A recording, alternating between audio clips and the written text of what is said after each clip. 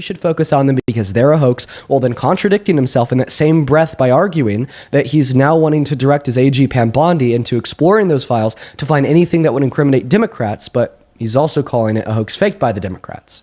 How can you still support him after this and more?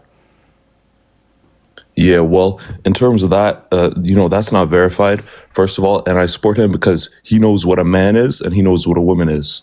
So what did I say that's not verified? Well, if you pull up a statement, we could debate a specific statement, but you're speaking in generalizations. What did I say that's not verified? So if you could... I was not speaking in generalizations. If you could pull up a specific statement, we could talk about that. But if you're going to talk about generalizations, how are we going to speak about that? Okay, I will say this one last time. There was not a single hasty generalization that I threw your way. I talked about specifics, including specific emails with specific quotes released to us by Congress, and then specific attacks on specific individuals launched by Trump like MTG, and then specific contradictions present within Donald Trump's own testimony, arguing that it's a quote-unquote hoax. That's a specific, to the point that he's directing AG to attack quote-unquote Democrats by finding any incriminating evidence inside of the Epstein files, once again, apparently faked by them, which of course wouldn't exist if it was faked by them, which is a specific contradiction. Now, if you're going to tell me that there's a point that I'm making here that's not verified, feel free to say what point, and I can give you the verification. Yeah, I mean, your 1 minute soliloquy, if you bring up a specific point, you're bringing up like a bunch of points in one. If you bring up one point, we could debate over that one point. You just brought up like 10 points in one. So bring up a specific email on the screen. I'm sure you could pull one up and we could talk about that thing, but you just went on a big long soliloquy for 1 or 2 minutes. How am I supposed to respond to everything in that loaded question? It's just silly. I brought up 3 points. I brought the release up of a specific email. I brought up so bring attack. 1 point up, or we'll talk about that. I don't know why that's hard. One moment. I brought up 3 specific points. I brought the release up of one specific email. I brought the attack up of one specific person, and I brought a contradiction up of one specific point in Donald Trump's narrative surrounding the files. So let's go point by point. What's the email you're speaking of? I'm talking about an email that Jeffrey Epstein had sent to Ghislaine Maxwell in 2011, saying that Trump is the dog that never barked. Of course, he knew what we were doing with the girls. So Trump is a dog? Like what? That could mean anything. Well, it doesn't mean that. The point that I'm really honing in there. I'm a dog too. Like what is that supposed to mean? The point that I'm honing in. I'm a woman. Isn't Jeffrey Epstein calling Donald Trump the dog that never barked, but rather saying that he quote unquote of course knew what he was doing with the girls. Yeah, I feel you, but I mean, who knows? Who knows what was going on? There, like who knows what was going on between them? Let them release the Epstein files. Trump wants them released. We all know this.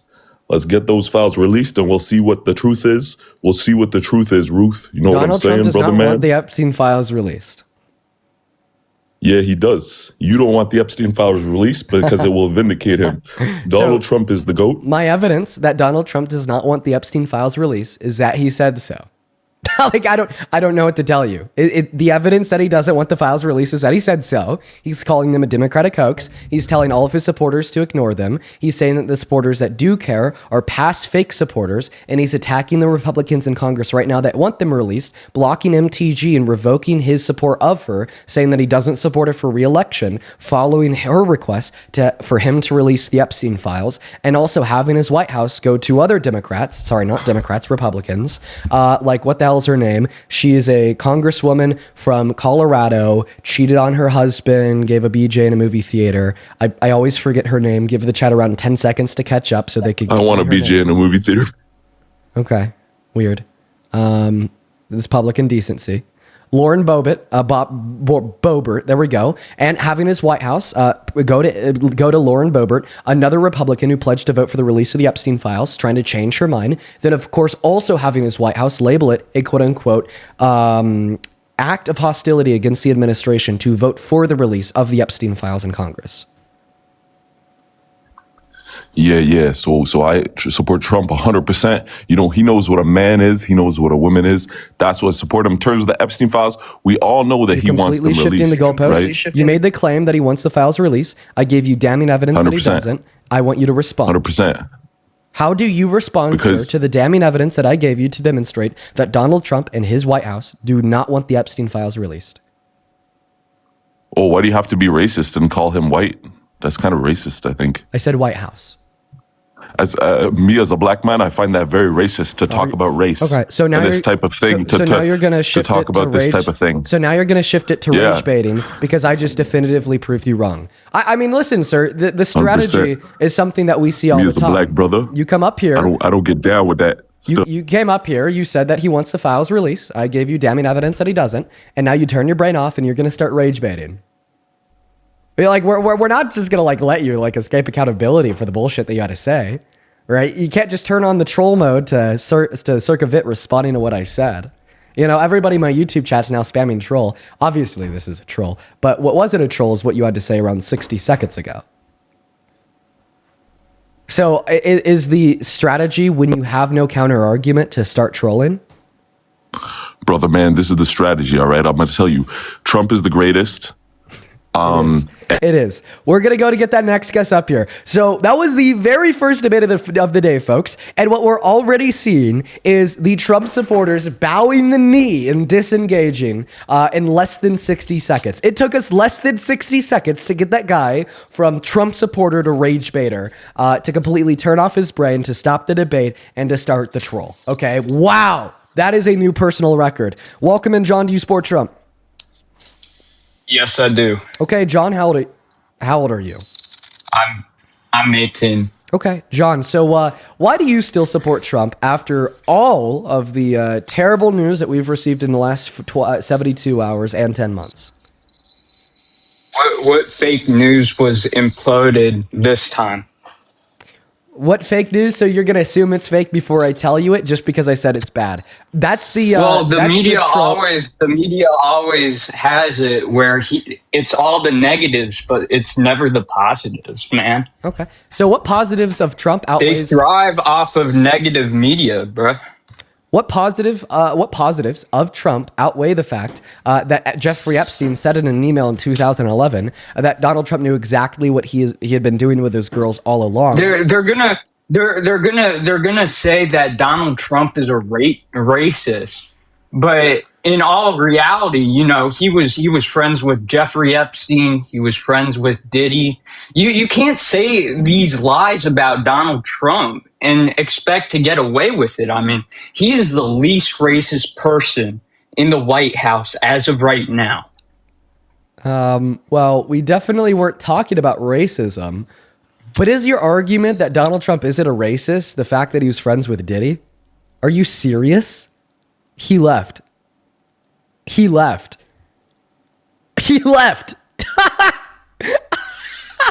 I thought he was trolling there for a second, right? But he left. He left. That wasn't a troll. No, he was being dead ass. If he was trolling, then he wouldn't have like dipped out once he realized how like insane what he said was. If that was a troll, he wouldn't have dipped out, right? He realized that what he said was so insane, right, that it can't be defended. Everybody makes the assumption that it's a troll, that he just fucking leaves because he wasn't trolling. What's up? Do you support Trump? Yes. All right, buddy. How old are you? 30. All right, I got a couple people to thank here. Real quick, I want you to thank them too. Can you give some love to Scott for the $20 super chat on YouTube? You want me to give love? Yeah, W. Scott, right? I guess so. I don't know. W. Scott for the $20 on Super Chat on YouTube. Folks, please show some love to Scott down below. Scott says, I think that at this point, we're going to see more MAGA who are embracing their vile nature as they have the green light from Trump and less people who really don't know how evil he is. Yes, MAGA is getting smaller and more evil by the day, Scott. You are completely right. Thank you for the $20. And then George, thank you for the $14 over on PayPal. I really appreciate you for the love, George. George says, you are a person I deem logical. Keep finding the good fight, King. You're by far the top 5 most go-to TikTokers. Thank you, George. Show some love to Scott and George down below. And then Kathy, oh my goodness gracious, thank you for the $100 donation on PayPal. Kathy, it's so good to see you, my friend. Thank you so much for the love. I want everybody tuning in to show some love to Kathy in that chat who says, keep owning these Trump supporters. It makes me happy. Kathy, I'm so happy that the streams make you happy. This is like your third day in the row hanging out with us. Thank you so much for the $100. And oh my God. Shout out to Kathy. Oh my God, we have one more. Fucking hello, Kenneth? If this was a mistake, please feel free to tell me. But thank you for the 1,000. For the $1,000 donation on PayPal. Oh my God, Kenneth, dude, I'm gonna message you like privately just to ensure that that wasn't a mistake. If it wasn't, Kenneth, wow. Thank you. Okay, I'm going to make this clear to you, Kenneth. I'm going to make this clear to everybody listening. That is something that I don't deserve. That is something that I don't think many people deserve. Kenneth, with the $1,000, man, I want to personally tell you to your face, thank you so much for your kindness and your generosity. I don't think mere words on this stream could ever go far enough to demonstrate how grateful and thankful and appreciative I am of your love and how I accept it with pure humility. Kenneth, man, thank you so much for your kindness. Kenneth with $1,000, that's just insane to say, says, I'm not sure what we could do together to see the truth. Thank you for all that you do, man. I'm happy that you're here. Thank you so much for the love, and I really hope that you're enjoying the stream. We're going to go ahead and give the mic here to the guests so they could tell us why you support Trump, but please, for everybody tuning in, I'm just going to need a second to process that. Show some love to the GOAT, Kenneth, down below in that chat for the $1,000 donation. Kenneth, thank you. I apologize for keeping you waiting. Go ahead and take it away. Tell us why you support Trump. W Kenneth's, dude. Why do I support Trump? I think he's just a better option than the other options. Okay, why is that? Because at the end of the day, most of these politicians all lie. So Donald Trump sold over 30,000 in his first term. Biggest lie that's fine. the denial of the 2020 election. they all lie, Dean. So it's fine when All of Trump them. does it, but it's not fine when anyone I else mean, does I it. didn't say that, but Those are the last Don't you words think- that don't left you- your mouth. don't you think worrying about the Epstein files is just a waste of time? Exactly.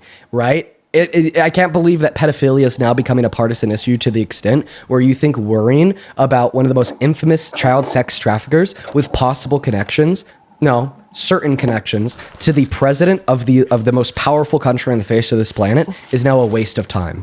Why is pedophilia Yeah, 'cause- a partisan issue? Why is child rape a partisan issue? Why is it a partisan issue? Right. Why are you sitting? Why are you sitting here telling me that it's a quote unquote waste of time for wanting to hold the perpetuators of one of the worst forms of violence that can exist, rape, sex trafficking, and exploitation accountable? Why is that a waste of time? So how long have they had these files in possession? Epstein was arrested by our DOJ in 2019 under Trump in his first term. Why is it a waste of time to want to hold the perpetuators of such mass and grave violence accountable, especially in consideration of the fact that many of these perpetuators very well might be some of the most powerful Americans, including people in Congress, including past presidents, or even the current sitting president, Mr. Trump, considering the fact that we just saw emails released from Epstein's estate saying where Epstein said that Donald Trump knew about this all along. He knew what he was doing to those girls, yet he was still best friends with them. And the fact that Donald Trump personally spent hours alone with one of the sex trafficking victims at Epstein's house. If he was arrested in 2019, and let's say they had He's those not going to answer my files- question. I want everybody. I'm going to answer your question. You're going to let me talk? Do it. God damn, Dean. do it. Answer the let question. Let me talk. Okay. If they've had these files, let's say since 2019, since he's been arrested, and multiple people in politics have seen some of these files, and they have yet to do anything. So they're kind of slow dripping information that they want to pick and choose what they want to show us. Case in point, the recent emails with Trump, they're still not going to do anything about it. He's going to finish his term. Wow. They're not going to do anything about it. Wow. Okay. Because both sides are implicit. So you're basically telling us that you don't care because you don't think anything's going to get done. Well, you know what could get for done, sure. right? Which the Democrats are pushing for, and Donald Trump is fighting against so hard, is the full and total release of all of the Epstein files in Congress right now. Okay, that is what the Democrats want. That is what the Democrats voted for. That is what a handful of Republicans like Nancy Mace, Lauren Boebert, and now MTG have jumped ship and hop on board with. And that is what the White House and the Trump administration has fought so hard against. They labeled it as an act of hostility against their admin to vote for the release. And now Donald Trump has completely disavowed and begun violently attacking MTG just because she also wants to hold the perpetuators of sexual violence accountable. So, sir, my question to you is just take the mask off, whatever, regardless of whatever the words that you're saying right now, simply because you originally suggested and you continue to defend the premise, right, that it's a waste of time to be focusing on this at all, and you support the administration knowing damn well that they don't want these files to be released, right, even though you just said that you think this would implicate individuals on both sides of the aisle. Why do you not care about sexual violence directed towards women and girls? Because I don't commit those violences, so I don't care about something I don't personally do. Does that make sense? So we could sit here and all day and bitch and complain about women being hurt, but at the end of the day, women are going to continue to be hurt. Because guess what, Dean? You're not gonna put your big boy pants on. You want to know Dean, why you're gonna let me girls are going to finish? continue to be hurt? It's because Dean, men like you let me exist. finish. Dean, let me finish. It's please. funny that you care more about me interrupting you than you care about women and girls being raped. Why is that? Yeah, why are you gonna let me finish? Why is that? I want you to answer that question. Why do you care more about me interrupting you than women and girls getting raped?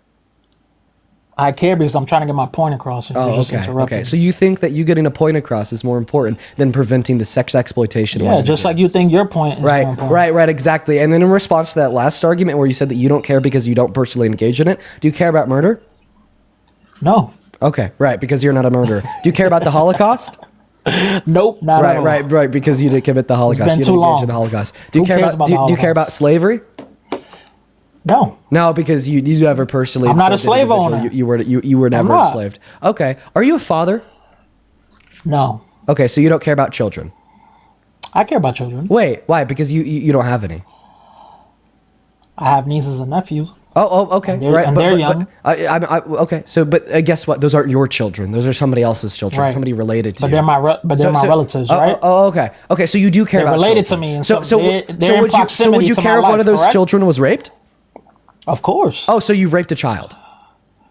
What? Yeah, you said that you only care about things that you've personally done, and because you said that you just said that you'd care about those children being raped, therefore you're a child rapist. Say that one more time. Yeah. You said that you only care about things that you've personally done, right? This is why you said that you didn't care about sexual violence as perpetuated against women and girls. This is why you didn't care about the Holocaust, slavery, so on and so forth. But now you're telling me that you would care if your nieces and nephews were raped, meaning that you were a child rapist. That I'm a child rapist? Yeah, according to your logic, right? Not at all. Not at I don't all. think Wait, you're making any wait. So sense. you're saying that you You're not care making about any sense. those children getting raped? How are you even though- correlating? How are you correlating me caring about a relative being raped and now considering me a rapist? Because you said that you only care about things that you've done. I am talking about the proximity to my life. If I am not out here raping, murdering, and committing crimes against other human beings, there's only so much I can do as an individual. Okay. Okay. Okay. So now you're going on to say So, that Dean, you actually just do like- care about these things. So I just want to make it so incredibly extent, fucking. to an extent. Okay. Well, now it's extent. just to I'm an not gonna make extent. it my whole Why do life. you even need to say that? Why do you even need to say to an Because extent? Look at this. I mean, guys. How can it get any more clear than this? This is the first Trump supporter that stayed on this live for over 2 minutes. And look at where we're at. This is where America pipe down low, bro. This is where America's at today. How can it become any more clear that this is the wrong side of history? Guys, it can't be any more clear. I feel like what I do with these debates has now been driven to a point of impossibility, right? Where it's the purpose, right, of these live streams is no longer to try to change a mind, but rather to drive awareness. Right? I'm never going to be able to convince, one moment, I'm never going to be able to convince this sick piece of SHIT that he should care about sexual violence against women and girls, slavery, or Holocaust. I'm never going to be able to convince him of it. He lacks the necessary components, right, that are required to possess moral virtues to care about harm perpetuated against others. Or he's willing to take it to the extent to say he doesn't care because he cares about Trump more. I'm not going to be able to change his mind here.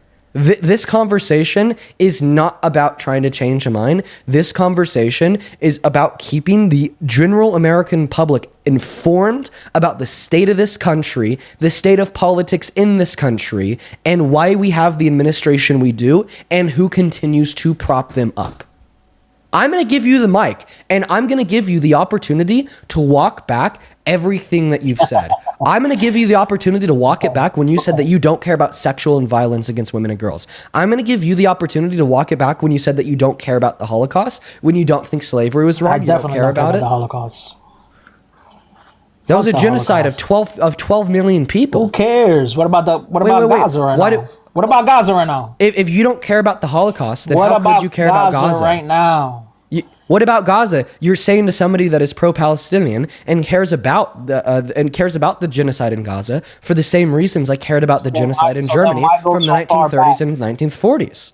Let's just talk. Right? How can you sit here and tell me that you care about Gaza but you don't care about the Holocaust?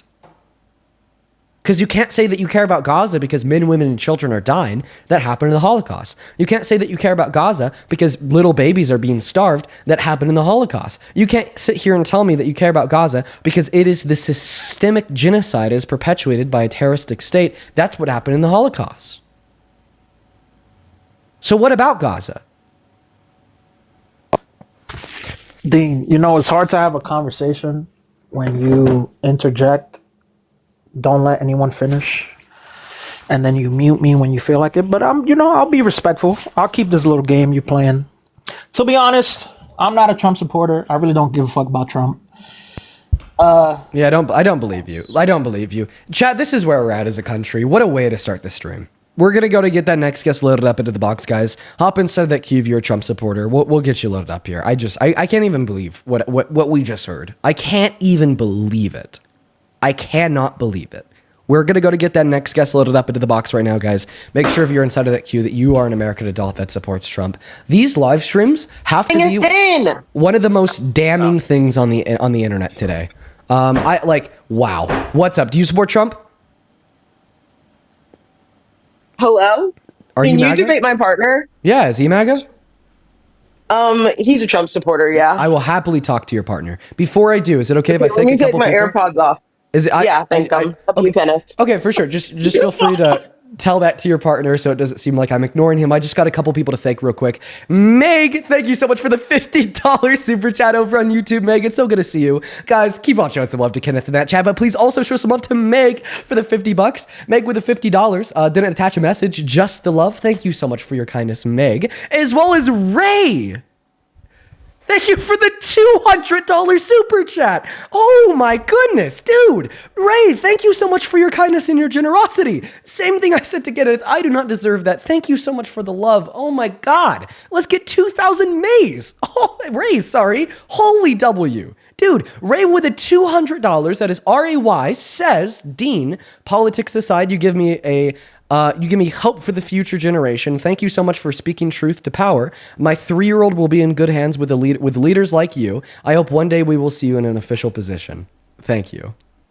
Ray, I don't know what the future holds for me. I don't know if it's, an official position in the government. I don't know. I'm 21. I got time to figure that out. But Ray, thank you so much, not only for the $200, but also for the incredibly, incredibly kind words. One more super chat. Thank you for the $50, Mozzie. That is M-O-Z-Z-I-E. Dude, you guys are going off today. Mozzie with a $50 says, hey, Dean, just want to let you know that your streams get me through the day delivering for Amazon. Hopefully MAGA lunatics get educated soon so we can move forward as a society.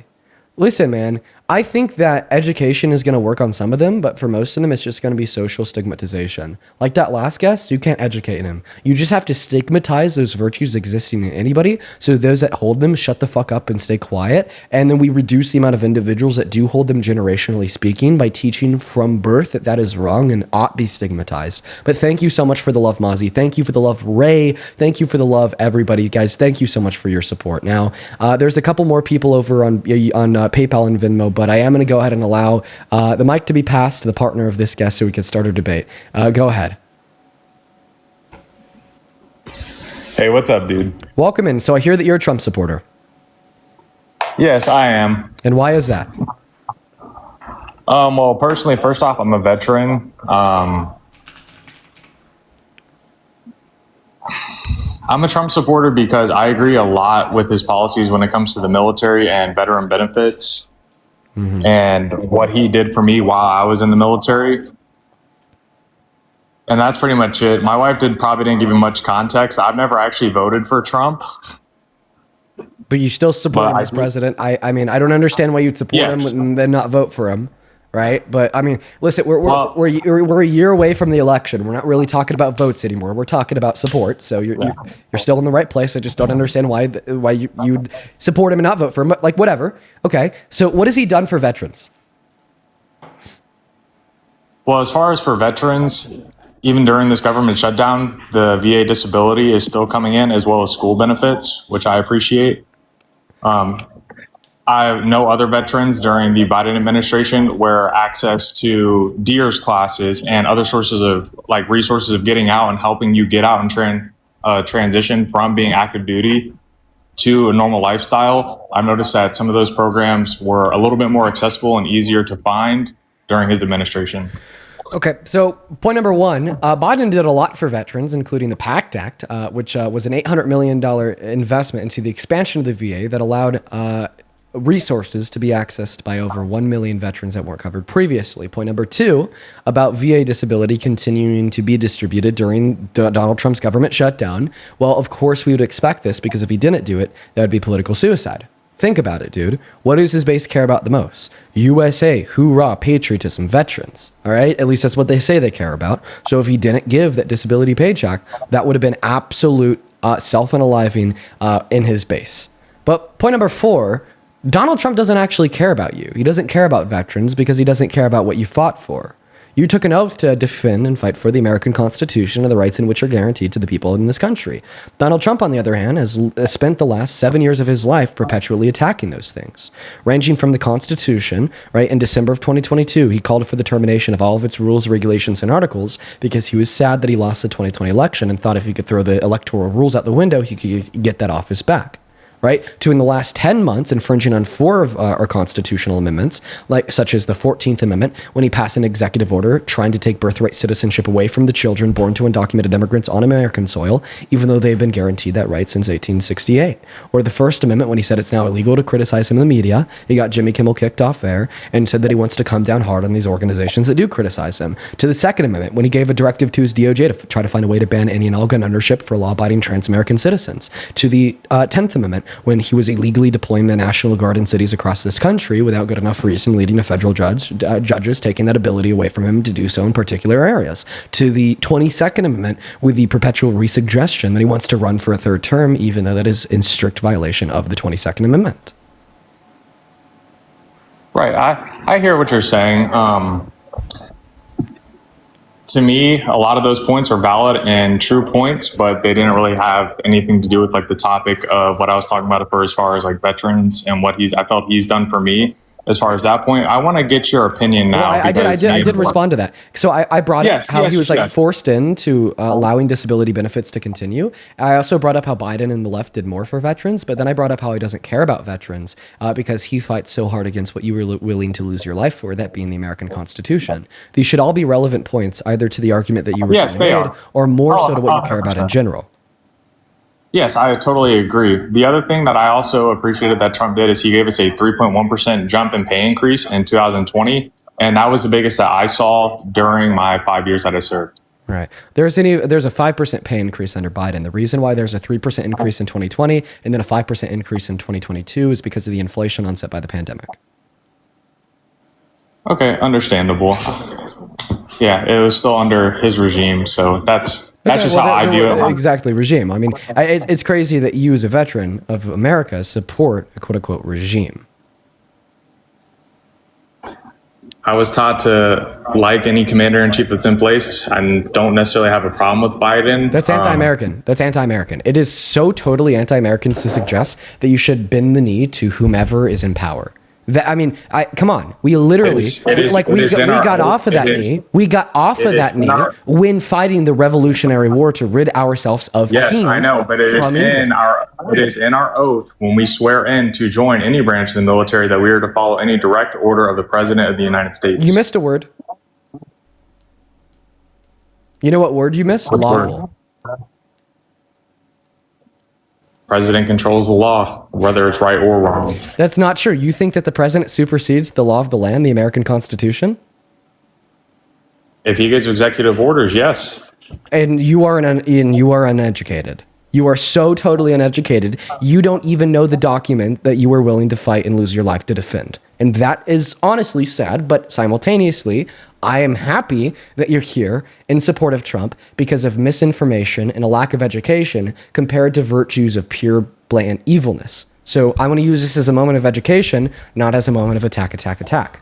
So just to be clear, no, the president does not supersede the Constitution. Just to be clear, no, the president's executive orders do not supersede the Constitution. To be clear, nothing supersedes the Constitution. The Constitution is the highest law of the land in this country. Federal law must abide by the Constitution. The president's EOs must abide by the Constitution. State law must abide by the Constitution. Local law must abide by the Constitution. Everything must abide by the Constitution.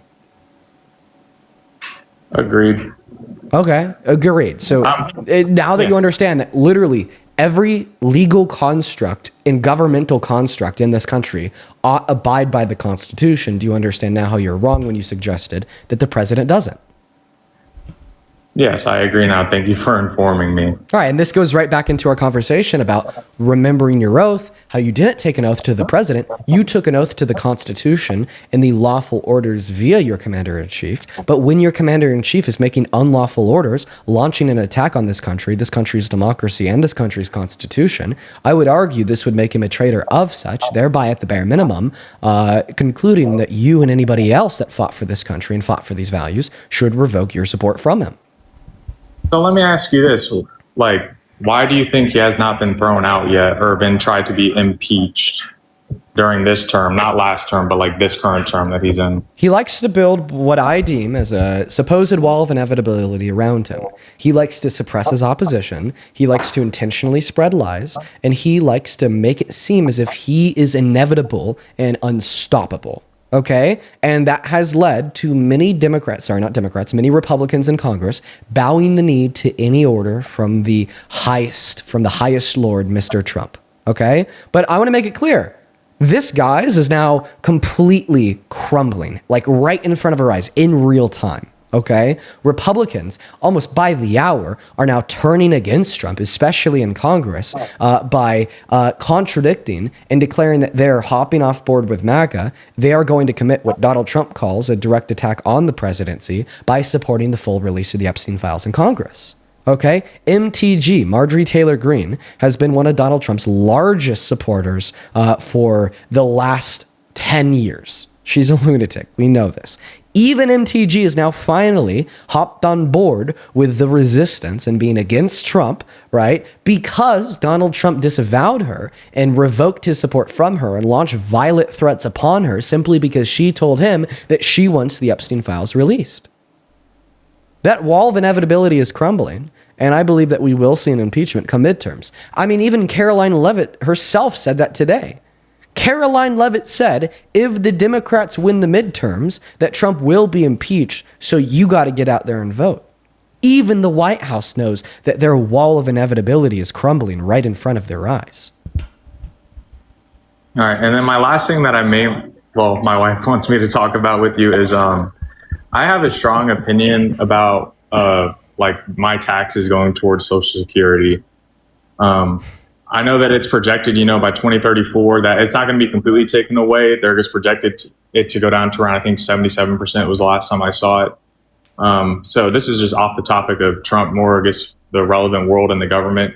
Why do you how do you feel that, oh, this is my stance. I don't necessarily like paying taxes going towards a system and program that I might not necessarily be able to receive the full benefit from when I'm eligible to retire.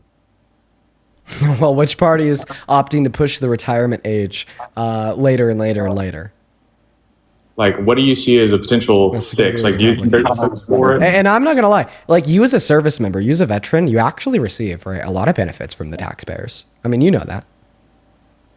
Yes, and that's one of the heated discussions me and my wife got into, and she asked, why is it fair for VA, Right. Like you as a veteran, free healthcare. You as a veteran, Yes. like I don't know if you took up the opopportunity to go to like any like college in America for free. You as a veteran, and that's where me and her got into this discussion of giving. Yes, that's where me and her got into the discussion of I'm of the stance of give and take, because I was willing to lay my life down for someone I don't know, like you or any other citizen.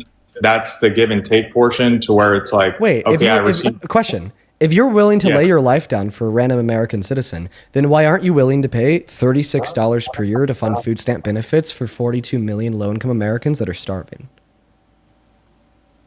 Once again, here's my give and take portion of that. I believe the system should be better, and I believe that people who do not have felonies or of able health should go join the military. You don't think that you should be able to join the military with a felony? No, it's just is the commander-in-chief a position of the military? Yes, it is. So you shouldn't be able to become the commander-in-chief with a felony? Donald Trump is 34. What I'm talking about is when you go to sign up, when you go to a recruiter's office, you have to fill out a lot of paperwork and get a lot of approvals in order to join the military if you are convicted of a felony. Oh, okay. Well, then I don't understand like what the relevance of this is to what I said, because it sounds like you were like speculative and unsure of like social safety nets to ensure that Americans are fed off of food stamps, and have housing through Section 8, or like Social Security when they're old, right? And then my counterpoint that I want to hear your response to as well, if you're willing to lose your life for like a random American citizen, then why aren't you willing to pay $36 per year in taxes to keep 42 million of them fed? Because I met a lot of people who joined the military to get out of Section 8, to get out of poverty. And that's why I brought up the point of, if they're able-bodied and healthy and do not have felonies, why not go join the military? That is the give and take portion of my stance. Because like we need a diverse economy where individuals are doing different things. If everyone that was experiencing like poverty or was low income went to join the military, well, then our economy would inevitably crumble because our labor force would downsize. We would see that we would lose essential workers and like various sects. I mean, I don't think the solution here to anybody that needs assistance is to go join the military. If you go look at the military's manpower numbers, our manpower numbers are down over the past decade. That could also help our military front as well. Okay, but I don't think that we should force somebody to like risk their life in order to receive a hot meal. Yeah, it's like I said, that's the give and take portion of it. I mean, do you think that? Do you think that like in America, somebody should have to risk their life to feed their children? Personally, yes, because I was risking my life to make sure they got that hot meal. Yeah, who forced you to join the military? Nobody. I did it of my own free will, but I don't think that we should be essentially forcing or coercing people into joining the military. I think that is imperialism 101, and it is so totally immoral. Okay, forcing or coercing individuals into joining the military by like swinging food stamps, swinging like Social Security, swinging like Section 8 over their head is just terrible. 110% terrible. I mean, just like look at like the moral. One moment. To join the military, I said, why not go join the military? Oh, okay. So you said why not go join the military? So then this would be this would be a question on a social level, not a question insofar as what our legislation should be. Right. So yes. I'm unclear if you're saying that we should take these benefits away from those that need them unless they join the military, or if you just personally ask them why not. I just personally ask people why not. Okay. So then why are we debating this? Because this doesn't seem to be a debate of policy. Okay. Yeah, you got me. It was just a topic that me and my wife were discussing. But thank you for informing me. And this is very important. Yeah. Well, I appreciate you for coming on, man. But I mean, I could still try to answer the question, like, why not? It's just because some individuals don't want to. Some individuals have an interest, right, in the arts, in technology. Some individuals have an interest in going to college. Some individuals have an interest in not spending, right, their 18, 19, 20, and 21st years of life, going to boot camp and, training, at various facilities in America and on the global stage. Some individuals want to do that, and they should be able to do that if they want to. I just think that obviously because of conflicting interests and desires about what somebody wants to do with their life and their personal freedoms, liberty, so on and so forth, by the way, which you should agree with, that maybe they just don't want to. Yeah, but to me, that's somewhat I grew up in a very not so well livelihood, and I realized that, the military was a way out, So a lot of individuals join the military for that reason. I have a lot of friends that I grew up with that did exactly that. Yeah. That doesn't mean it's the only way out.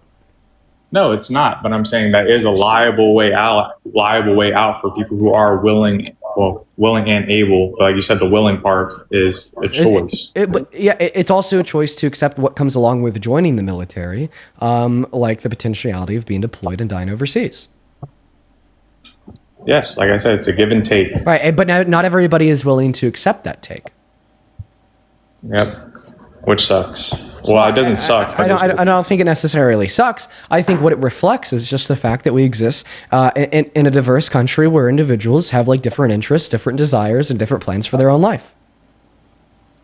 I agree, but this is awesome. Thank you for finally. My wife's been waiting for me and you to talk, so thank you for the time. Okay, yeah, you take care. All right, folks, for the 14,000 people hanging out with us on TikTok, if you're on YouTube, this won't affect you. The YouTube goes unaffected. We actually have to restart the stream, and I'll tell you why real quick. When we had that guest up that was like, I don't care about the H cost, I think I called him some mean names, and I got myself a flag. I think I was like, oh, you're so SDUPID, oh, you're an IDIOT, so I got us a flag. We need to restart the stream or else I'll possibly be banned. So, we're going to go ahead and do that right now, folks. The restarts only take 5 seconds. I'll actually go ahead and tell you how to come back right now. You should see a red follow button in the top left-hand corner of your phone screen. Go ahead and hit that now so you'll be able to find this following list on your, you'll be able to find this live on your following list. We have another 3 hours of debates, folks. If you're already here, that means that you're interested. So don't go away. Come on right on back. Hit that following button. And I'll actually also go ahead and show you guys a quicker way to come back to the stream after the restart. This is the fastest way because keep in mind the restarts take 4 seconds. I timed it last time. It took 4 seconds to restart the stream. Once the stream ends, because of course I'm going to restart it, this is what your phone screen will look like. It'll say live has ended, and then it will show you my profile picture. If you click on my profile picture on that live has ended phone screen, you go boop, well then it will send you over to my account page. Once you're on my account page, what I want you to do is just like count to 10 in your head, pull down on the videos to refresh it, then click back into the new live by clicking on that red live glowing orb around the profile picture on the account page. I'd really appreciate it if you consider coming back. Like the typical amount of individuals that come back is around 70 to 80%. Let's try to get like 85, 90% back. I'm going to go ahead and start counting down from 10 right now. By the time we're at 5, the live stream will be restarted. But I'm also going to go pee while the live stream is restarting. So for the first 30 seconds of the restart, it's just going to be an empty chair because I'm going to be peeing. Let's do that now. 10, 9,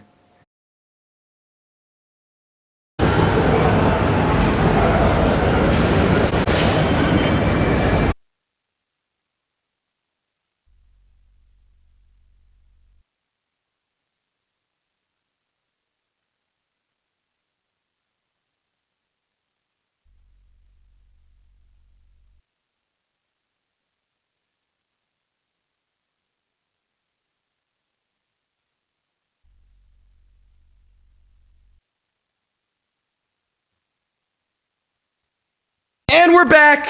We used the restroom and we washed the hands. Quite frankly, look at us go. All-time record, okay? All right, I'm not going to make a joke about that. Anyways, we're back, folks, for everybody tuning back in on TikTok. Welcoming, guys. Super duper good to see you all. Make sure that we're double tapping away on that phone screen. Sharing out this live with a handful of friends. You already know it, folks. Awesome. Let's go ahead and hop back into those debates, guys. Joining that queue on TikTok. If you are an American adult that supports Trump as president, we'll get you loaded up in here. A couple people to thank here. Thank you, guys. Seriously, so much for the love. Let's go ahead and load up Venmo and PayPal. A couple people to thank. All right, here we go, guys.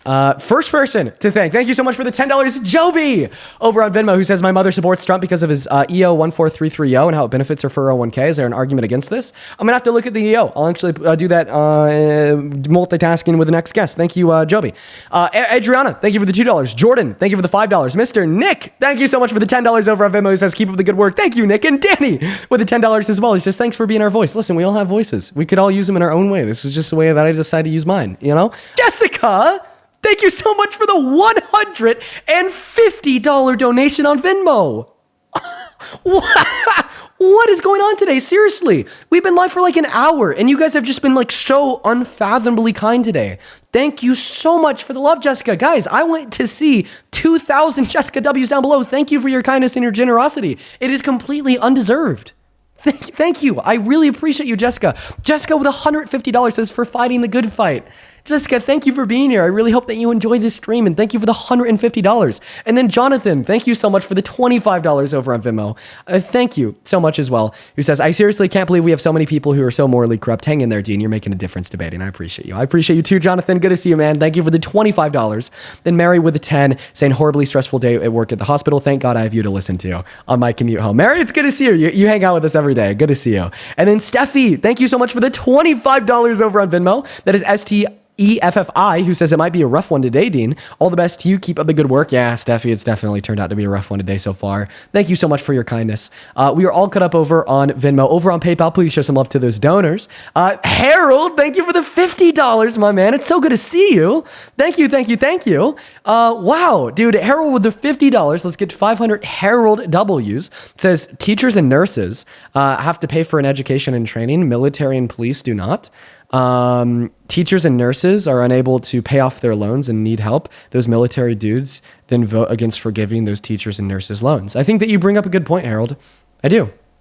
Thank you. Thank you so much for sharing your wisdom with us. Thank you for the $50, my friend. As well as Nicole for the 2, Brandy with the 2, Hardick, thank you so much for the $2 as well. A couple more people here. Bella, thank you so much for the $30 over on PayPal. Thank you, Bella. And Bella says, Bella, keep at it. From a victim of CSA, it's so important to inform anybody, MAGA, and change them. You can say this if you like. Well, first and foremost, Bella, I'm really sorry that you're a victim of CSA. No one deserves to go through that. And that's so fucking obvious.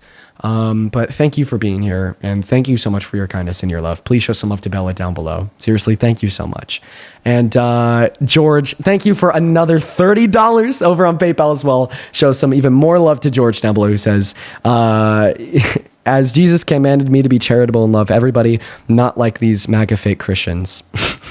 Thank you so much for the love, George. Thank you, thank you, thank you. Let's go and get that next guest loaded up into the box right now. Thank you for the Galaxy over on TikTok as well. Hop inside of that queue if you are an American adult that supports Trump as president. We'll get you up here. We'll have a conversation. Please don't break the rules, guys. We're only looking for debates. If you're a troll, if you're a liberal, just stay out of the queue so we can stay focused on these conversations. I'm going to go ahead and assume that you don't want your camera to be on, and that was an accident. I turned it off, Casey. It's all good. Are you a Trump supporter? Yeah, I did vote for Trump. Casey. Okay. All right. Can I just say before we start this, I am a fan of you regardless of, what I believe. And I just want to say right now, I am a part of the group of people who have stepped away from the support of Trump. I did vote for him, and I don't necessarily disagree with my choice, but I wouldn't say I'm a supporter. And yeah. I just want to start with that, but thank you for letting me join. I'm a fan of you. Well, I think the one part I'm really honing in on there is that you don't disagree with your choice. All right? I mean, let's see if I can connect the dots very easily here for you. Okay. You said that you stepped away from your support from Trump today, likely surrounding the Epstein files. Correct me if I'm wrong. Why doesn't that make you disagree? No. Oh. No, it was kind of the stance on Israel and his relationship with Netanyahu. So I think...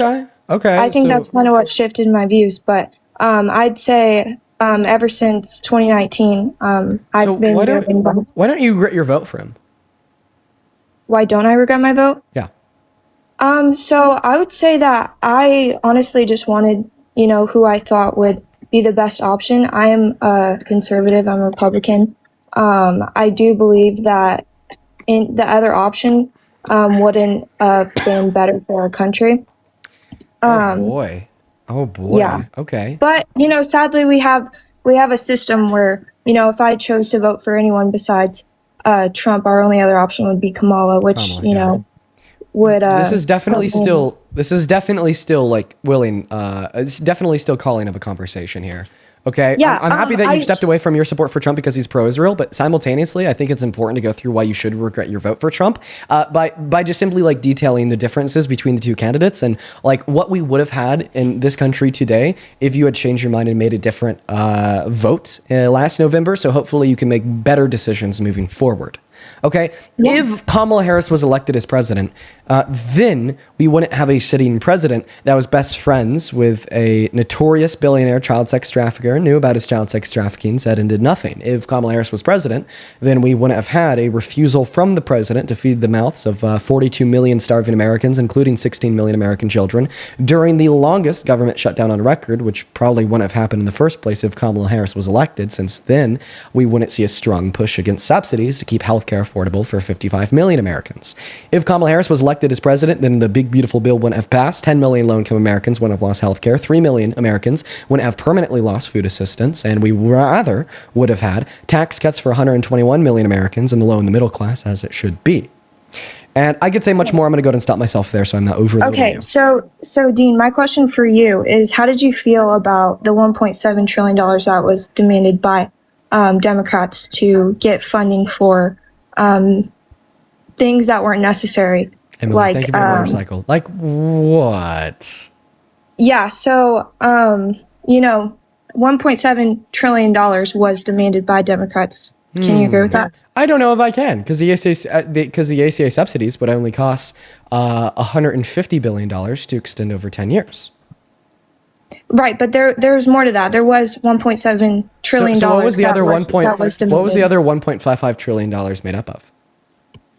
What do you mean? What was the other $1.5 trillion made up of? Because just like I said, it would cost $150 billion to keep that ACA subsidy running for the next 10 years. What was the other $1.5 trillion constituted of, considering the fact that I thought it was the extension of those ACA subsidies that were relevant? Yeah, that was definitely included, but there was still, where are you getting funding this from? out. Yeah, so during the government shutdown, it was claimed that Democrats demanded $1.5 trillion in new spending. Who claimed that?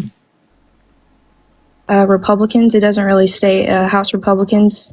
That was statements from various House Republicans. Okay, so it was a counter proposal. So you're saying that a source says Republicans said that they were demanding $1.5 trillion. First issue, how do you know that the source is right? Second issue, even if that source is right and Republicans in Congress said this, well, they say a lot of things that are wrong, so how do you know they were right? I think the only way to truly test your claim for the validity here would be for constituted evidence to demonstrate what that $1.5 trillion was accounting for. Yeah, so it was for multiple different things. It was extensions of Obamacare. It was extensions of, right, but they want more funding for that. They also want funding for like free healthcare for also undocumented immigrants, different things like that. I mean, I'm obviously not opposed for, if we do end up having an undocumented immigrant, which I'm sorry, but I was honestly curious what your stance is on, obviously what's going on in our country right now. Everyone has opinions on ICE, and I assume that you've talked about it before, but I want to hear your opinion on that. Well, before I give you my opinion on ICE, which by the way is negative, we need to address the misinformation that you just espoused. You said that the Democrats in government wanted trillions of dollars of funding to give free health care to undocumented immigrants. $1 trillion. This is pure, blatant, and obvious misinformation that you have succumbed to, which is very sad, but I'm grateful that you've joined the stream so we could have a conversation about it. Did you know that it is illegal for a single penny spent by our federal government go into funding public welfare benefits for undocumented immigrants? What about whenever they go into a hospital and they need emergency care?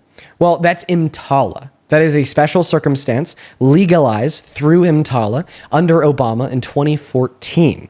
now outside of the $16 billion that are spent every single year for uninsured individuals accessing emergency healthcare resources in American ERs, which, by the way, is not just purely constituted of undocumented immigrants, but also residents and citizens.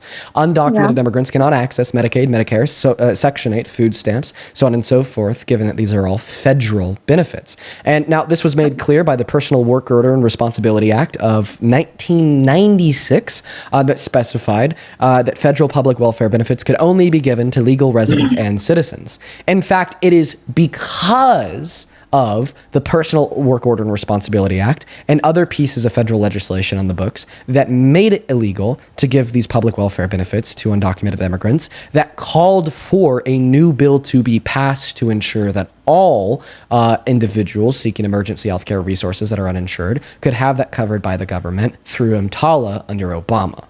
Right? But when you sit here and you tell me that the Democrats in Congress wanted to over $1 trillion to fund healthcare for undocumented immigrants, point number one, you're not going to be talking about the annual spend through EMTALA on uninsured people in emergency rooms, because like that's funding that was already pre-approved and agreed on, not something new. Not to mention that this costs $16 billion per year for everybody. So what is constituting the $1 trillion over the course of the next 10 years just for undocumented immigrants? Yeah, it's not just that. I'm not saying that $1.5 trillion is going directly to, it's a spending spree. You don't just get $1.5 trillion and just put it all into healthcare for illegal immigrants. Well, I think what my claim is that $1.5 trillion doesn't exist and you've been lied to. Right, but do you not agree that they do want extensions of Obamacare subsidies, which, I mean, no, well, that's what we already talked about. So the Obamacare subsidies to keep the price of Medicaid for those on the ACA low cost, earlier I said $150 billion over the course of the next 10 years. It's actually $200 billion. Okay, so right? Yeah, but there's a big difference between the number 200 billion and 1.5 trillion. Right. So I'm going to say it one more time. I'm going to ask you one more time. Where's the other $1.3 trillion coming from? You're saying everything. Okay. The funding is not just for one thing. I don't know. So then tell me where else it's going to. Because we've agreed that they wanted $200 billion to fund the subsidy through Obamacare, but you continue to re-suggest that there's another $1.3 trillion that they were demanding. So where's that $1.3 trillion going to? Okay, so let's just stay on one topic. I want to talk about... This is the one topic that we've been on, that we are going to stay on. I want you to tell me where that other $1.3 trillion is going to go to. So you tried to tell me that some of that money was going to go to free healthcare for undocumented immigrants. I clarified to you that is incorrect per federal policy that strictly prevents and limits a single penny being spent by the federal government on public health so how much for undocumented immigrants. Dean, how much funding did the Democrats want to reopen? I just told you the ACA credit, the $200 billion. Yes. That's it. That's all? Yes. For what? For what? What are we talking about? I thought we just talked. What are we talking about? An ACA subsidy, right? To keep. That's it. That's all. That's all they wanted to reopen the government. That's all they needed. It would have been open from day one if they just agreed. So why? Where is your support for continuing Obamacare? What has it done for healthcare in America? What has it done that was good for us? Expanded broader access to Medicaid for the working class. Right, but it also increased premiums by 60%. There's literally not a single person in politics that can agree that Obamacare did anything besides increase the cost of premiums for Americans.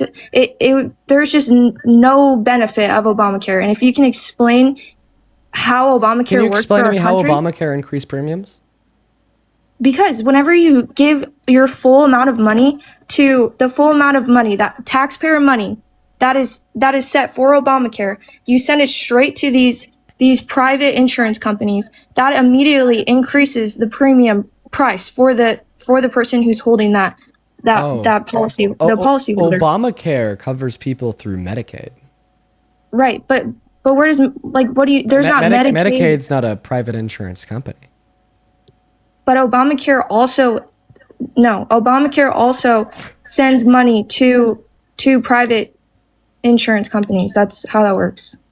Where do you think it goes? If Obamacare, how do you think Medicaid works? So if Obamacare did give money to private insurance companies, why would that make the private insurance companies charge their clientele more, considering that their profit margins would be larger?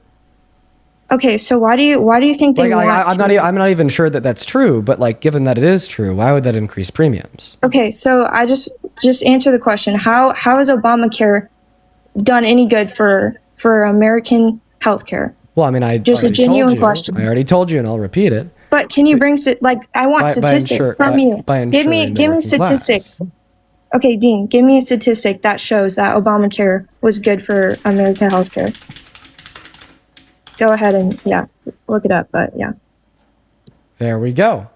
Here's a statistic. As of early 2024, over 45 million people were insured through the Affordable Care Act via Marketplace, which was a Medicaid expansion.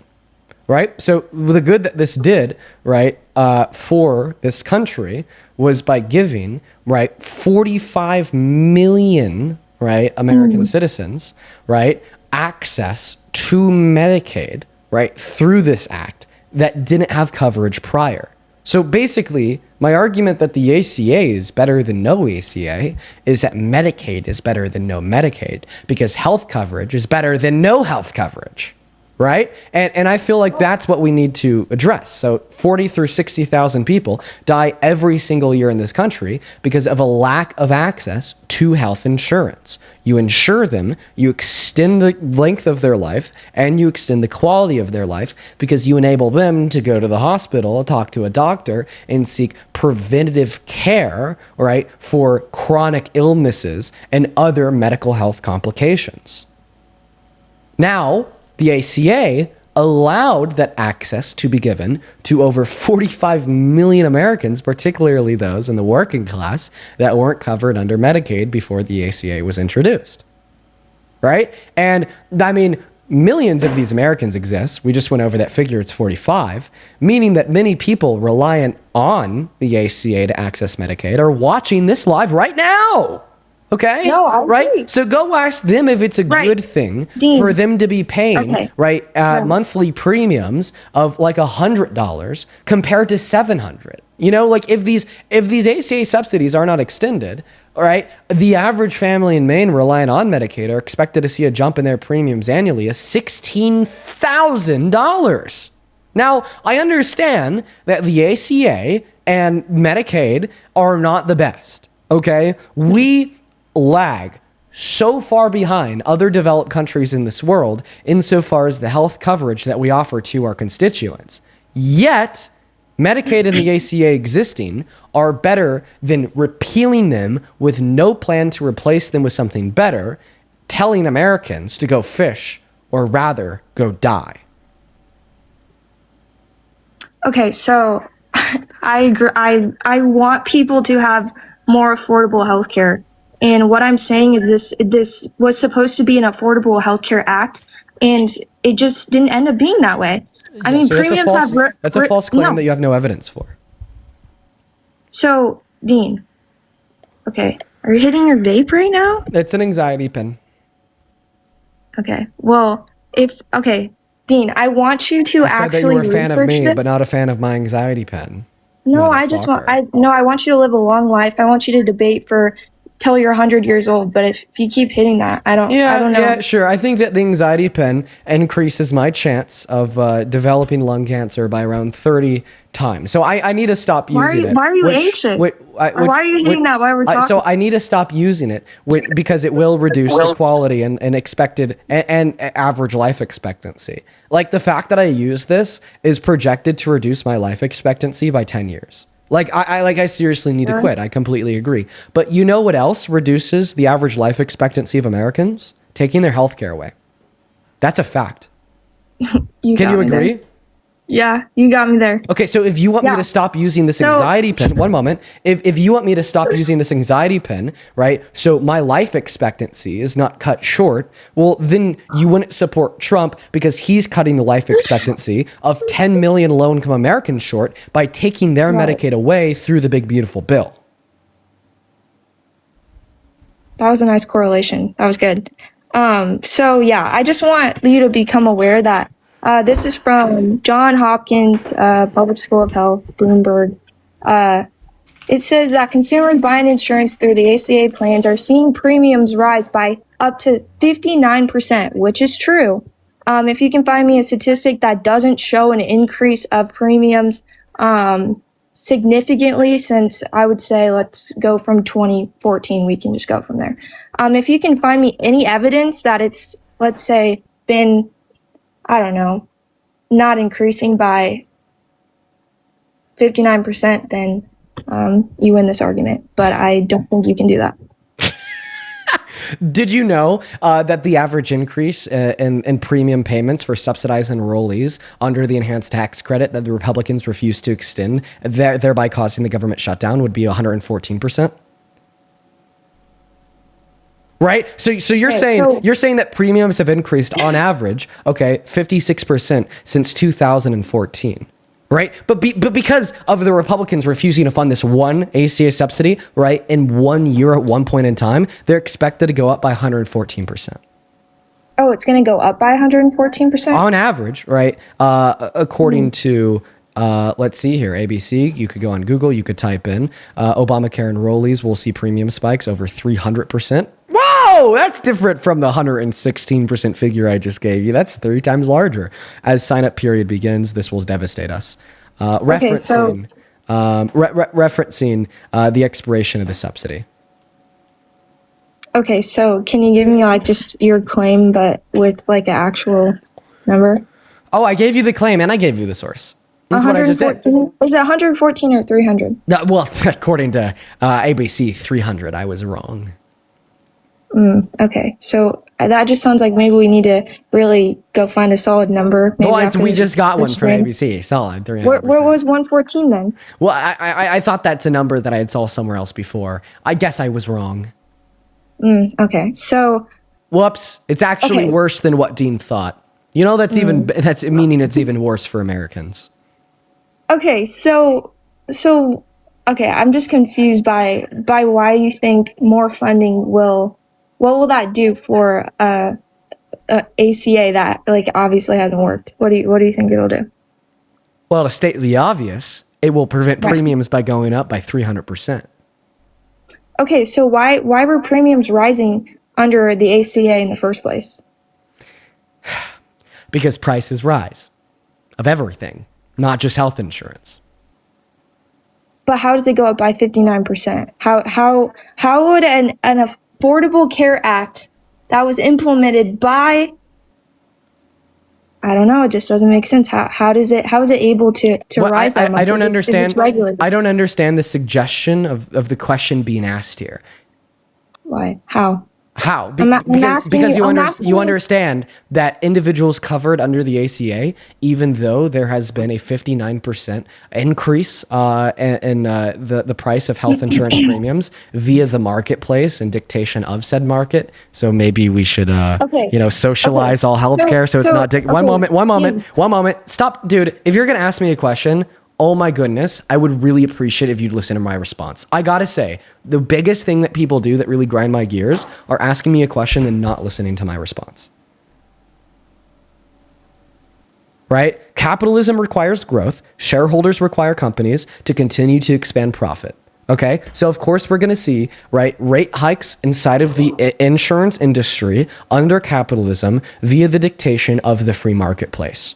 All right? What you're pointing out here is something bad. The premiums that individuals are paying for health insurance shouldn't be going up by 59% in 10 years, right? Which in all reality is a legitimate argument for why we should socialize all health insurance, right? Compared to being reliant on, the dictation of the free market causing price gouging.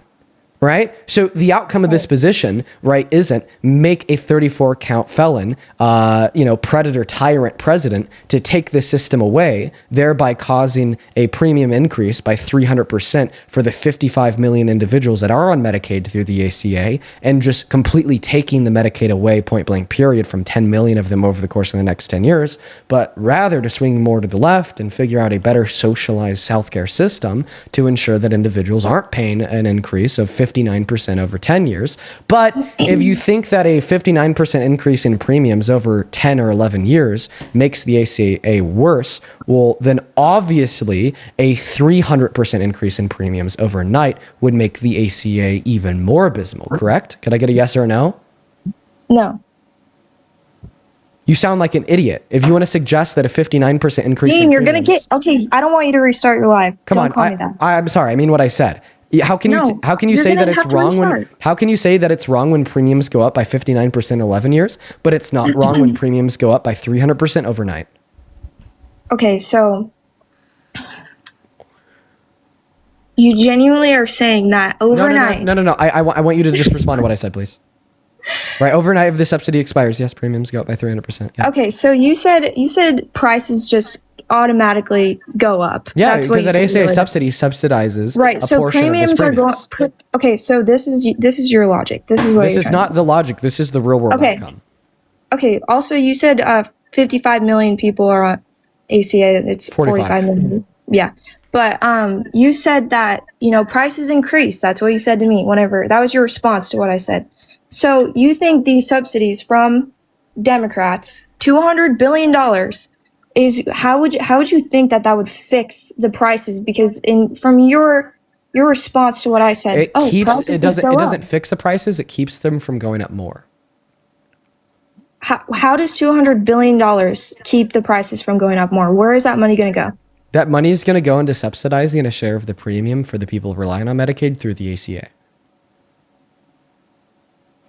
So is it going to where's the money going? Who is it where is it going? You said it's for the share? Where is the money going? Well, at the end of the day, back into the pockets of massive corporations and healthcare execs, right?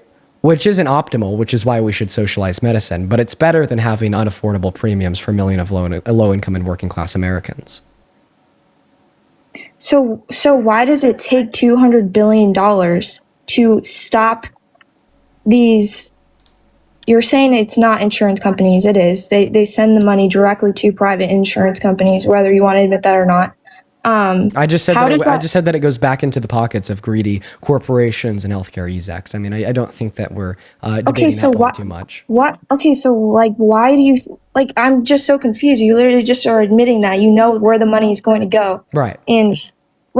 And the issue with that too is my problem is because I prefer a system where the rich get richer and the working class has access to healthcare, compared to a system where the rich get richer and the working class doesn't have access to healthcare.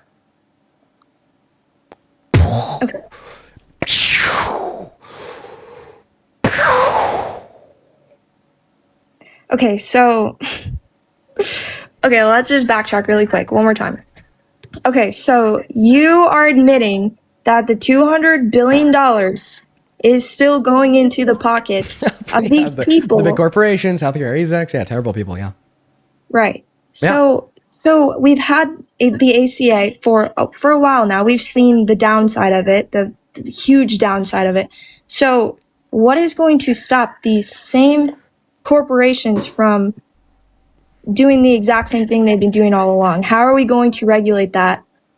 So that now you're asking a secondary question unrelated to should the subsidy be passed, right? And then that's a conversation that ushers in socialized healthcare. No, but that's a valid conversation for us to have. Okay, so but yeah, I just need to have you be able to concede the last conversation before we move on. Okay, what do you mean? Are you still asking me yes or no? Yeah, I need to concede that the subsidy was a good thing because it helps keep the healthcare costs for millions of Americans lower. Or do you just not care about the working class and poor, like Trump, by the way? No, okay, Dean, I care. I want the prices to go down, and I'm upset. Okay. Wait. If you want the prices to go down, right, then how about we start at what is immediate and attainable, which would be ensuring that this subsidy continues to be funded so the prices don't go up by 300%. Right? Like, listen, we could have a conversation all day, right, about why premiums have increased by 59% over the last 11 years on the ACA, right, due to, the nature of capitalism, increasing profits via the shareholders' interests and premium hikes from insurance companies and higher costs of healthcare in general via the healthcare system in this country, right? That's a good conversation to have. But before we have that conversation, let's just take one step in the right direction, which would be the immediate and the obvious fact that if these subsidies are not passed, then the price for healthcare will go up by 300% for 45 million Americans. Okay, so you're saying the second that $200 billion, why are you closing your eyes like that? Because this is just cringing me out. It's just like I didn't even get to say anything. which is why literally I didn't even interrupt say you. I just know what you're going to say. But go ahead. What am I gonna I say? didn't interrupt No. you. Go ahead. No, but I'm genuinely asking, like, for the sake of this debate right now, I'm genuinely curious what you think $200 billion is going to do for the How are current. we still here? Why are we? Okay, how are but we still on this? You haven't explained it though. You haven't like explained how this $200 billion is going to benefit anyone besides the Yeah, corporate, no, for sure. the corporate people. I'll explain it one You're last saying time. you've already Wait. admitted- Could you promise that you'll pay attention this time? Dean, I'm paying attention. Oh, okay. but Then I'm going to answer the already- question. Remember, okay, Dean Withers. okay. Dean Oh my Withers God. is about to answer the question: how would Dean, this $200 billion ACA subsidy benefit anybody outside of these large corporations? Are you ready to hear the answer to the question? Yes. let's Okay, go. let me know when I have your full undivided attention. You've never lost my attention. Dean. Okay, I I've been expect looking you. at you. I expect you to listen to every syllable of every word. Are you ready? Yes, go ahead. The way this $200 billion 10-year subsidy will help anybody other than big healthcare corporations is by preventing a premium increase upwards of 300% for 45 million Americans in the working class.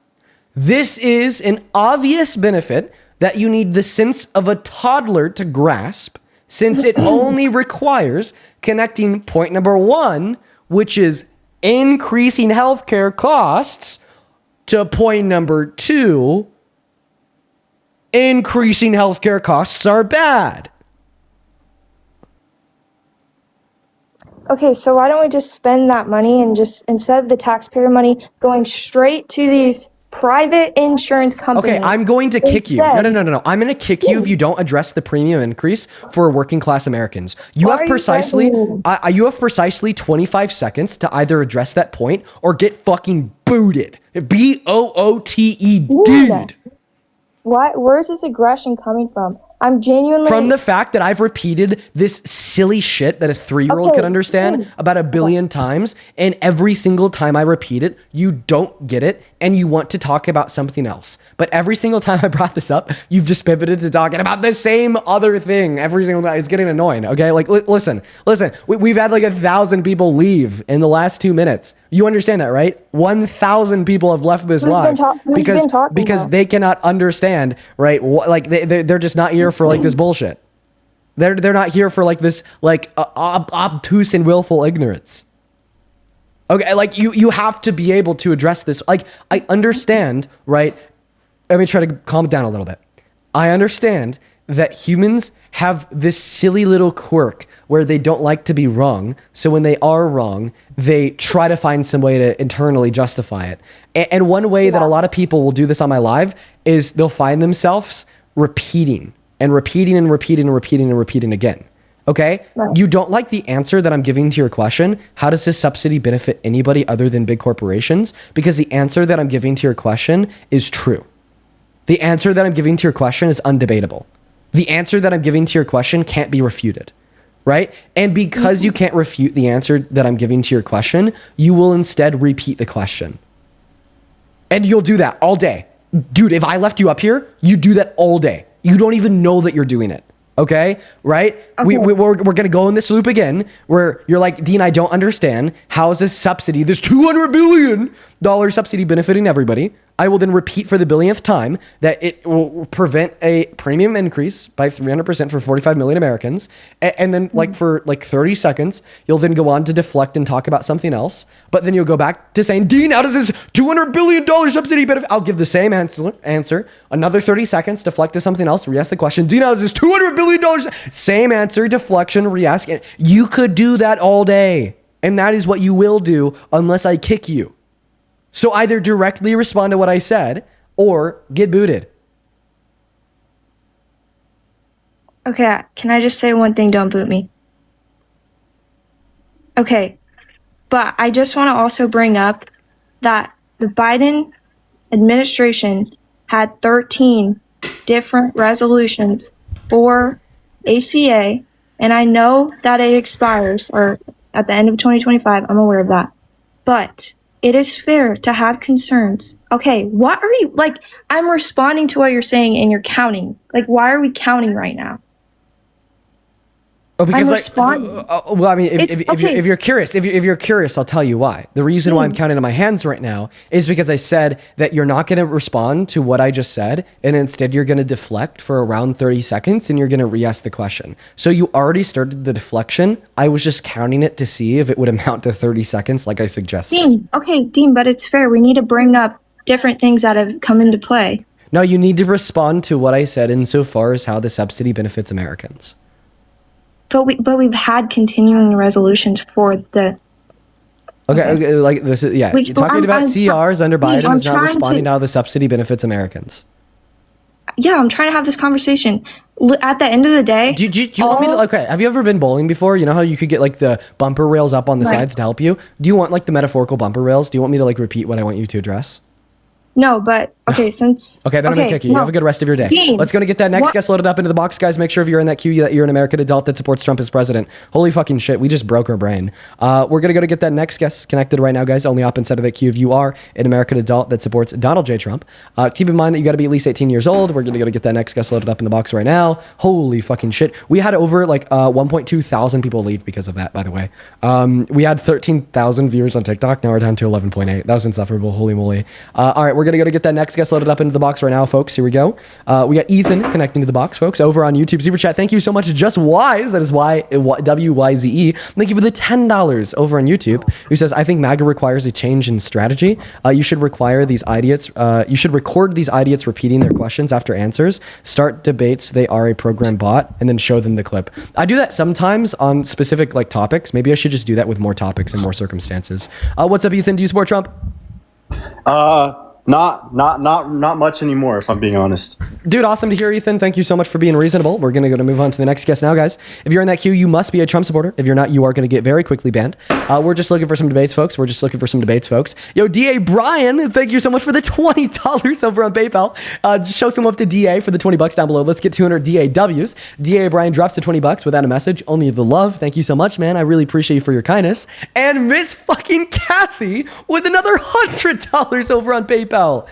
Dude, thank you so much, Kathy.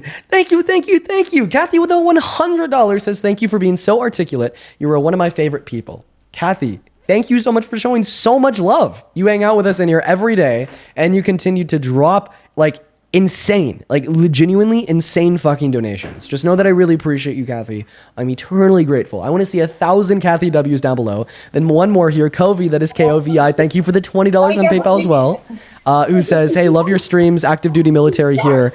We signed the contract so people have the freedom to choose what they want to do. That's absolutely right. Thank you, Kovi. What's up, Michael? Do you support Trump? What? Do you support Trump?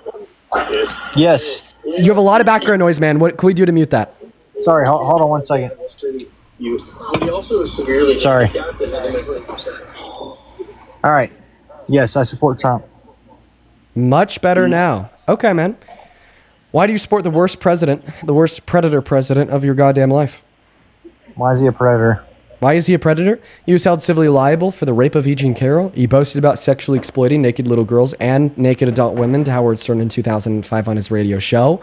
And he's named in the Epstein emails. Epstein said that, of course, Donald Trump knew exactly what he was doing to those girls, meaning that Donald Trump was best friends with one of the largest billionaire child sex exploiters in modern American history, knew he was exploiting women and girls and did and said nothing, and has been lying about it to us for the last 20 years, on top of many other things as well, like telling a 10-year-old girl that he'd be dating her in 10 years, sexualizing her in the 90s, saying that he'd be dating his own daughter if she wasn't his daughter, calling her a hot piece of ass, agreeing with Howard Stern when he suggested that, and many other examples, but I think we'll start there.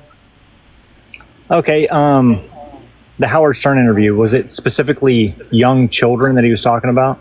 It was women and girls. So it was 15-year-olds through 25. Are you sure? Yep. Okay, so he never said children. He said it was backstage. He never said anything about a dressing room. He said people were getting dressed at a, was it Miss Universe or a beauty pageant? Okay. They would have their own dressing rooms. They would be getting dressed backstage. Oh. So you think it just happened to women, not to children? Yes. So he sexually exploited women. Well, I wouldn't say he sexually exploited them. Well, let's see if we could agree on what sexual exploitation is. Can we agree that sexual exploitation would include the abuse of a position of power over the position of vulnerability of one else for the furtherance of sexual gratification? Yeah, sure. So he abused his position of power by allowing himself to barge into the women's dressing room where there was no men around to then look at the undressed naked women with no clothes on. He never said women's dressing room. Do you just want to listen to the clip? Sure. For sure. And of course, they were in a dressing room, considering the fact that they're getting dressed, they were naked, and there's no men around. That's what we call a woman's dressing room. Let's go and listen to the clip. He didn't say dressing room. That's what a dressing room is. He described the dressing room. Okay. Right? Like imagine that we're listening to Donald Trump, describe a chair. He was like, well, I sat down on this thing with 4 long legs that had contact with the floor, and on top of these 4 long legs was a square-shaped platform attached to all 4 long legs, and on the back of that square-shaped platform attached to the 4 long legs was a rectangular piece of wood at a 90-degree angle attached to the square platform and the 4 long legs. And then I was like, Donald Trump was talking about a chair. Then you were like, but he never said chair. That was a decent impression. But let's go ahead and listen to what Donald Trump said. In my country, we say hello with vagina. And well, you could also say, as the owner of the pageant, it's your obligation to do that. So you have done that. Now, I'll tell you the funniest is that I'll go backstage before a show. Yes. And everyone's getting dressed and ready and everything else. And, no men are anywhere. And I'm allowed to go in because I'm the owner of the pageant, and therefore I'm inspecting it, Oh, shit. There we go. He said I'm allowed to go in. Go into a space where there's naked women with no men around where they're getting dressed, women's dressing room. Let's go ahead and continue to listen, though. I'm inspecting. I want to make sure that You're like everything is good. You're there. Yeah, the dress. Is everyone okay? They're standing there with no clothes. Is everybody okay? And you see these incredible looking women. And so I sort of get away with things like that. There you go. When was that clip from? 2005. How old were you in 2005? I was 1 year old. You were 1 year old in 2005? Yeah. Okay. Well, I mean, the context of things change over time. Yeah. So let's contextualize sexual exploitation in 2005. What I'm saying is things are considered appropriate at different times in history. Oh. Like for hundreds of years, people use the N-word to talk about black people. Okay, so if your mother came to you and she said, in the 90s, I was getting dressed in a changing room with no men around, and I was naked, then the owner of that changing room barged in unconsensually to look at me while I was naked, and then your mother followed that up by saying, hey, I got sexually exploited. You'd respond to her by saying, guess what, mother? You actually weren't sexually exploited. Right. I don't. One moment. I don't care that you're. One moment. I don't care that what you're explaining to me is a man abusing his position of power over your position of vulnerability in furtherance of unconsensual sexual gratification. In mere virtue of the fact that it was the 90s, it's not sexual exploitation. Right. This is like saying, right, because 500 years ago, 50-year-old men would marry and not engage in sex, rape, like 12-year-old girls at mass globally, that wasn't child rape because of the time. Or arguing that enslavement wasn't enslavement, but rather just the norm because of the time. Go ahead and unmute. I muted you because you interrupted me, but I hope I debunked your silly little shit point. Oh, okay.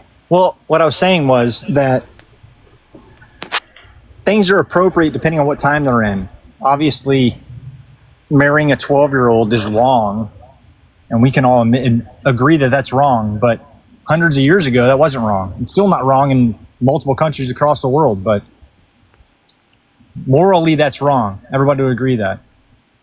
So you would argue that you think if a man were to rape a 14-year-old, 12-year-old girl 500 years ago, that was not wrong? Yeah. Of course it was wrong. Thank you for your concession. Rape is wrong. But child marriage isn't? Of course it is. Okay, so then, if a man were to marry a 12-year-old girl 500 years ago, that would have been wrong, right? Yeah. So if a man were to unconsensually barge into a woman's dressing room to unconsensually look at them while they're naked 20 years ago, that would have been wrong. Yeah, I mean, of course it's wrong if you barge into a dressing room. He was on a show that was, okay, what is the Howard Stern show known for? Being like Shock jock. sexually explicit. Yes, exactly. Yeah. He was on a show Yeah. What is Chris Hansen known for? catching predators. What's your point? All right. Well, I think my point is that you don't have one.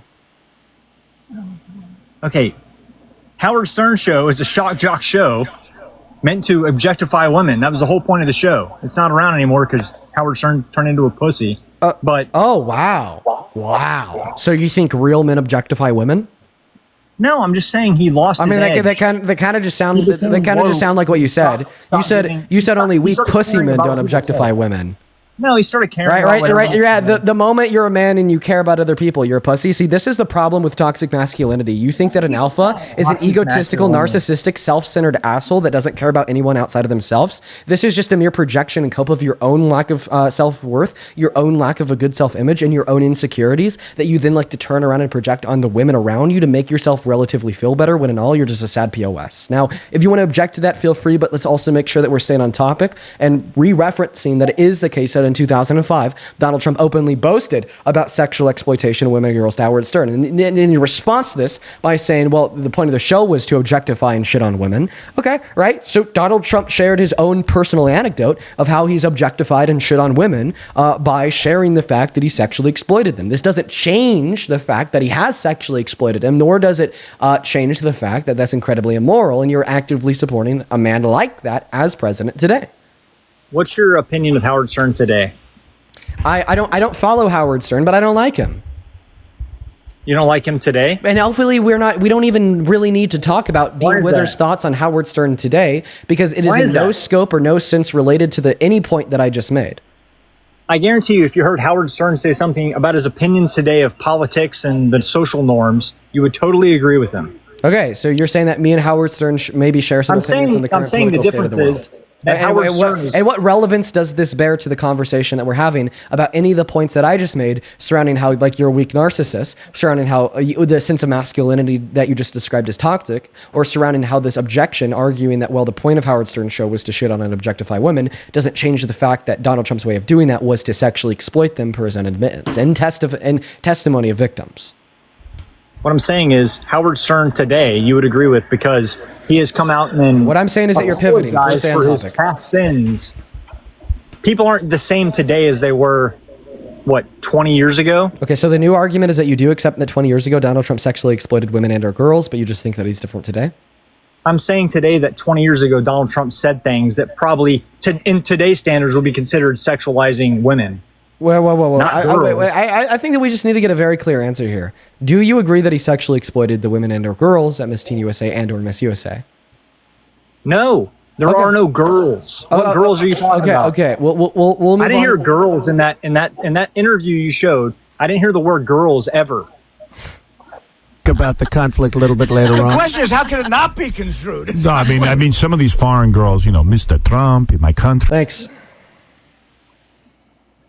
Okay, that was Howard Stern saying girls. All right. Well, we'll get on. I'll get on to giving you the evidence that he did this to teens at Miss Teen USA in a bit. I expect that there will be a lot of sophistry involved. But just to make this simple for now, okay, he only did it to women. Once again, just for the intents and purposes of this conversation, he also did it to teens. I'll give you the evidence in a bit. Do you accept that he sexually exploited those women? No. Okay. All right. Why not? Considering the fact that you agreed that sexual exploitation would include the abuse of a position of power over the position of vulnerability of one else and the furtherance of unconsensual sexual gratification. And I explained to you that that's exactly what Donald Trump did when he abused his position of power to allow himself to barge into that space without the consent of the women in that space, and the abuse of their position of vulnerability. Of course, that being that they felt comfortable and vulnerable enough to take their clothes off, to be naked, to put new clothes on, since it was a woman's only space, and how that does indeed amount to a perfect parallel of the definition of sexual exploitation that you agreed to. I expect a cogent and intellectual counter-rebuttal to that argument. Of course, I don't think that you'll be able to give one to me because one doesn't exist, and this is all pedantic sophistry that ultimately paints you to be a potential threat. Okay. Let me ask you a question. If I don't a bunch of gay men were back... I don't want a question, I want a response. Gay men are costume designers and people that would be in dressing rooms, right? Women don't feel uncomfortable if there's a gay man around because he's gay. Right? So if a straight man is back there, what's the difference? Okay. Wow. So point number one, the difference in this scenario, if there was gay costume designers, right, backstage with the contestants of Miss USA helping them put their makeup They on. often are. If there was, right, well, the difference in that scenario would be consent, right? The fact that the women consented to having the gay costume designers back there to help them do their makeup, so on and so forth. And they did not consent to Donald Trump going back there. But of course, this is now a detachment from reality, considering the fact that in that clip, Donald Trump said there was no men there. Did he say that? Yes. Oh, okay. Well, on you. I still don't think he's a misogynist who sexualized women. Oh, well, it'd be sexual and exploitation. Sexually abused women. I don't think it'd be a sexual exploitation Okay. of women. Well, think. The man I who want runs you to listen. The man to who runs the pageant comes backstage while they're dressing. I don't think that's sexual exploitation. Sexual exploitation is like, hey, let me sexually abuse or sell a woman sexually. That would be sexual exploitation. I don't think walking backstage when a woman's undressing would be sexual exploitation.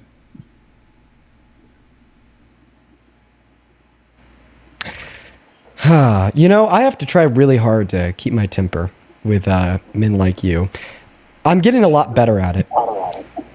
Earlier, Go ahead, man. Earlier, I defined sexual exploitation to include the abuse of position of power over the abuse of over the position of vulnerability of one else and the furtherance of unconsensual sexual conduct. Now, do you still agree with that definition? I don't know. You talk really fast. I don't know. Let me slow it down. Sexual exploitation would include the abuse of one's position of power over the position of vulnerability of one else in the furtherance of unconsensual sexual conduct. Do you agree?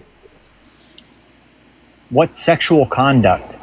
Sexual conduct would include many things. Like conducting in a way sexually dressing? with one else, like sex, like making out, like kissing, or even viewing one's naked body, because it would promote sexual gratification. I would say an action would be sexual conduct if it would promote generally sexual gratification. If he walked backstage and was like, "Hey, nice No. tits," Can you agree with my definition of sexual exploitation? Okay, say it again. Wow. Sexual exploitation would include the abuse of a position of power over the position of vulnerability of one else in the furtherance of unconsensual sexual conduct. If a boss tells his secretary, "Fuck me or you're going to get fired," yeah, that would be sexual exploitation. Thank you for an example of exactly what I just described. Okay. Now, can you please tell me if you agree or disagree with the definition of sexual exploitation that I just gave you? I want to go one. I want to go 1 point at a time. If sexual conduct occurred, then yeah. Do you think that viewing one naked, right, in this sense, would be sexual conduct? No. Okay, so if you don't think that the viewership of somebody naked in this sense would be sexual conduct, I'm going to use your analogy against you. Okay? You said if a boss said, "Fuck me or you're fired" to a secretary, that would be sexual exploitation. What if the boss said, "Let me see you naked or you're fired"? See, now, in accordance, oh, but you just said that viewing somebody naked is not sexual conduct, and that's why you reject it to be sexual exploitation in the context of Trump. But now you're actually conceding that unconsensually viewing somebody naked is sexual conduct. Therefore, what Donald Trump did to the women is sexual exploitation. If the boss specifically said, "Let me see you naked or you're fired," yeah, but that wasn't the case. Well, what is the case in that analogy is the boss abusing his position of power by saying, "Let me see you naked or you're fired." The exertion of the power and control would be over the ability to fire that secretary. Now, the way that Donald Trump is abusing his position of power and what he did to the contestants of Miss USA would be by allowing himself to go into that space. He runs the pageant. Right, exactly. He doesn't run the women's bodies. Wait, exactly. He owns the pageant. He doesn't own their bodies. It would be very acceptable for him to be backstage, like walking around. And why is that? Because he runs the pageant. Okay, because it's his building. So that boss and that secretary in that analogy, does that boss run the business? Yeah. So if that secretary was using the restroom, would it be acceptable because he runs the business to go into that business's woman's restroom? No, because he didn't say, he didn't see you naked or you're fired. Right. And the reason why it wouldn't be acceptable for that boss to go into the woman's restroom, even though he runs the business, is because why? Because it's a women's restroom. Okay, it was a woman's changing room. Exactly. It still wouldn't be acceptable, right, for that boss to go into the woman's restroom and look at the women in that space using the restroom, because although he owns the business, he doesn't own the bodies of those women, and that is a private women's space designed for them to use a restroom. Very similarly, although Donald Trump ran and owned the pageant, he didn't run and own those women's bodies. Therefore, right, it was unacceptable and incredibly immoral for him to walk into that private women's only space where they were getting undressed and naked. Once again, I mean, I don't know why we need to make this too complex, as it's very simple to understand that if a woman, right, is only willing to take her clothes off and be naked in a space with no men, exerting the fact that she would feel uncomfortable with men viewing her body naked, as it would be unconsensual, that therefore what Donald Trump did was wrong. I remember learning this in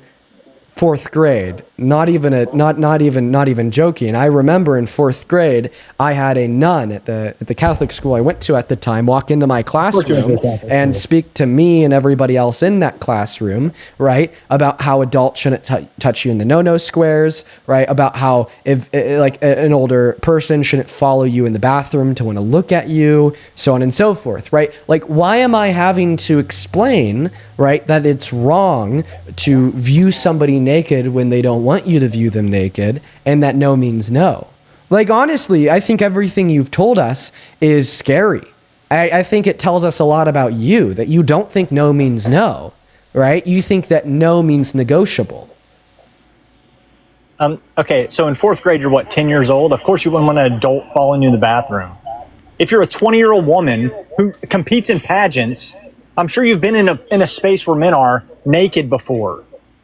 So now it's you're not an abnormal thing. So what's the antithesis of this position? What is the conclusion? Is the conclusion of this argument that you think the women were okay with it, or you don't care that the women weren't okay with it? 20-year-old models have men. I just want to know. No. Is the conclusion of the argument here that you think the women were okay with it, or you don't care that they weren't okay with it?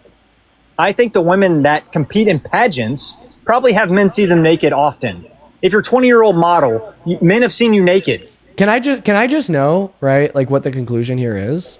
Right. And by the way, no, being a beauty pageant contestant doesn't necessitate that men see you naked often. All right. I find that to be, right, incredibly, like, and obviously false, considering the nature of a beauty pageant, right, is not to go on stage naked and be judged, but to rather go on stage with, like, different clothes, like dresses and whatnot, and be judged. But even if the nature of being a beauty pageant contestant was to be often viewed naked by men, right, still yet what you'd be forgetting in this context is consent. Like let's think about the nature of another job where it is frequent to be viewed naked by men, like being a corn star, right? So in being a corn star, of course, you have a bunch of people view you naked in the videos that you produce. Still yet, does this make it okay to infringe on the consent of that corn star if they are naked at their house and opening their blinds and snapping a picture and posting it on the internet? Absolutely not, because they have asserted consent against that. If a corn star opens her blinds naked... No. Not that the corn star opened up her blinds, right? But rather that somebody opened up her blinds for her and snapped a picture of her while she was naked and changing against her own will. Well, yeah, obviously. Okay, right, and that. So Okay, once again, porn stars aren't let's- beauty pageant contestants. But what Donald Trump did do to the beauty pageant contestants was to open up the door, right, to that dressing room, go into that private women's only space with no men around, and look at them while they had no clothes on, and being an unconsensual example of sexual conduct. I hate that I'm having to explain consent to an old man. It makes me very worried about what you do during your free time. Okay, first of all, you said I don't think that beauty pageant contestants, many men see them naked. Yeah, I did say that. Which means men see them naked. I said that I don't think many men see them naked. Okay, which means men see them naked. Probably the men that are backstage What? during beauty pageants. Oh, what, who see them naked while they're changing. When I say that I don't think many men would see them naked, that doesn't imply that therefore men see them naked. It implies the opposite. That's just how we use language. Are you dumb? No, I'm not dumb. Okay, but I mean, you really sound said, I don't dumb. think many men would be backstage seeing them naked, which means that men backstage would see them naked. I didn't even know like what he's, huh? No clue what this idiot's saying. I know you speak a lot of words and like you're very fast in your speech, so so you once probably again, forgot what you no said no 3 men minutes ago. no men were in that space. Okay. Was it a women's only space? Was it a woman's bathroom? Yeah, it was. Yes, exactly. It was a woman's only space. If it was a women's only space, why did they open it up and let Donald Trump walk backstage? Well, they didn't. Right? Donald Trump opened it up, not them. Oh, I mean, the guy that owns the building that was like hosting the pageant? Yes, the guy that owns the building, not the guy that Big owns shocker. the bodies. Right, we've already went through this, like the line of dialogue too, and that analogy of like the boss owning the building, owning the business. Right, it would still be wrong for him to open up. No, the you women's went through that analogy. I don't believe that. opening up the woman's. That's not a restroom. comparison of a boss saying, "Get naked, I'm gonna fire you." Oh no. And Donald The Trump walking analogy. backstage No. in a pageant. The analogy was the boss owning the building, owning the business, having a female employee, then following her into the restroom unconsensually. Using your logic, that would be okay since he owned the building and owned the business. Hey, Dean, have you ever been in Wait. I'm so sorry. Can you refute that? Using your logic, it would be okay for the owner of a business to follow one of their female employees into the women's restroom and unconsensually look at them while they're using the restroom in mere virtue of the fact that he owned the building and business. That is what your logic implies. No, that's not my logic. How so? implies. How so? Because that's what you're saying about Trump. You're saying the reason why it's okay for Donald Trump to unconsensually view the women naked is because he owned the building, he owned the pageant. So how that logic not track in suggesting that your logic would imply that if another man owned another business, owned another building, that therefore using your logic, it would be okay for him to unconsensually follow a female employee into the women's restroom and look at her while she's naked in virtue of the fact that he owned the building and owned the business, just like you're arguing that it's okay for Donald Trump to unconsensually view these women while they're naked in virtue of the fact that he owned the building that they were competing in. You make the comparison between the guy owning the business and following a woman in the women's bathroom, which is obviously wrong. Everybody would agree that's wrong. If it's obviously wrong for a business owner to unconsensually follow a woman into the woman's restroom, then why is it not obviously wrong for a business owner to unconsensually follow women into a woman's dressing room? Right, because the only thing the only thing relevant that we're changing here would be the case in one scenario it's a restroom, and then in the other scenario it's a changing room. So 20 years ago, Donald Trump said on a shock jock radio station that he went backstage and saw women undressing at a beauty pageant.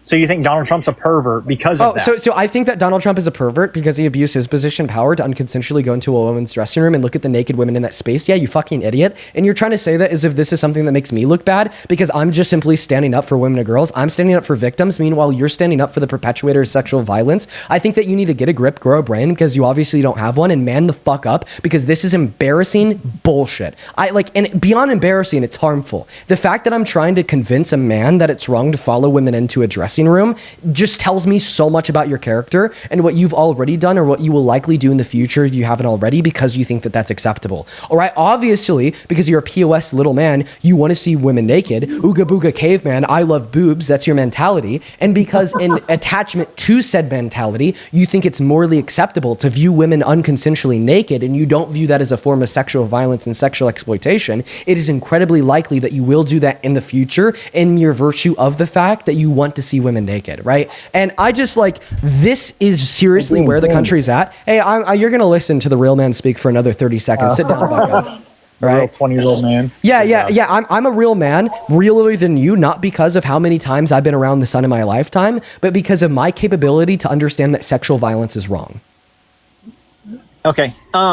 You Yeah. You say okay like a good little boy. You take that because you can't argue against it. Yeah, you're really showing your colors here, man.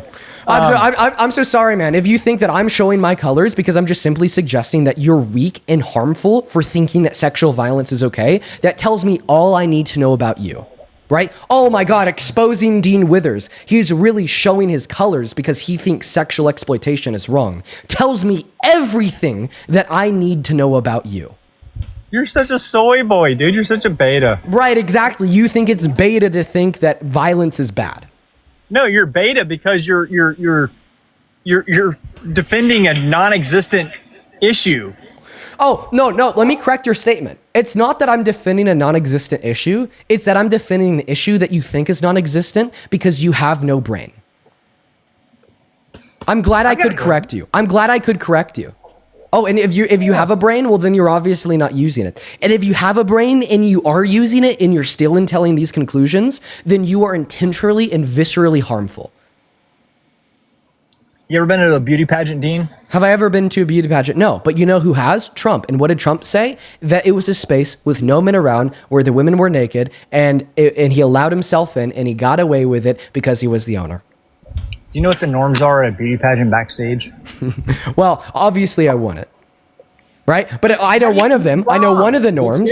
I know one of the norms in any woman's dressing room, regardless if that woman's dressing room is at a retail store, at a Kohl's, or at a beauty pageant. It is that in that space, only women are allowed. Okay.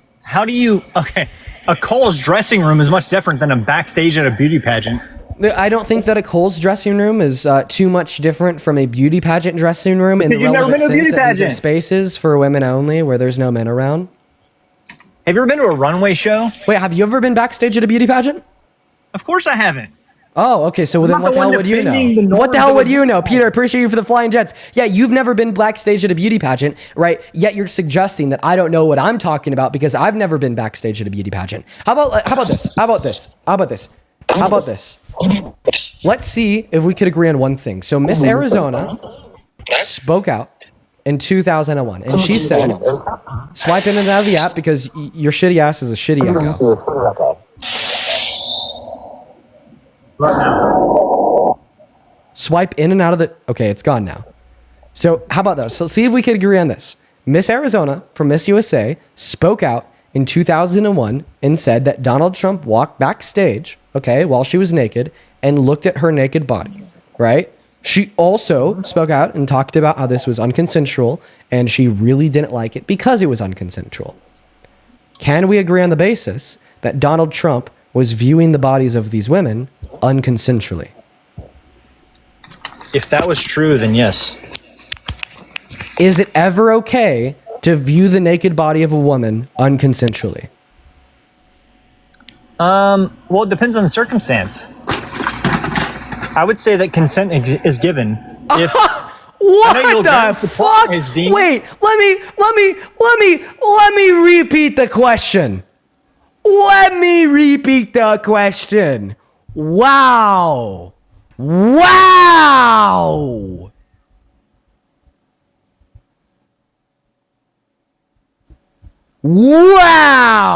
Okay. Let me repeat the question. Is it ever okay to view the naked body of a woman unconsensually for sexual gratification?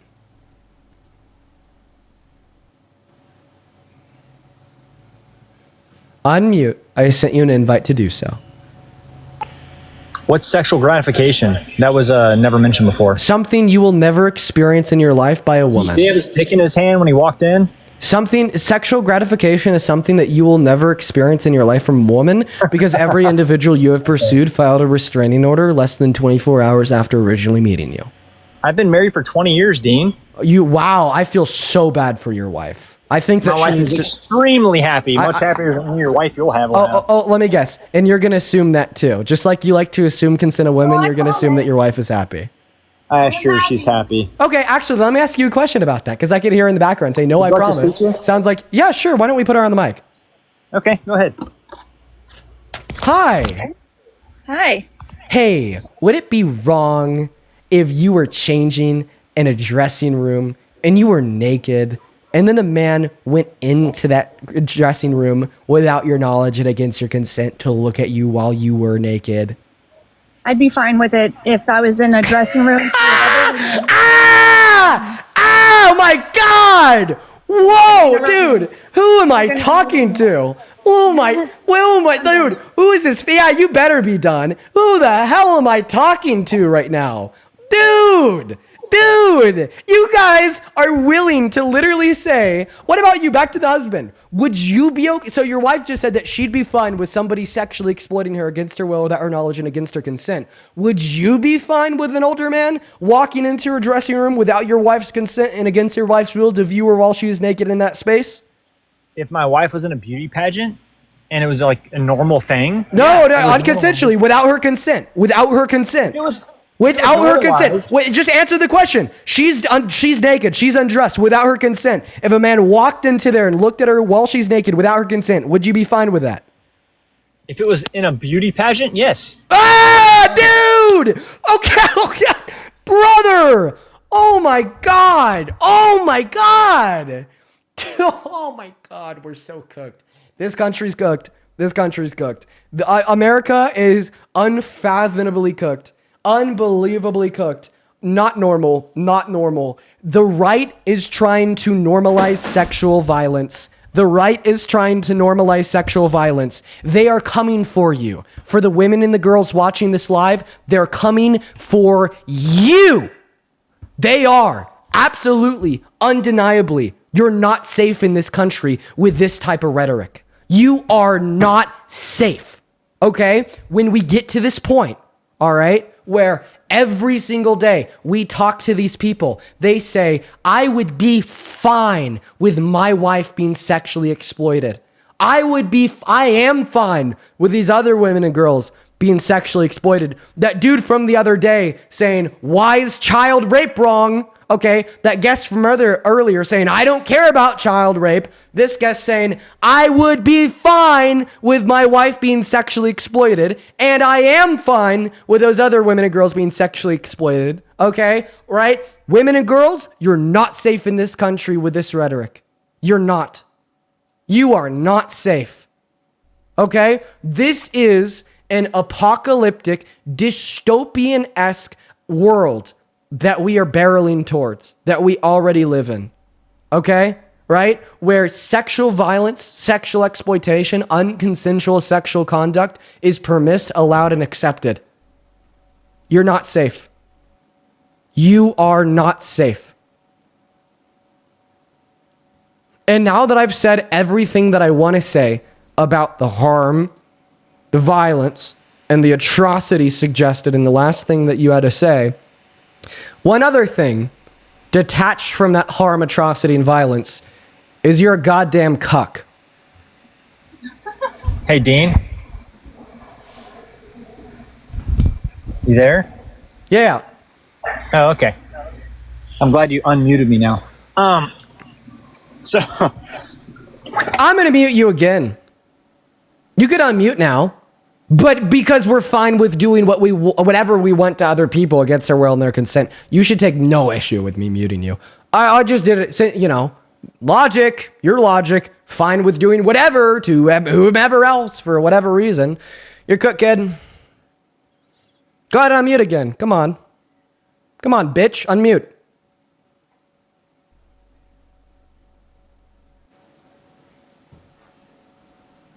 Unmute. Stop hiding, bitch. Unmute. There you go.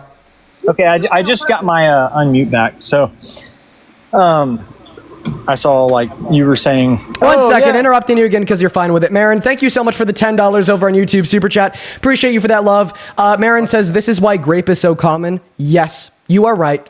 Thank you for the $10, Marin. You are right. You are absolutely right. 110% right. Undeniably correct. Nobody can deny that. Over on PayPal, Mel, thank you for the $10. I really appreciate you so much for the love. Mel with the $10 says, guess what is sexual gratification? Dean, something you'll never experience with a woman.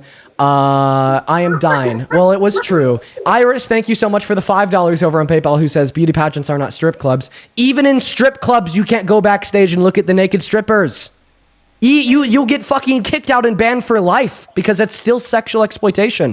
Ondine, thank you so much for the $15 over on PayPal. I appreciate you for that love. Thank you so much, Ondine. Marin, thank you so much for the $20 over on PayPal. And that is Marin. Please show some love to Marin down below in that chat, who says, as a woman who's experienced unconsensual sexual advances and acts, I would love to tear into these weirdos. Oh, undoubtedly. I'm really sorry to hear that that's happened to you. I bet you love to tear into these motherfuckers. They're terrible. Laura, thank you for the $20 over on PayPal with no message. Just the $20. That is LARA. Please show some love to Laura down below. Russell, thank you for the $25 on PayPal, who says, it's a cult, it's a cult, it's a damn cult. Yes, yes, yes, yes, yes. Kathy, thank you so much for the $100 over on PayPal. Oh my God, I want to see 1,000 W Kathy's down below in that chat, who says, thank you for sticking up for women. Get rid of this POS, Michael. Dude, this guy's a total POS.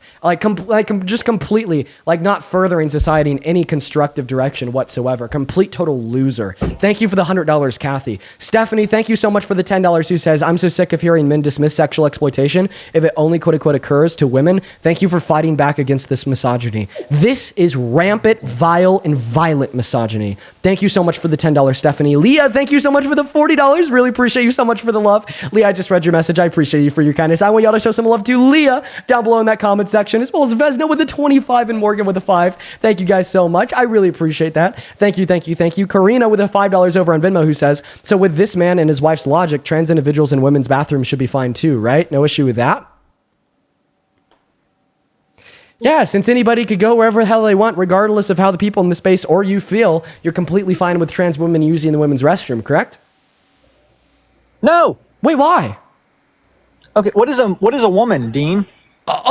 Wait, something that Trump's definitely not. So I don't really think this argument of arguing that trans women aren't women is going to get you too far in this conversation, considering the fact that you're okay with Trump doing it. So trans women are women. I understand that you're going to say, what's a woman? Not a trans woman. Therefore, because they're a man, it's not okay for them to enter into the space. So now you're operating off of the principle that it's not okay for men to go into women's private spaces, meaning that you're not fine, and it is sexual exploitation for any man to do so, including Trump when he unconsensually barged into the women's private dressing room at Miss Teen USA, Miss USA, right?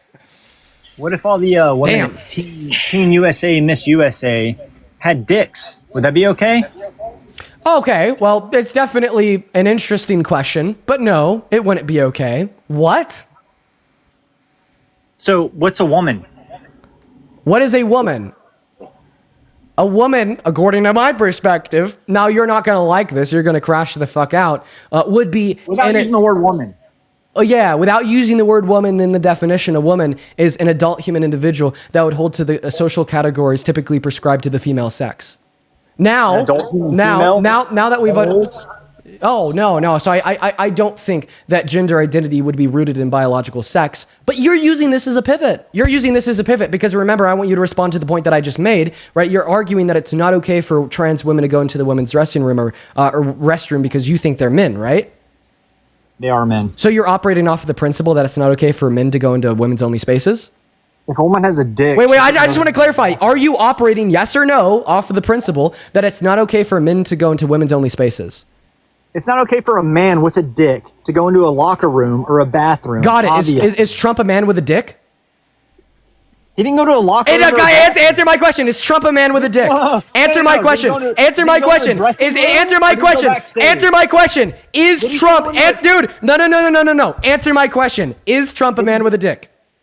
Did he go into You're definitely not answering my question. I'm asking, you know I'm right. That's why you're not going to answer my question. My question is Trump a man with a dick? Of course he has a dick. Jonathan, thank you so much for the sports car. Okay, and the reason why you said it would be wrong for a man with a dick to go into a woman's locker room is because there's naked women in that space, right?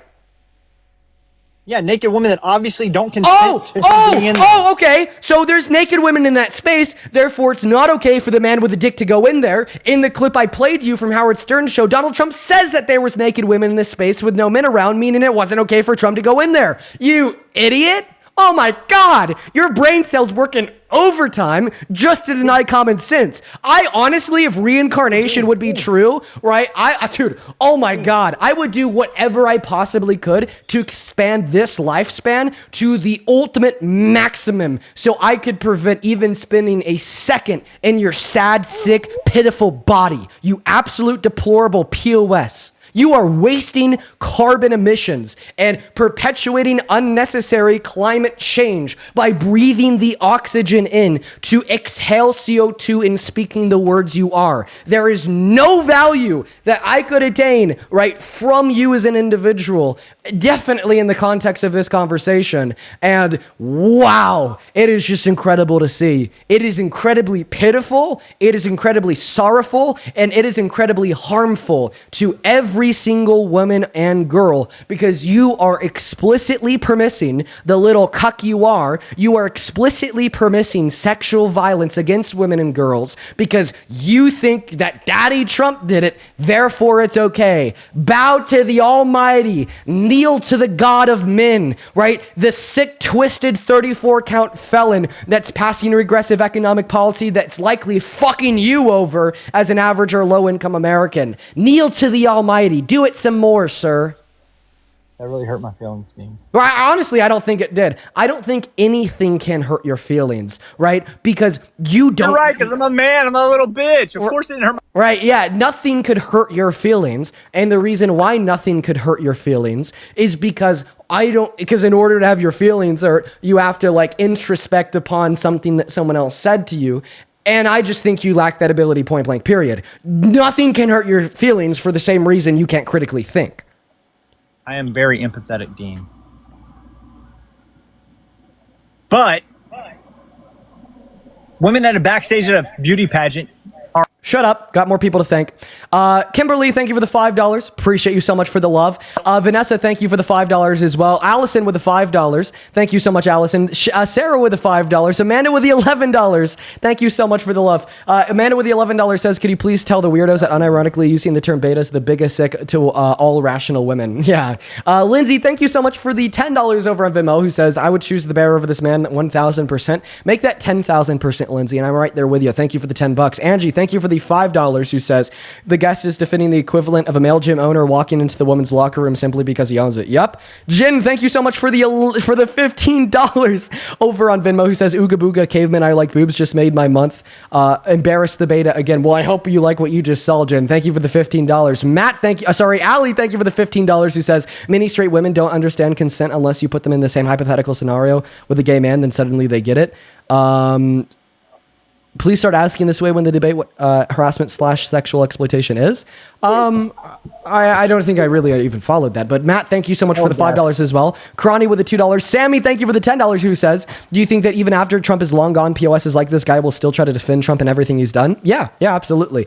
Courtney, thank you for the $10, who says, for tirelessly explaining consent and respecting women to men, they make me want to cry. Thank you. Thank you for being here, Courtney. Thank you for the $10. Allison with the $10 as well. Claire with the $20, who says, current fourth-year medical student who will be a pediatrician in 6 months. Thank you for giving me hope to continue to fight this fight as well and advocating for creating a better life for our world, especially the children in the world that I take care of every day in our future. Thank you for the $20, Claire. Lauren with the $5 saying keep it up. Thank you so much for the love. Daniel with the $5. Angelina with a 1. Jackson with a 5. And Eric, thank you so much for the $50 over on Venmo. Show some love to Eric down below in that chat, you guys. Thank you so much, Eric. Eric with the $50 says to be this informed and articulate at 21 is genuinely impressive, and I respect you. Thank you so much, Eric. Then Lynn with the 10. Thank you guys so much. We're all caught up over on Venmo, but I bet we just got a whole bunch of more in. We got a couple more people to thank here. Do give me a second. Please do give me a moment here, everybody. Jen, thank you so much for the $1 over on Venmo. Dorian, thank you so much for the $20 over on Venmo, who says, please get this guy out of here. His exposure to the world has been enough. That's going to be coming soon, Dorian. Thank you for the $20. Show some love to Dorian in that chat. Sarah with the $10, who says, I was raped by a guy like this when I was 14 and he was 20. The normalization of sexual exploitation makes my experience far too common. Fuck this guy.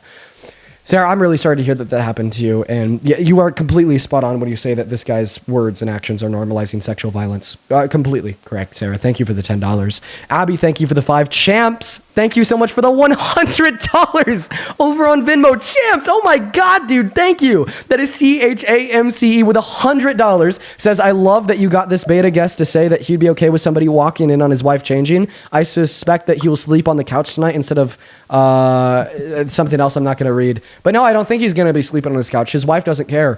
Thank you for the $100, Champs. And then Ali, thank you for the $20 on Venmo, who says glorious rant 10 out of 10. Madison, thank you so much, Ali. Good to see you. Then Madison with the $10 who says women's spaces are supposed to be sacred. Hearing another woman defend the exploitation against other women is devastating. Thank you so much for always standing with women. I'm always going to side with common sense. I'm always going to stand with common decency and stand against like shitty tyrants like this guest. Then Catherine with the $10 who says, fellas, is it gay to critically think? Guess so. And then Phil, thank you so much for the $20 over on Venmo, who says, Colt's gonna Colt. Magda's so fucking pathetic and embarrassing. Couldn't have said it better myself, my friend. 110%. Then also, let's see here. Leah, thank you so much for the... Oh, wait, actually, I did thank you earlier, but thank you so much for the love, Leah. Who else do we have here? Madison, thank you for the $5 over on PayPal. Adine, thank you for the 5. Michael, thank you so much for the $20 on PayPal, saying that he's a cuck. I appreciate you for that love, Michael. Show some love to Michael. Dolores, thank you so much for the $20 over on PayPal, who says even Trump said nobody's allowed back there. Yeah, even Trump fucking said that. Thank you for the $20, Dolores. Then Laura with a $20, sorry, not Laura, Asher with a $20, who says, if it's okay for a random man to do it at a beauty pageant to barge in on the changing room, but then by that logic, what's stopping teachers or principals or coaches, etc., from going into the locker rooms at school? Nothing according to his logic. Thank you for the $20, Asher. Darja, thank you for the $11. Thank you so much. Catherine with the $10. Thank you so much. Anna with the $20. Thank you, thank you, thank you. And Anna, I'm not even going to ask him that question because I'm scared of his response, but thank you so much for the $20. Then Hayden, I really appreciate you so much for the $5 as well. We are all caught up over on Venmo and PayPal. I seriously really appreciate everyone so much for the crazy amount of love. Now, do you guys want to see something cool? That I just wanted, so he was just waiting super patiently to be able to continue our conversation while I was thanking everybody. But I made sure to leave him up here, like while I was doing that. Once again, thank you guys seriously for the love. Like unironically, thank you guys so much. You guys have been popping I don't even know what to say. Thank you guys so much for all the love and the kindness over on Venmo and PayPal. But I just wanted to waste his time, then kick him. What's up? Do you support Trump, Ross? Dean, can you hear me? Yeah, British accent. You take care, man. We're just looking to talk to individuals in America. Scoops, I appreciate you for the $10 over on PayPal, who says, I can't find Michael's comment, but I saw him comment on a video yesterday saying deport all legal immigrants. Yeah, totally believable. Yeah, totally believable. Well, we just need to get rid of people like that. I don't think that they should have a right to vote.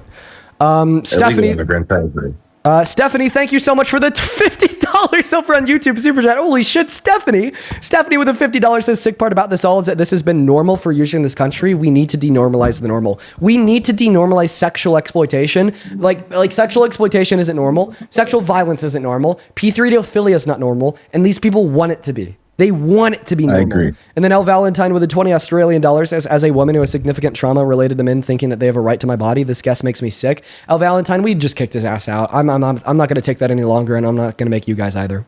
Hello, Brian. Hey, what's going on, Dean? Yeah, and folks, I just want to make it clear here too that because I do support the right still, I don't have to support those personal allegations, as I've made very clear before. I don't support sexual predatory behavior. The left has seen this historically as well with the Clinton and Lewinsky, allegations, obviously. But what's interesting what happened to Clinton? What happened to Clinton after he... Well, he was impeached. I mean, come on, Dean. Would you say that was a sensible reaction? I would say that they took care of him. Was that a sense? Okay, so they should have impeached him? Yeah. Okay, wait, one moment. If Congress should have impeached Bill Clinton for cheating on his wife in the Oval Office, then what should Congress do to Trump for knowing that for knowing that Epstein was abusing girls and was still best friends with him and said and did nothing, while also being held civilly liable for raping E. Jean Carroll, while also sexually exploiting the women and girls in the context of the conversation that was just happening with the last guest at Miss Teen USA and Miss USA? What should Congress do to Trump if what they did if they should have done what they did do to Bill Clinton?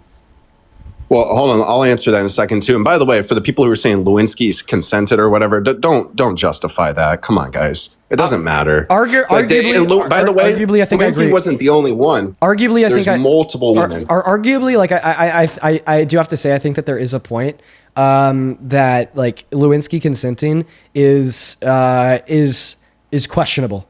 And the reason why I'd say that, he was 48 and the president of the United States of America. She was 22 and a assistant to the president of the United States of America. I think that there is very obvious large power dynamics at play there that would make coercion plausible. So I just want to point that one out. I think that power dynamic being present is something that is of note, that does deserve to be discussed. Right. But I still want you guys to answer the question that I had asked. Right. Because you said first of all, Dean, we gotta wait for the Congress Epstein. should have responded to the way that they did to Clinton. So if they should have impeached Clinton for cheating on his wife in the Oval Office with Monica Lewinsky with the power differential present, then what should they do in response to Trump lying about the nature of his relationship with Epstein for the last 20 years, knowing that he was abusing little girls, being best friends with him, saying and doing nothing, on top of him being held liable for the rape of V. Jean Carroll, on top of the sexual exploitation of women and girls at Miss Teen USA, Miss USA. What should they do to him?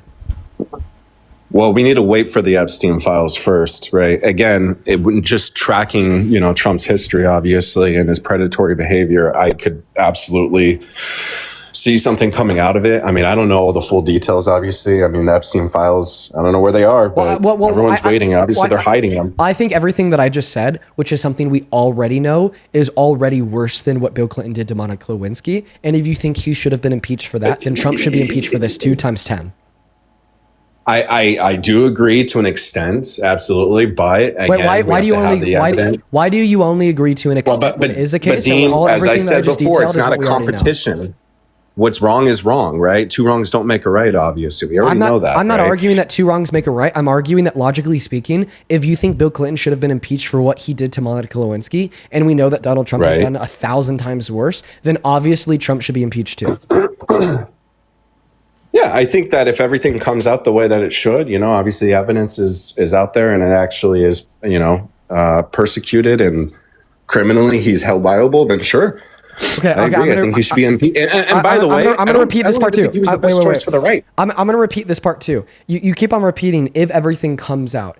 Okay, so I gave you 3 things that have already come out that already make Donald Trump to be guilty of things 1,000 times worse than what Bill Clinton did. The 3 things that I brought up, right, that have already came out, right, that already make him more impeachable than Clinton would be the fact that he's been lying about the nature of his relationship with Jeffrey Epstein for the last 20 years, was best friends with him, and knew what he was doing to those girls, didn't say nothing, okay, per an email that Epstein had sent to Ghislaine Maxwell in 2011 that said that, okay, that came out, that was released by House Subcommittee 2 days ago, on top of him raping E. Jean Carroll, on top of him sexually exploiting women and girls at Miss Teen USA, Miss USA. All right, these 3 things that have already been proven true, that have already come out, are already 1,000 times worse than what Bill Clinton did to Monica Lewinsky. Don't say worse. I will say worse, because it is. But it's either way, it's still wrong either way. I mean, you shouldn't have to diminish what Clinton did as well, though. Yeah, it's not diminishing what Clinton did. It's just stating an obvious fact. Okay, I just want to make sure. Okay, I don't like using worse anyway. And by the way, I'm not supporting Trump. Like I said, so then you don't like nuance. I do believe that the evidence, if held criminally liable, if he's held criminally liable, yes, he should be impeached. I wouldn't mind seeing J.D. Vance being, stepping up as president. Okay. I think he'd be a great president. Okay. So why do you think the things that I already named that already demonstrate and prove him to be worse than Clinton, right, is not enough for impeachment? Well, let me ask you this, Dean. Why hasn't he gone to court for it yet? I don't. Other than the civil court, cases. I don't want a question and response. I want you to answer the question I'm asking you. I'm going to give you exactly 3 more attempts to do so. If you do not respond in the next 3 attempts, Brian, come on, Dean. Yeah, you. Come on, Dean. Sorry, man. I'm coming down from a sickness, Dean. Be a little nice. Sorry, man. We're focusing on productivity here. We're not going to talk to petulant children that have an issue with pivoting. So now I'm going to repeat it once again. All right. I brought up 3 things that Donald Trump has been proven to have done. Baby. I've brought up 3 things that Donald Trump has been proven to have done that are objectively significantly worse, 1,000 times worse than what Bill Clinton did to Monica Lewinsky in the Oval Office, right? So if you think that an impeachment was a reasonable reaction to what Bill Clinton did, then why is impeachment not a reasonable reaction to what Donald Trump's already been proven to have done? I don't think it's not. I think it is reasonable. Okay, so I think so. So then you'd agree that because you think Bill Clinton should have been impeached, that Donald Trump should be impeached too? Yeah. Yeah, I think Trump can definitely be impeached. No, not yeah. could. I would love to see. No. You're not could. Should. He should. I am using the word should. So yes, you think, so okay. So I changed your mind. You're not a Trump supporter.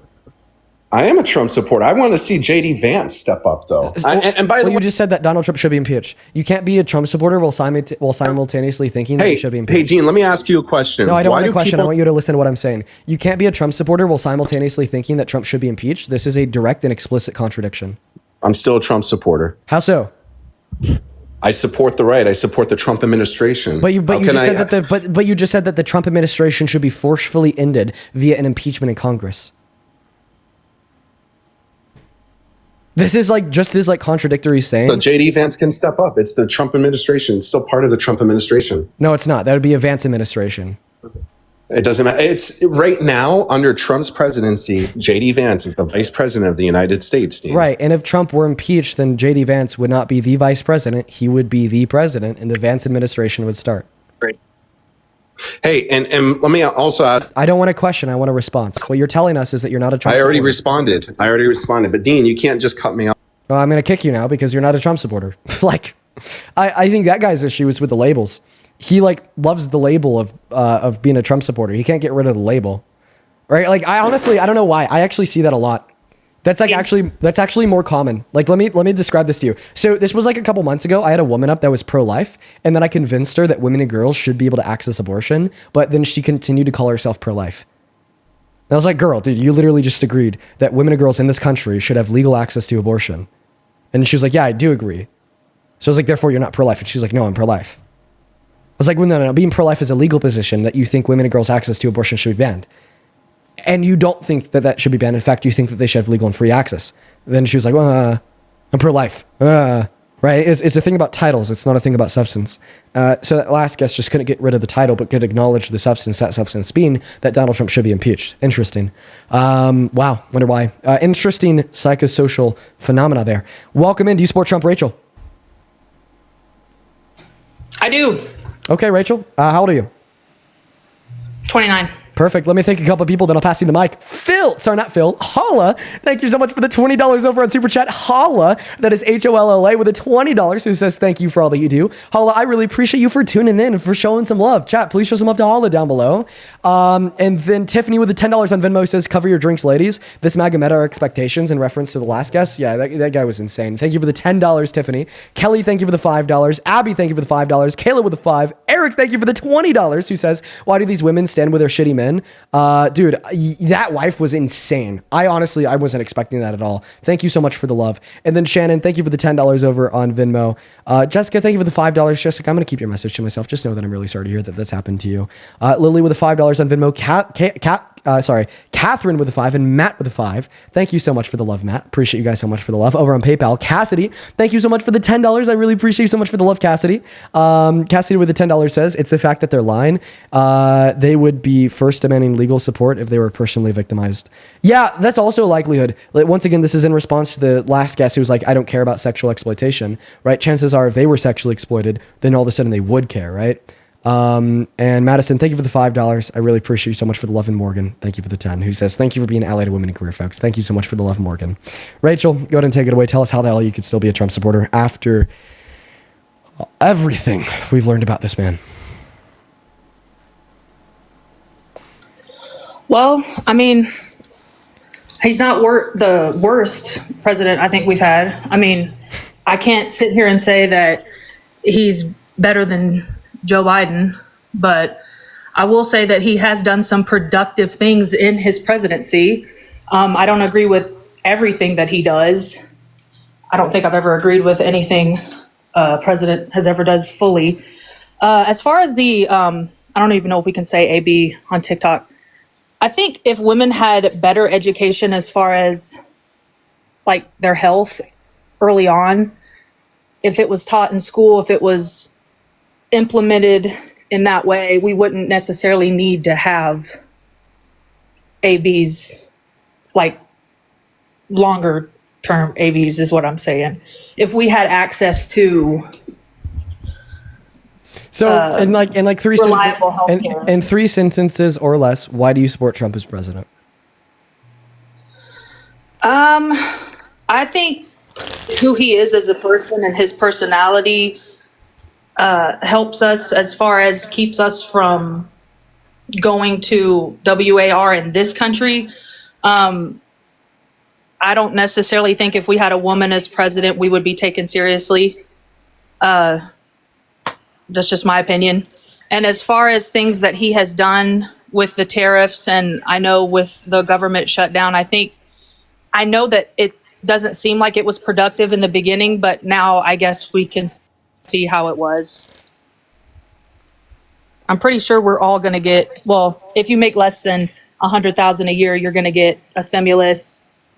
The government's open back up again. I'm pretty sure there was reasoning for that. Woof. Okay. In response to point number 1, saying that Donald Trump's personality is pro-peace, anti-war, prevents war. Ma'am, he wants to go to war with Venezuela. He wants to go to war with Nigeria. Okay. There has to be a couple other countries too. I mean, already named 2. He went to a momentary war with Iran. He has furthered the war or ethnic cleansing of Russia on Ukraine by defunding Ukraine and emboldening Russia. He's a pro-war president, not a pro-peace president. Those are the facts. Second argument you gave is that, well, we wouldn't be taken too seriously with a woman as president. Yeah. So there is a woman president of India. They're taken just as seriously as they were when they had a man that was president. There's a woman prime minister right now of Japan. If anything, they're taken more seriously, especially by people like Trump. Okay? I'm not a big fan of that PM, but Trump is. They take him more seriously. There is a woman president of Mexico. I definitely take Mexico a lot more seriously under her leadership because of the things I've heard about her and her response to the Trump administration. There is a woman president of New Zealand. I don't think that you'd be able to point out any difference between how seriously the world took New Zealand before she was president to after. Same thing with Finland. Same thing when Germany had a woman prime minister. Italy, too. So it sounds like you kind of have a baseless argument. Well, needless to say, all of those countries run differently than America does, obviously. We have a lot more legal freedoms to things that those other countries do not have. Finland? Like what? Well, GUN laws, for one. Women's rights, a lot of different things. So because America has gun laws, we wouldn't be taken seriously if we had a woman president. Do you hear yourself? I'm not necessarily saying we wouldn't be taken seriously. I'm just saying it has to be the right one. And as far as Trump goes, as I'm pretty sure he spent. Hey, Rachel, can I cut you off there? Sure, go ahead. I need to find a clip of something that you said like 10 minutes ago. Also being held civilly liable. So in like 3 reliable sentences. healthcare. To think if we had a woman as president, we would be taken seriously. Going to WAR in this country, I don't necessarily think if we had a woman as president, we would be taken seriously. Damn, you walked that one back.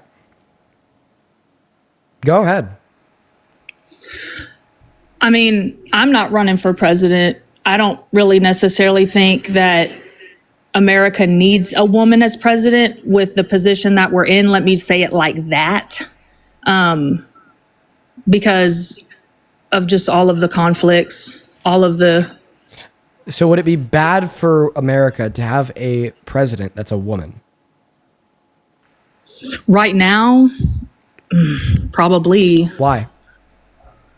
Just because of the position that we're in with other countries. Be more specific. Be significantly more specific. I want to hear a cogent argument.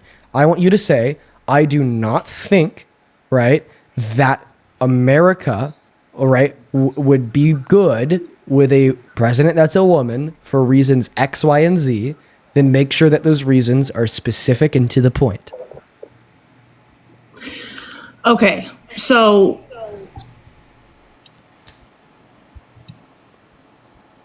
obviously we've never had a woman president before. with how other countries see us, do I think a woman can lead? Absolutely.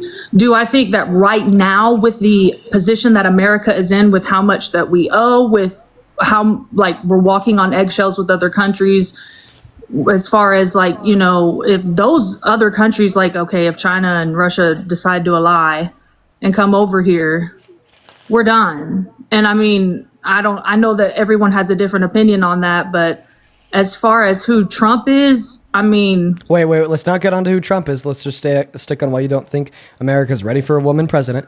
Your first argument is that having a president that's a woman would be bad because we've never had a president that's a woman before. Okay. So do you think a valid argument in 2008 would be having a president that's black would be bad because we've never had a president that's been black before? No. Okay, so your logic is false. So, yeah, take that point, crumple it up into a ball, throw it out the window. Your second point was to say that, like, maybe... Ethnicity doesn't have anything to do with gender. So it was an argument paralleling the fact that you said, because we've never had a woman president before, then therefore having a woman as president would be bad.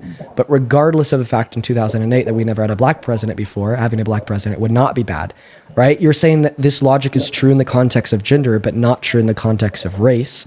Yet there is no relevant distinction insofar as how one's race would impact their leadership ability and how one's gender would impact their leadership ability, because both gender and race bear no relevance towards one's ability to lead. Therefore, there is an apparent contradiction within your position.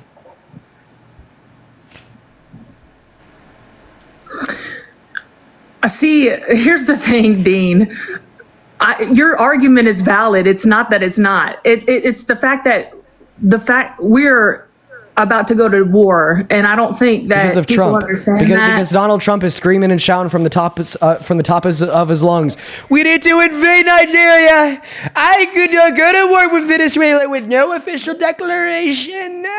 I know where the supreme leader of Iran is hiding, and I could kill him if I wanted to. And instead, I'm just going to drop my bombs on the country. Oh, and Russia, big fuck you, Russia. I know that I shucked on your schlong for way too long, but now actually, you can't take any Ukrainian land after me telling you the exact opposite for 3 years straight. Big fuck you. Oh, China, I'm going to impose 400% tariffs on you, China. And then I'm going to take them off, but then I'm going to put them back on. And then I'm going to take them off and put them back on. Okay, right? Like, I don't think somebody having a goddamn vagina is going to make them worse at foreign diplomacy than Trump for the reasons that I just gave and more. And a suggestion otherwise is incoherent and absurd and very delusional too. Let me ask you this. Didn't Joe do the same thing? No. He didn't? So we weren't going through that same thing with Sleepy Joe? No. Are you sure? Yes. We weren't in war when Joe Biden was president. Are you sure about that, Dean? Yeah. Okay. What war were we in? Who were we fighting? Who were we at war with? Oh, I don't know. Maybe, Ukraine. Ukraine? Are you a troll? Are you a troll? Right no, I'm not. Do you not remember like 4 years ago? 5 years ago? Oh my God. All right. Honestly, I did want to just come up here just to talk to you because I think you're funny. And I think you're very intelligent. Okay, but do you actually mean the things that you're saying though? I do, but I also think that, it's all political showmanship and we're not really, if you think that your vote counts and it's actually, it's up to us. Wait, if you mean the things that you say, like, I'm just going to respond to them. So no, we weren't at war with Ukraine under Biden. Okay. We were actually like helping them out. We were giving them money. How was that us being at war with them? But we weren't though. We weren't. Rachel, what the hell are you saying? Anyways, but I hope you have a good night, Dean. Are you leaving now? You don't want me to leave? I want you to tell us what the hell you're saying. So you're telling us that we were at war with Ukraine. Then I was like, no, we definitely weren't at war with Ukraine. Like we were like giving them money and helping them. Okay, Zelensky and Biden had a good relationship. We were at war, but Biden gave the okay for it. Do I have to? Here, let me. What war? Do you mean to say Russia? Yes, or whatever. You know what I'm saying. There's a big difference between Ukraine and Russia, ma'am. Over there in that area. I bet if I pulled up a map, you wouldn't be able to tell me what area. Oh, yeah, I would. Let's see if I can find it. I bet you couldn't name all the continents off the top of your head right now. Go. North America, South America. South America, Europe, Asia, Africa, Australia, Antarctica. Okay, Dean. You're not the only smart one. I don't think that being able to name all 7 continents makes you smart. Then what does make you smart? Being a Democrat? Well, I think it'd be a good step in the right direction for you, ma'am. Oh, yeah? Yes. Let's hear this argument. One second. I'm actively working on something right now. Here we go. Where's the Benjamin? Okay. So you said that you'd be able to point to Ukraine on a map? Oh, no. Yeah, I would. You would? You would be able to point to Ukraine on a map? Just to clarify? Can we get a yes or no? Dean. Okay, let me do this. All right, I'm going to make this a whole lot easier for you because I'm not going to ask you to identify, right, this specific country. You get back on TikTok. Oh, there you are. What color on this map is Ukraine in?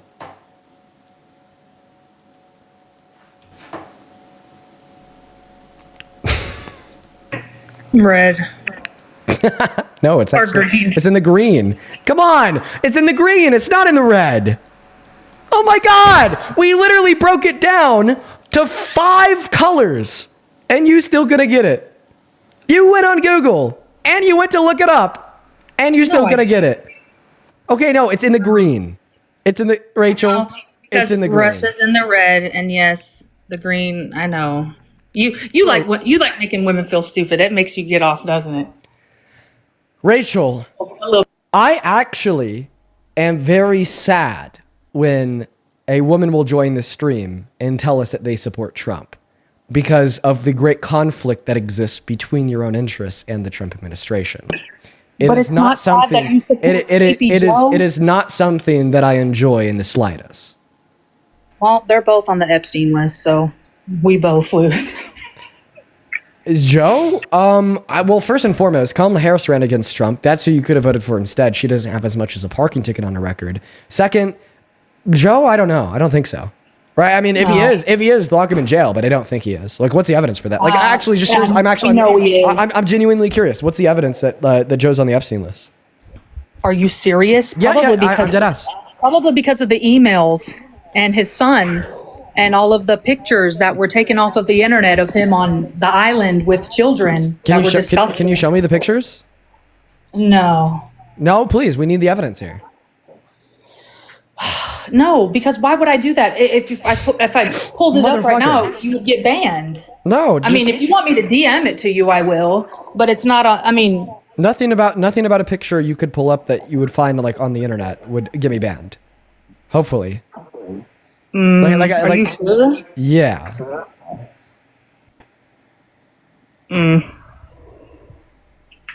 We need the evidence. Give me the evidence. I'm not going to put it on here because it's inappropriate, but I'll be more than glad to send it to you. What do I have to type in to find it? You're not going to find it on a regular search engine, Dean. But I mean, okay. Well, now I'm actually really concerned what you're looking at. Are you looking at CP? This was stuff that I found a long time ago. Dude.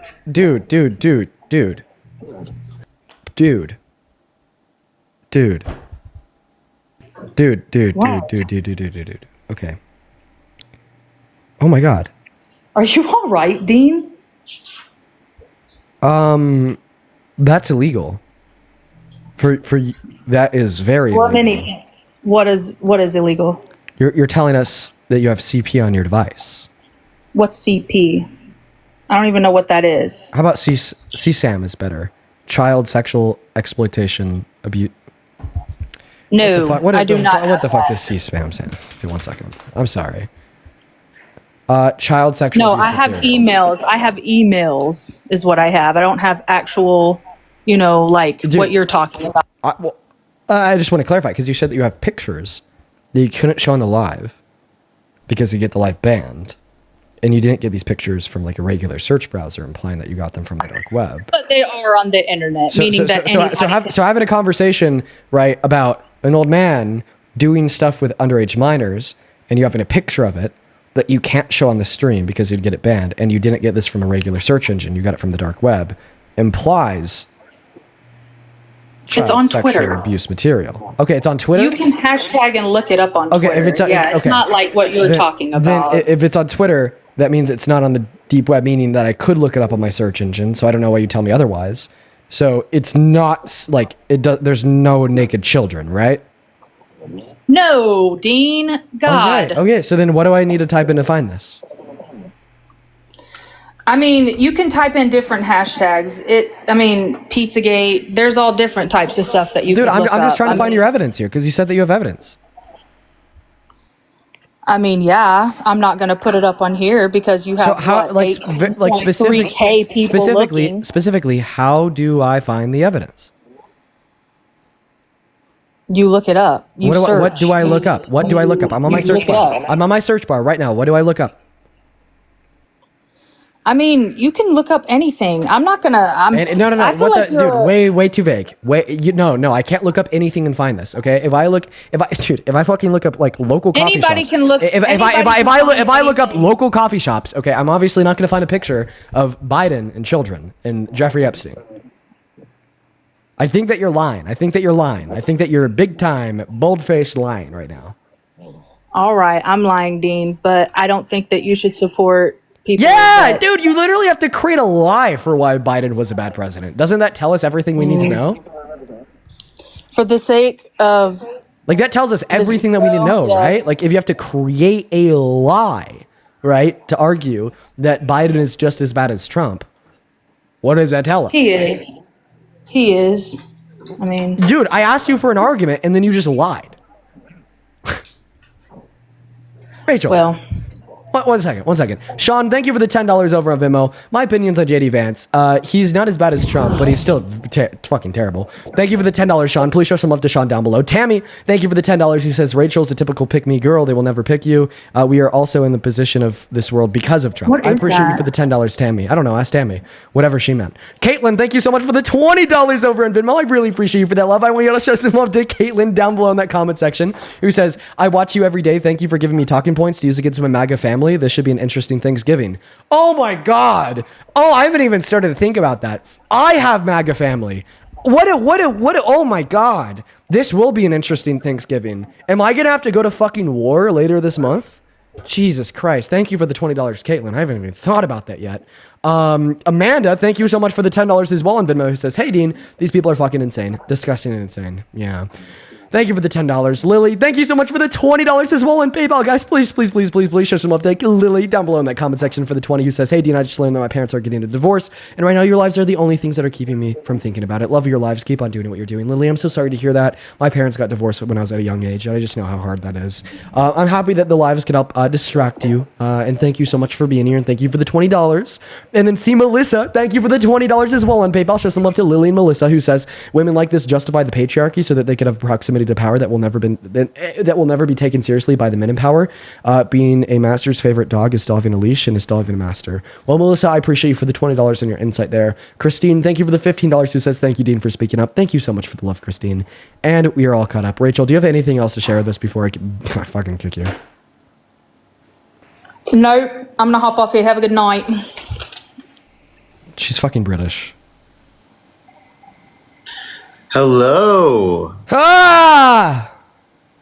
Ah! That's how I feel, motherfucker.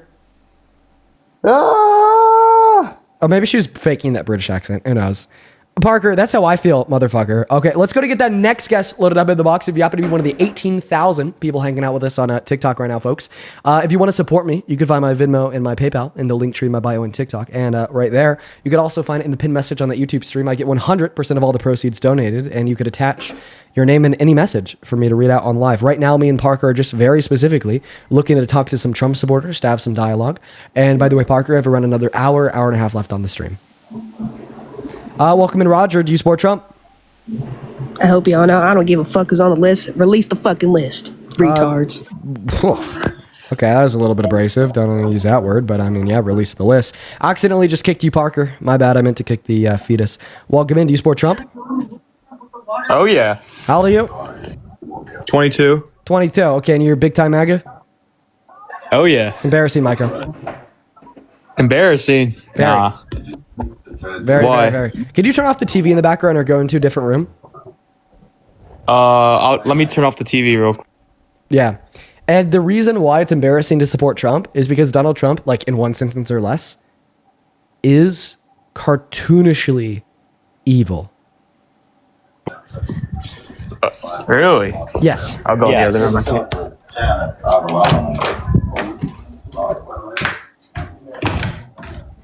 Oh. And do you know why, or have you never heard about this before? I mean, I'm sure it's just something y'all like to make up. It's something that we just make up? I mean, we're not making up anything. What do you think we're making up?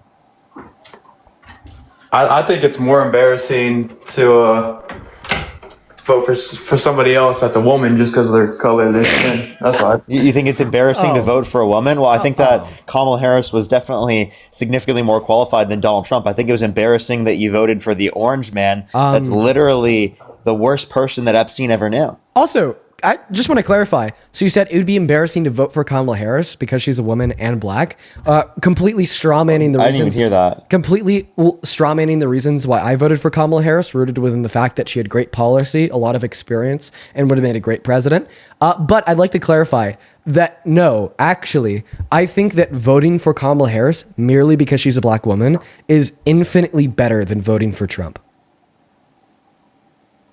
Yeah, that's why like all the Shaniquas and Bonquishas voted for. So now we're like stereotyping like the names of black women to like stigmatize black women. So I just want to get this straight. You come up here, you tell me that you're a Trump supporter. I ask you why you support the known predator felon, and then you respond by saying "fuck black women," basically. Like, I just want to make sure. Are we on the same page? Not really. I'm just bringing up. They were like all what? Is that the argument? What do you say? I asked you why you're a Trump supporter, then you say, well, the Shantiquas, just trying to like stereotype the names of black women to stigmatize them. So the reasons why you support Trump as president is because you don't like black women. No, it's just because I don't like Kamala Harris. Okay. So what was that? What was that whole? The whole Shantiqua. What was that? Explain that one to us. No, it's fun. I was watching videos of like those kind of people like chimping out over not getting EBT. It was funny. Chimping out. Okay, so now you're saying that black people chimp out. Fucking gross. I mean, I think that we just stop playing dumb. So you're telling us that you're fucking racist and that you support Trump because you're a racist. Really disgusting fuck, bro. Yeah. No, the argument is I am racist, therefore I support Trump. So far today, we've had a guest come up and say that they support Trump because they don't care about child rape. That was the first guess.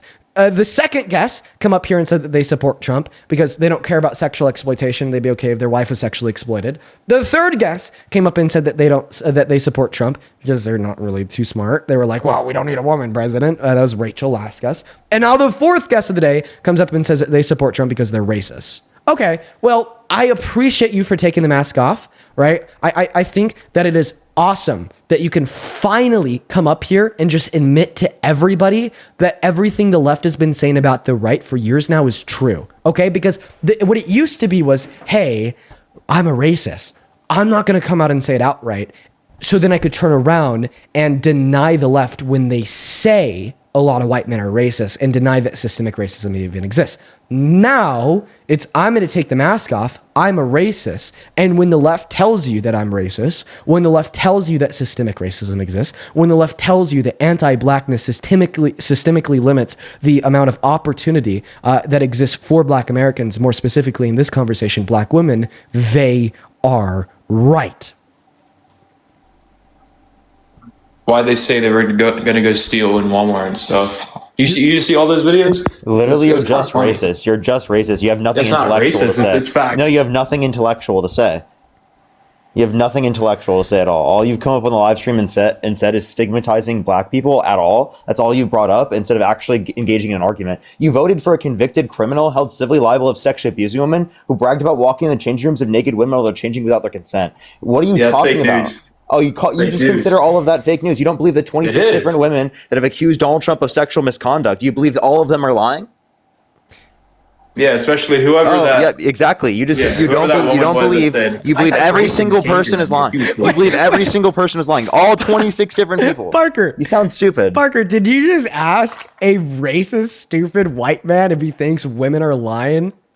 Of course he does. Of course he fucking does.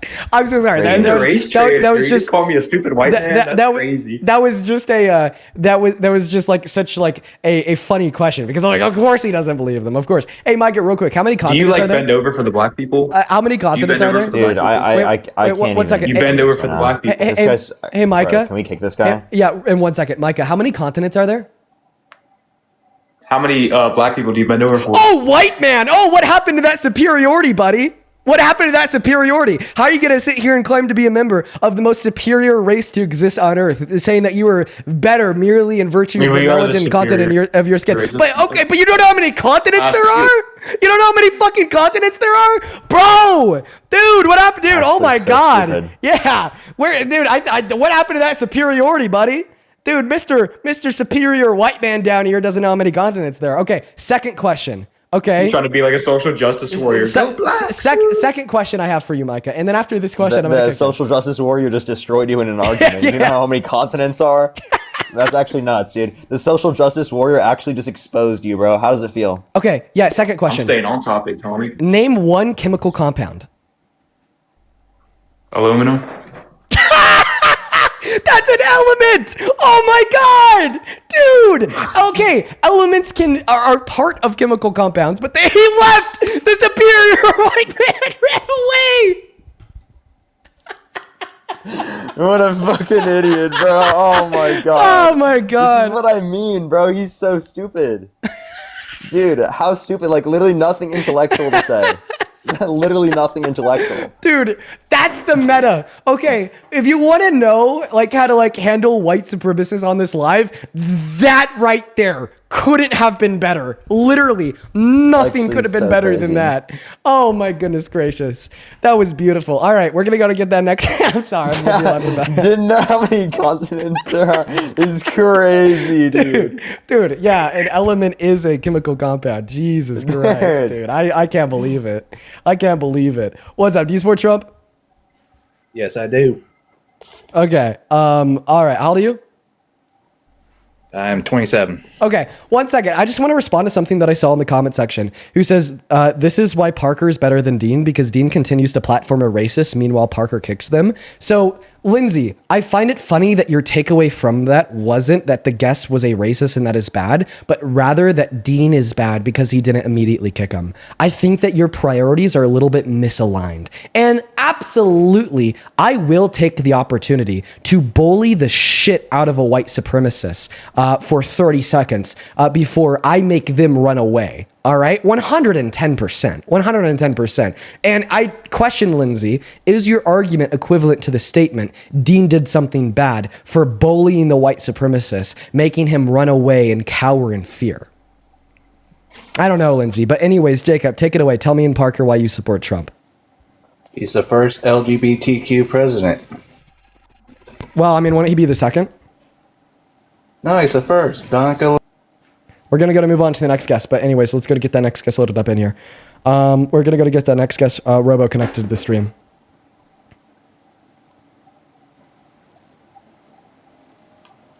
There we go. Go to Nop instead of Give it a second, everyone. If you're on YouTube or TikTok, tap that screen. Everyone, let's get to 3 million likes, everyone. Tap that screen. Hey, what's up? Do you support Trump? Good evening. Yes. Well, yes. Okay. Hold on, sorry, I had to think about the question. How old are you? 18. I've just got my rights to vote. Okay, and why do you support Trump as president, man? I support him as president not because of the person he is. I am very ashamed of that. Quite honestly, I support him because he's ambitious. In what way? In the fact that he is willing to stop Iran's nuclear program. Then why did he pull out of the agreement that had surveillance over their nuclear enrichment facilities? Surveillance isn't enough. You need to control it if you really want to make sure that they aren't doing anything bad with it. But we didn't even set them back that much longer, right? The deal itself set them back longer. Yeah, that's a fair point. Okay. So then, like, how is he really better for, say, for example, peace, especially when he's, like, literally just bombed and murdered over 60 people off the coast of Venezuela with absolutely no evidence given to Congress that they actually had drugs. Even if they did, it wouldn't justify murdering them, as it would just make sense to detain them in U.S. waters once they got there, but they were in international waters at the time. That's not very peace-like. Is that a question or a statement? It's a statement. Okay. Also, if I say something insensitive, I'm very sorry. I have not much emotional depth.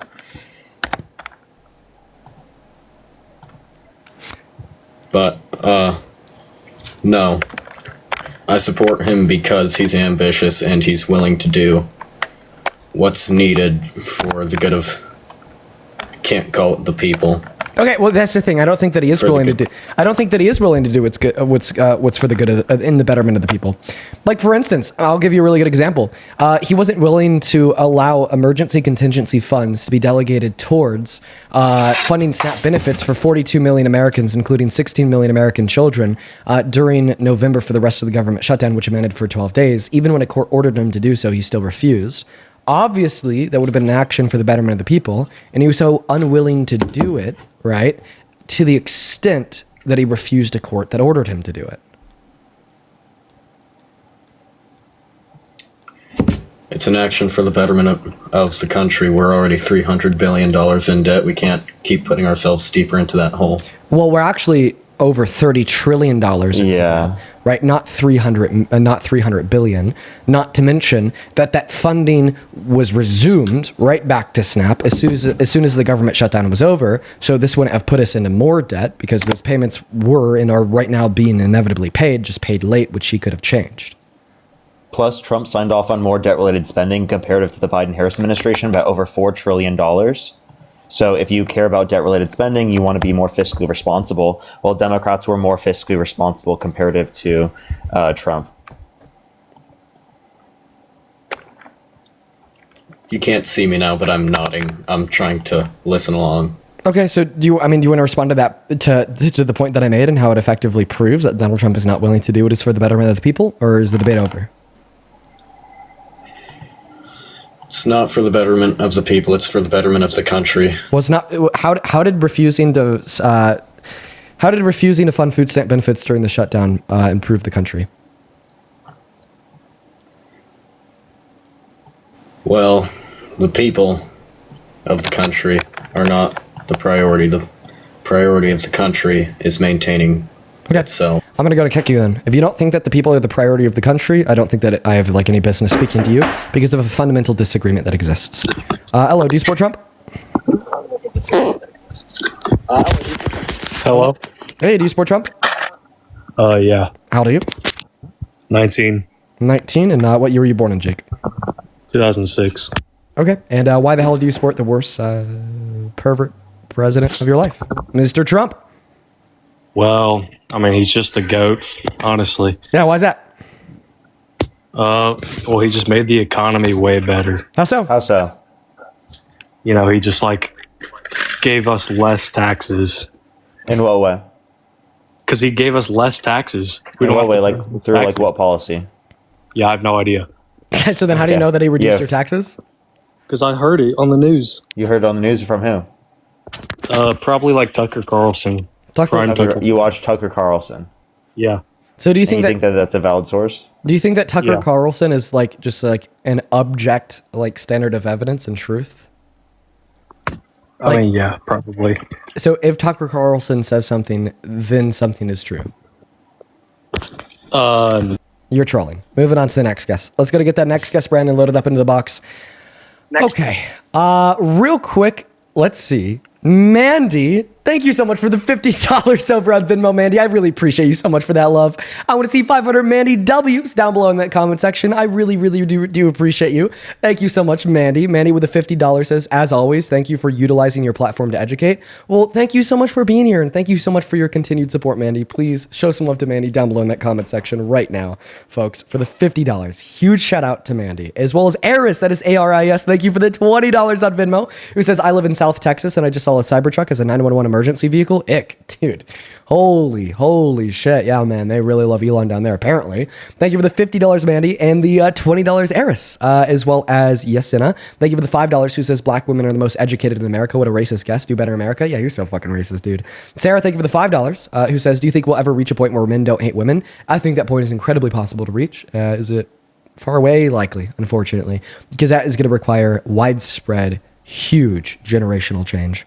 And then to Marcus, thank you so much for the $20 on Venmo, who says, this racist loser is talking about AI generated videos. As a black man, thank you for sticking up for us. Made a video about this. What a loser. What a total fucking loser. I'm glad that we could embarrass the shit out of him.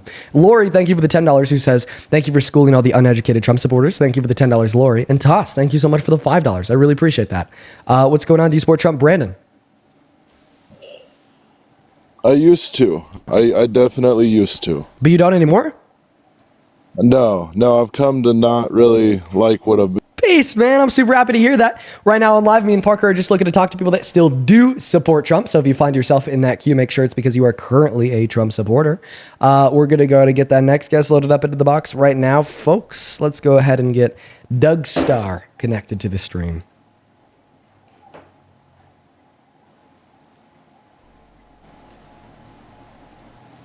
Alrighty. Okay, Doug Starr's not connecting. By the way, Kathy, go thank you ahead. so much for the $50. Thank you so much, Kathy. Can we some W's for Kathy in the comment section right now? Thank you so much. I see a lot of continued conversation of people criticizing me for keeping that racist guy up to clown on him for 30 seconds before he ran away. I'm going to like further expand on that for like 10 seconds, just using like logic. Okay, folks, it is the case, right, that when we can make it evidently clear, right, that racists like that are among the most uneducated and stupid people alive, right? And stigmatize said racism with said means, that less people will then be racist. Now, am I saying that because I kept him up here for 30 seconds to demonstrate his stupidity, that racism is over? No. But am I saying that that was a public demonstration to over 20,000 people live, that the guy who is claiming black people are lesser than is also the guy that doesn't have a third grade education, therefore making the connection between those two sentiments before This he kid had left? 17,000 people in his live? Yeah, I do. Before he left, will promote the social stigma surrounding racism, right? Absolutely. And guys, it's also kind of important to do so. Like, I'm not gonna lie, right? Like, who is like the biggest person on the right now in media? Nick Fuentes. Nick Fuentes is a proud self-admitted racist. Okay, these movements are growing. All right, and I think it's important to be able to point out that these movements are predicated on a basis devoid of reason, devoid of fact, and devoid of logic, by simply making a very easy and short point that these people are stupid. Drew, do you support Trump? Yeah, I support Trump. Okay, how old are you? 40. Okay, and wow, why do you support Trump? Because he's finally bringing this country back safe again. and Biden had open borders for 4 years, and I'm from Texas, so we had a major problem down in Texas. Oh, Can I ask a question? What is an open border? Letting people in the country without proper documentation and just coming through the border. So didn't that happen under Trump's first term? So would you say Trump's first term there was an open border? Well, he was also dealing with the previous open border from Obama. Okay, You know, because the Democrats like to have these Democrats. So these he people didn't come close the in. border, right? What do you mean he didn't close the border? Yes, The he did border- close the border. Okay, so if the border was closed under his administration, it's not just no one comes into our It's country not a switch undocumented. that just goes It's going on to and be. off. Wait, hold up. The point that I'm making is that the standard for an open border is ridiculous because we obviously had restrictions under the Biden-Harris administration. And when you say open border, what people hear is that there was no restrictions. And the reality of the matter was that there was restrictions. Now, to say that there wasn't restrictions is obviously false. What do you, Parker? You're lost, my boy. You're I'm not lost. lost. Everything I just said was totally reasonable. How did I name Look, one thing I just said that was lived in a incorrect? state where there was tons of illegal immigration at the border. Okay, so, Okay, so you can see you're these just saying that there people- was more you can see these undocumented people immigration. crossing the river, my boy, crossing the river with people with babies on their backs, and it has nothing to do against those people. It's just that previous administration didn't have a border patrol and didn't have. That's not true. But the Border Patrol was working under the Biden-Harris administration. You think they just stopped working? Listen, no. Parker, they had border patrol agents down there. Yes, they did. They just didn't have very many of them. Okay, so under that administration, What? there wasn't very many patrol officers. Only a few. You only see a few U.S. Custom Border Patrol vehicles down there. Trump gets in office and changes that and puts a big increase in employment and all that to secure the border. It's not, this guy had to turn the switch on, turn on. The Democrats were letting people come into the country illegally. I mean, Okay, it's at not. at the end of the Biden-Harris administration, there was a lower daily average border crossings than the end of the Trump's first administration. So then you're arguing at the end of Trump's first administration that there had to have been an open border. I don't Otherwise, necessarily even believe that. You're saying that there was less border crossings at the end of the Biden administration? yeah, Then on when? average, on a daily basis, comparative to the end of the Trump administration on a daily basis. I don't. Where'd you get that from? Because I don't believe that. I don't Yeah, I can send you the Politico article that specifically. No. cites You don't have the to send me. information Just from- tell me where you got it from. Where'd you get that from? I just told you. It's a Politico article that reports on it. Just from tell the me. government Just pull it up and statistics. tell me where you saw that at the end of the Biden Did administration. I not just tell you? No, you said it was a political article. I get it, but where? Politico. That's a media. That's the problem. Look, and Dean, look, you're a great kid and everything, and I like that you come on here and give people a place to come on here and express their political beliefs and stuff, and debate people on the other side, kind of like after the Charlie Kirk thing. Like I really respect Dean for doing that, but when we bring people on here and just because Parker says something to try and debate the argument, like, bro, you need to come on here and have like real facts, man. What? What did I say that was incorrect? I literally just gave you the citation. Look, I'm going back to watch Netflix, man. Y'all have a good No, night, man. wait. What? Hey, before you leave, how about we clear this up and we try to have a more productive dialogue? Okay, Dean. Sure, Dean. Let's do it. So where did the confusion lie? Well, here, let's just get back to the beginning here. You asked why I support Trump, okay? Let's get back to your, the crux of the whole thing. Why I support Trump? Trump, in my opinion, okay, is doing a better job than the previous administration. What I don't like is how in the political arena right now, it's you like this guy, and I hate you, and I hate you. Like, I don't think it has to be like that. I really don't like Trump as a person. I think he says stupid But shit. listen. I But think the he's reason doing a better job, though. I think the reason why so many people, right, have big pent up feelings, right, surrounding Trump and the people that support him is because Donald Trump is cartoonishly evil. Okay. Right. We just learned that he knew his best friend, billionaire Jeffrey Epstein, was trafficking girls and he said he did nothing. Okay. right? We've learned that he's raped a woman, been accused of rape by 26 others, sexually exploited Wait, women. say that again, Dean. He what? We've learned that he's raped a woman. That was proven by a Who? court. Epstein or Trump? Sorry, I missed. Trump. Trump's raped a woman? Yeah, and that was proven by a court. So is Epstein. And then on top of like all of these facts of his character and more, we look at his policy.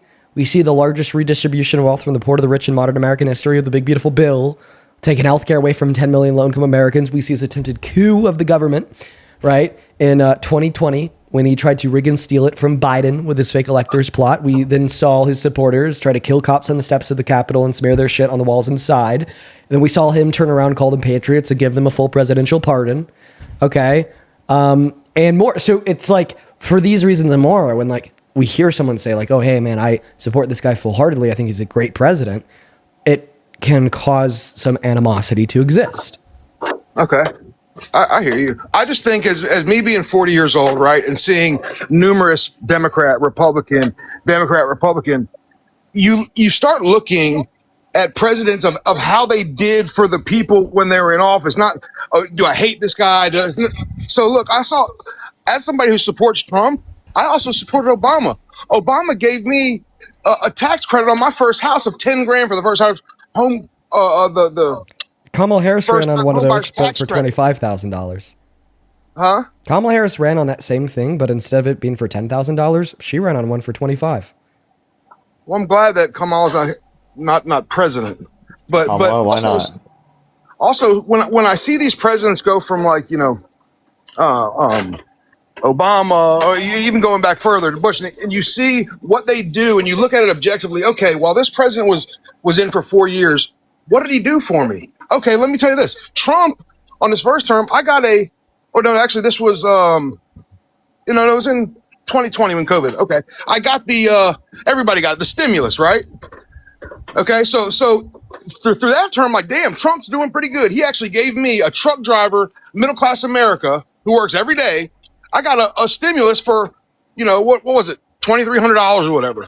So The same thing happened under the Biden-Harris administration. What do you mean? Biden didn't give me a $2,300 direct deposit? There was also I'm pretty sure it was 2 separate stimulus checks passed under the Biden-Harris administration. Also, the Democrats were advocating to give you more. But what happened to the multiple different stimulus checks that were supposed to be given by Trump?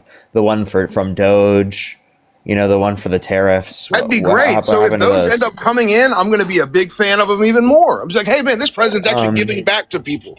The point I'm saying is that he's claimed these things, but then they actually didn't show up. The one that happened during COVID was an emergency stimulus one that would have happened regardless, genuinely. Right. So what I'm saying is when I, look at his presidency and then we go to Obama, not Obama, we go to Biden and we see all the crap that's going on with him, I'm looking at what the president has done for me as a middle-class American truck driver, and how he's helping me. I would say that he's increased your taxes because Kamala Harris wanted to keep all the tax cuts from the Tax Cuts and Jobs Act that were applicable to income earners under $400,000 a year, while also raising taxes on income over $400,000 a year in order to bring down the debt. Whereas I don't make CC right there. That doesn't bother me because I don't make $400,000 a year. So exactly. It's not. So that's what I'm saying. So for tax increase of people that doesn't even That's Harris's plan.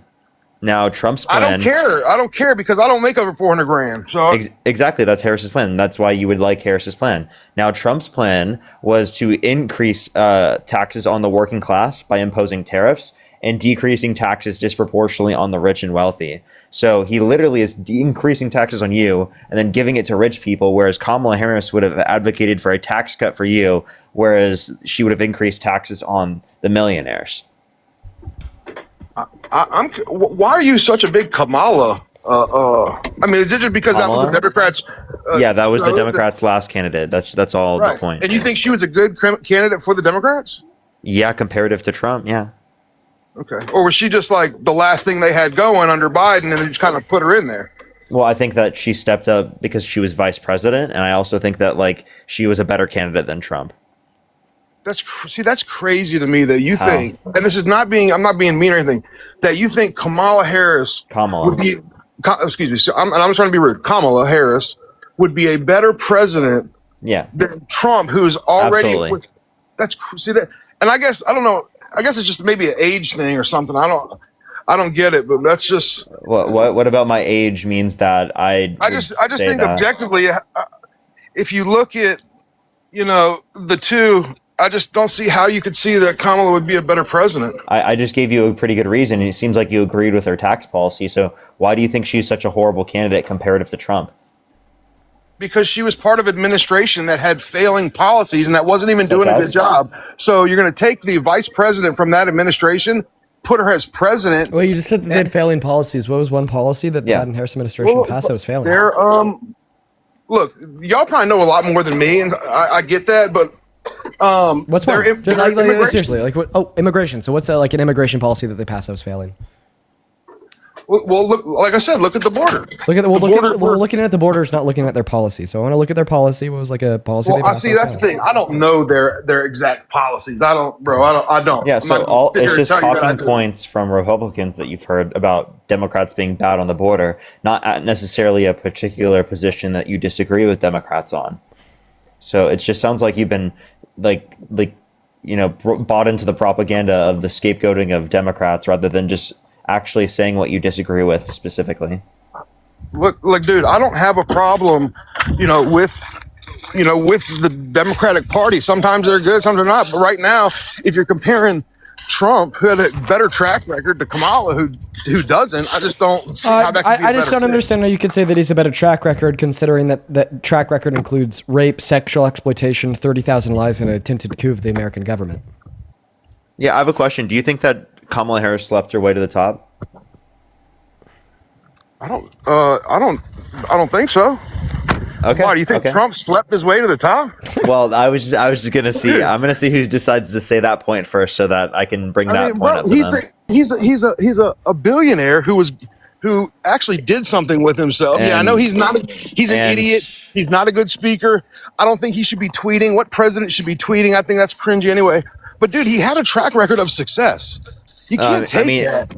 I mean, the track record that we were talking about in this context, right? Again, I was going to just bring up the point about the quote unquote sleeping his way to the top. That was that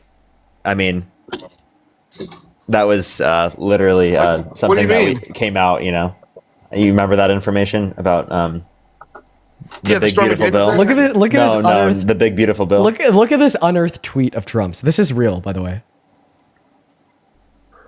Yeah, Donald Trump, I don't understand. Look, like I said, I support him, but you should not be tweeting, Donald. You should not be tweeting, okay? Is there anything else you want to go over with us insofar as why you support Trump? Man, hey, look, I appreciate you doing the stream. Keep doing it, but I still don't hear a good argument why Kamala and Biden was better than Trump. Okay, well, hopefully, tune in a little bit more, and you will.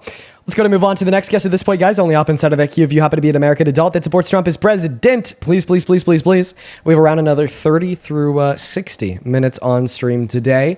We're certainly looking for some good conversations. Quite frankly, can't find any. Hello. I think I'm going to go live in like a little less than 30 minutes. Okay. What's up? Do you support Trump? I'm in between. I don't support either parties. Okay, well, right now we're specifically trying to target people that still support the president.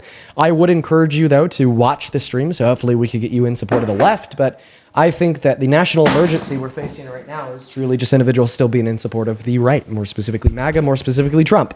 Welcome in. Do you support Trump? Yes, I support Trump. Okay, all right, sir, let's have a convo. Before we do, I want to thank a couple people. Matthew, thank you so much for the $20 over on PayPal, my friend. And Matthew, I'm going to keep your message to myself, man. Just know I will keep that in mind. But thank you so much for the $20, Matthew. Let's get 200 Matthew W's. And on our Eva W's, who says, Dean, I love watching your debates. Thank you so much for what you do. You're amazing. Keep up the great work. Thank you so much, Eva. Show some love to Eva down below. And Sticks. Dude, Sticks and Stone Circle. We'll call you Sticks. Thank you so much for the $100 over on PayPal. Sticks, that is so incredibly kind of you. Thank you so much for your generosity.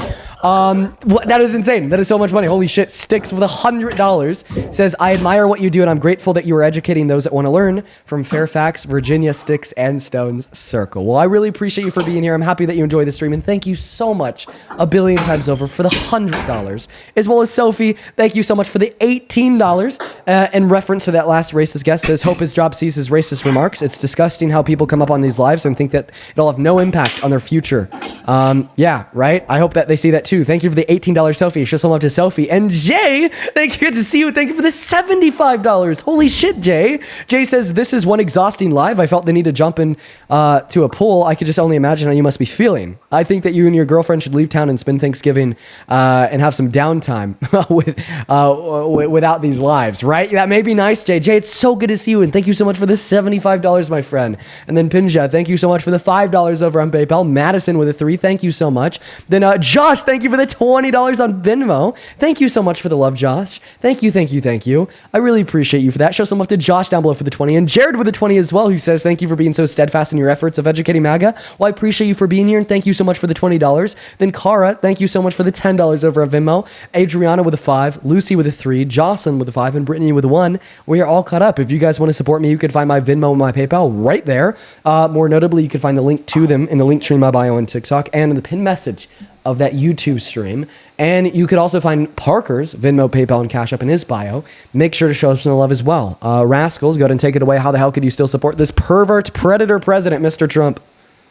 Yeah, what I think you and Parker are kind of missing out on, right, is the fact that, we had Trump for president leading up to COVID, right? The economy that he inherited from Obama. I mean, he really got that thing cranking with the tax cuts, right? I'm not really sure, because according to a macro analysis done by 2 Harvard economists, one on the right and one on the left, it only led to 0.04% year-by-year GDP growth, which was equivalent to around $30 billion. Not to mention another study from Brookings, which is a financial institution, demonstrated that it led to no new macro-level business and reinvestment, which suggests it. Sure, these are all great points, Dean. But for those of us here in Middle America, right, we saw real wage growth over that 3-year period, which we hadn't seen real wage growth in quite a long time, right? So if you're looking, like real wage growth happened under the Biden-Harris administration. Plus, since Trump's got in office, real wage growth has declined. Yes, right now it's declined, sure. Yeah. What I'm trying to give you is the context here for why people would still support Trump and why I do, right? Because we remember those 3 years leading up to COVID where we had real wage growth for the first time in a long time, right? We saw our taxes cut, which they were mediocre. That's just not true. So before the pandemic, we had similar real wage growth to what we had between 2014 and 2017. Which was, of course, under Obama. In fact, it may have even been a little slower. So what was the real wage growth under Trump for 2017 through 20? I'm just looking at like the median usual weekly earnings, real. In 2014 of Q4, they were $336. Then in Q1 of 2017, they were $352. So that is an increase of like $22. And then under Trump in Q2 of 2017, it was $354. Then in Q1 of 19, it was $355. So it was an increase of $1.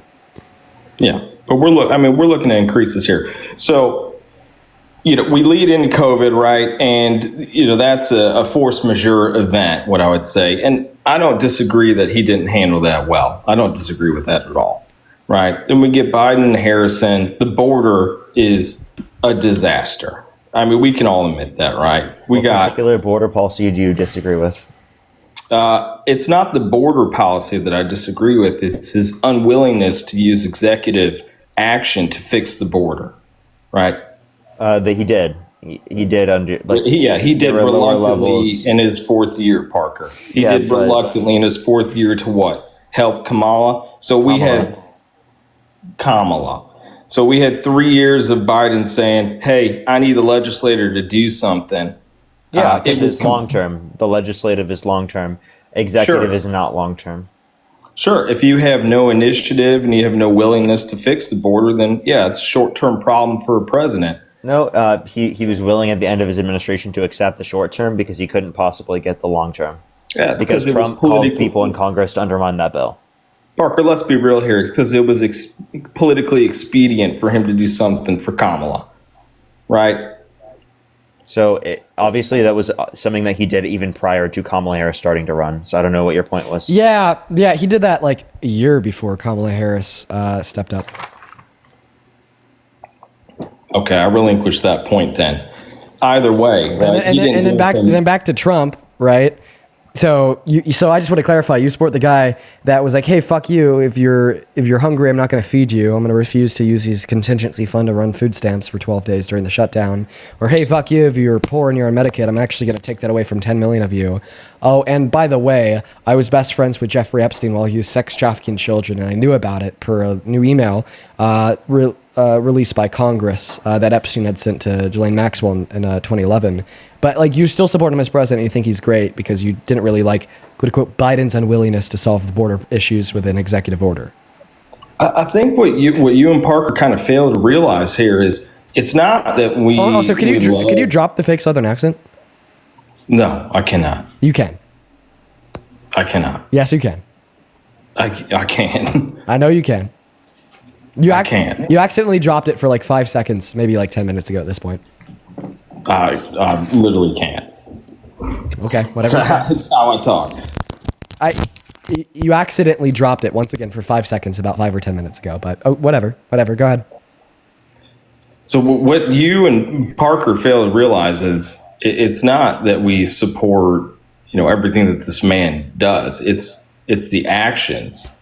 It's the initiative to actually do something. So what's one thing that he's done in the last 10 months that you're a big fan of? I'm a big fan of shutting down the border. I'm a big fan of recognizing. So what actions did he take to shut down the border? A lot of that is the actual ability to vocalize to the world and to South America that, you're no longer welcome. It's So you're saying that he didn't actually like pass any good border policy, like border EOs. It was just like vocalizing to the world that they're unwelcome. I actually agree that this is what caused a significant reduction in undocumented entry. It wasn't good policy. It was fascism. Okay.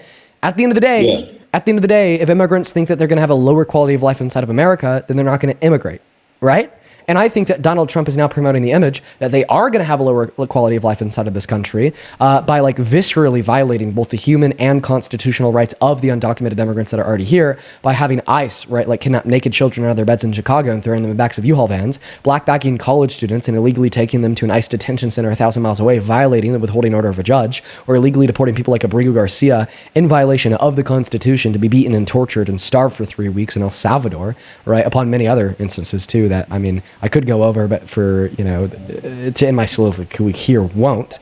And I think this is what has promoted the message that you shouldn't come here. This is what has reduced undocumented entry. But this is bad, not only because it's immoral, okay, fascism, bad, okay, immoral, that doesn't need an explanation, but also because it's short term, right? As soon as we have a president that's not a fascist, that's not willing to throw the Constitution out of the window and quote the Mein Kampf, calling undocumented immigrants the poison of the blood of this country, we will no longer see that incentive structure exists that reduces undocumented entry.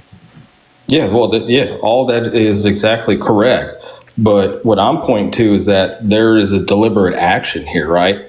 And if we're comparing two parties or two candidates, I want somebody who's going to do something, right? Okay. So you actually support those things? Like you support him like breaking the Constitution to try to take birthright citizenship away from the children born to undocumented immigrants on the soil?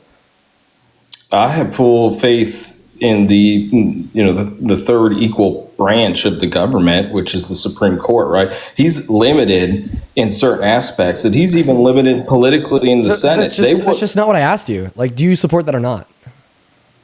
Of course I don't support that. So do you support him like trying to take the other constitutional rights away from undocumented immigrants like due process when he had deported Venezuelan immigrants from northern Texas to El Salvador with no due process, leading a federal judge to tell him that he has to turn the planes around, leading the Trump administration to say no, middle finger, fuck you, leading that federal judge to then say, well, I have enough evidence and probable cause to hold you in contempt? I think there is a gray area here where I'm split, right? Because I don't disagree with you that those actions are probably not legal, But where I do disagree with you is that the fact that there is action. Okay, so then And what's wrong? Then what's wrong with undocumented entry? Because now you can't appeal to the fact that it's illegal, since you're now seemingly justifying illegal things, right? So what is wrong about undocumented entry? What's wrong about undocumented entry? Yeah, remember, you can't appeal to the fact that it's illegal. I'm sorry, say this again. Without appealing to the fact that it's illegal, because you've already now justified the president infringing on the Constitution, why is undocumented immigration into this country wrong? So there's two ways to go about it, right? And we have a legal system where you can show up and you can say, I'm seeking asylum. And that's a political issue that needs to be solved. We're talking about undocumented entry. Why is undocumented entry wrong? Why is it wrong? Yeah. Because we are a sovereign nation that has a border and a process for Legal you to... process? So are you saying it's wrong because it's illegal?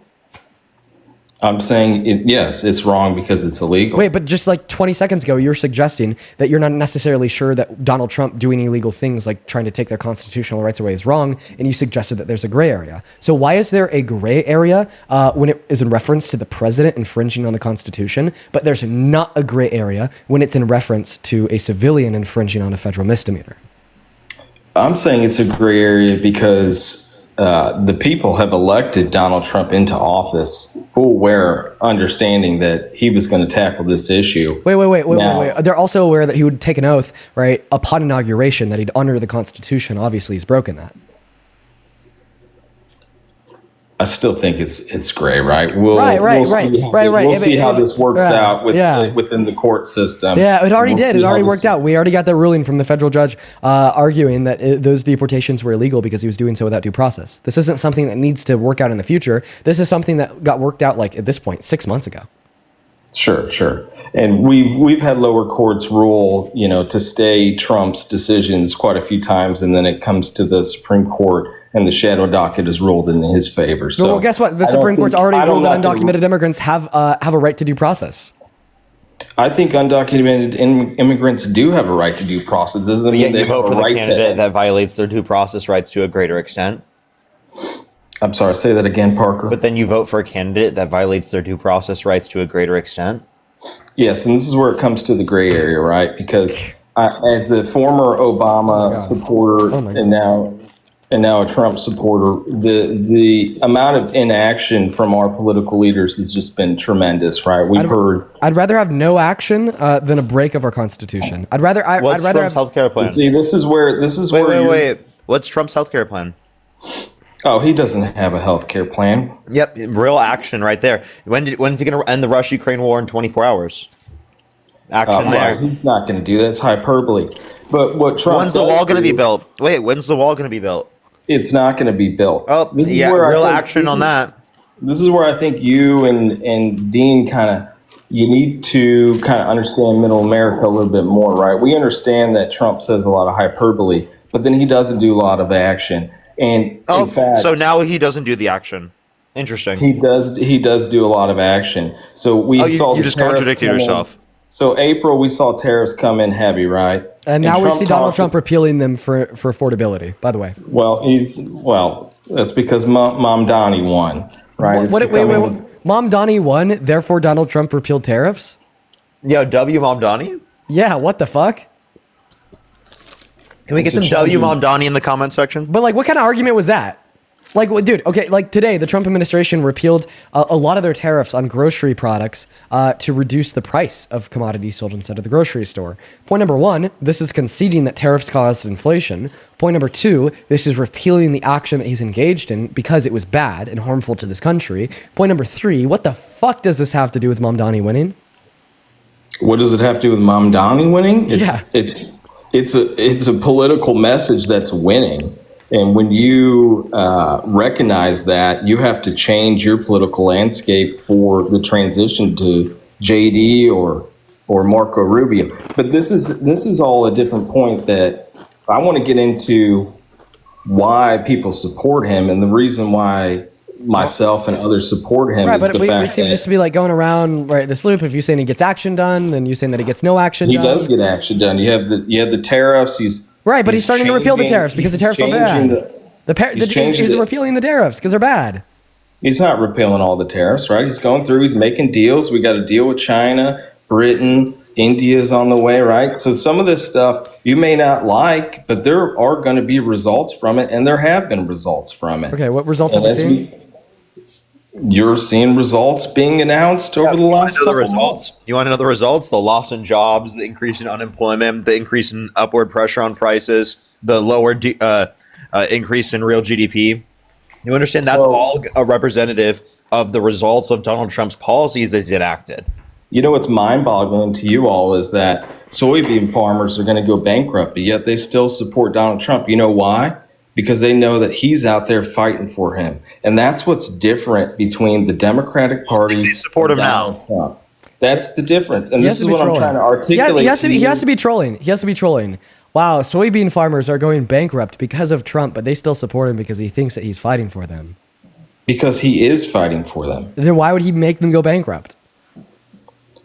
It's all part of how he's going to open the market. Fighting for their bankruptcy. Dude, yeah, he's fighting for the bankruptcy. He's fighting for them to go bankrupt. Yo, what's the song? Thank you for the $10 on Super Chat. Who says, Dean, I love DC, you mindfuck MAGA. I appreciate you for the $10. What's the song?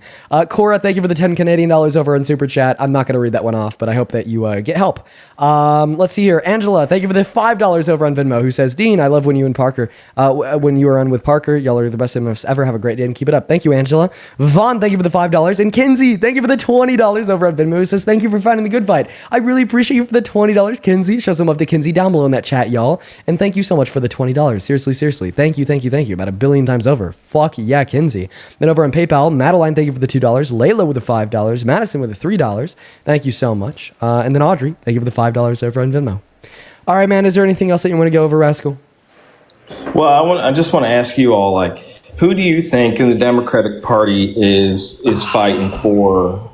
Is fighting for the American people right now? Yeah, but I fight it against Trump. I'd say that, like, right now, the biggest win of the Democratic Party is that they're anti-Trump demeanor and they're fighting Congress to get the Epstein files released. Right now, they're fighting for the American people by fighting for accountability for predators and fighting for more governmental transparency. Okay, but who's fighting for Middle America? Who's fighting for Middle America? Well, I mean, the Democrats tried to fight for Middle America by extending an ACA tax credit that would have prevented the price of Medicaid through the ACA to go up by 300% for 45 million American workers, most of them being in that working class in Middle America. But then the Republicans said, actually, no, we're going to fight against Middle America. We're going to fight against the working class. We're going to fight against more affordable health care. We want their premiums to go up by 300%. And the Democrats ultimately lost because 7 of them were weak-spined and conceited. Yeah, but, you know, there was a lot of people who were going to not be able to have food on their table or fly. So right, yeah, because Donald Trump refused to abide by a court order from a judge in Rhode Island and fund SNAP benefits with use of contingency funds. They would have been partially paid out. I'm not asking, you know, what Democrats are fighting for. I'm saying who. You want the specific names of the Democrats?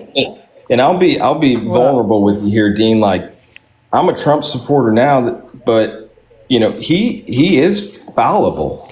Bernie, AOC, Crockett, Khanna, Mamdani, Plattner, Tallarico. But who's going to be elevated to run?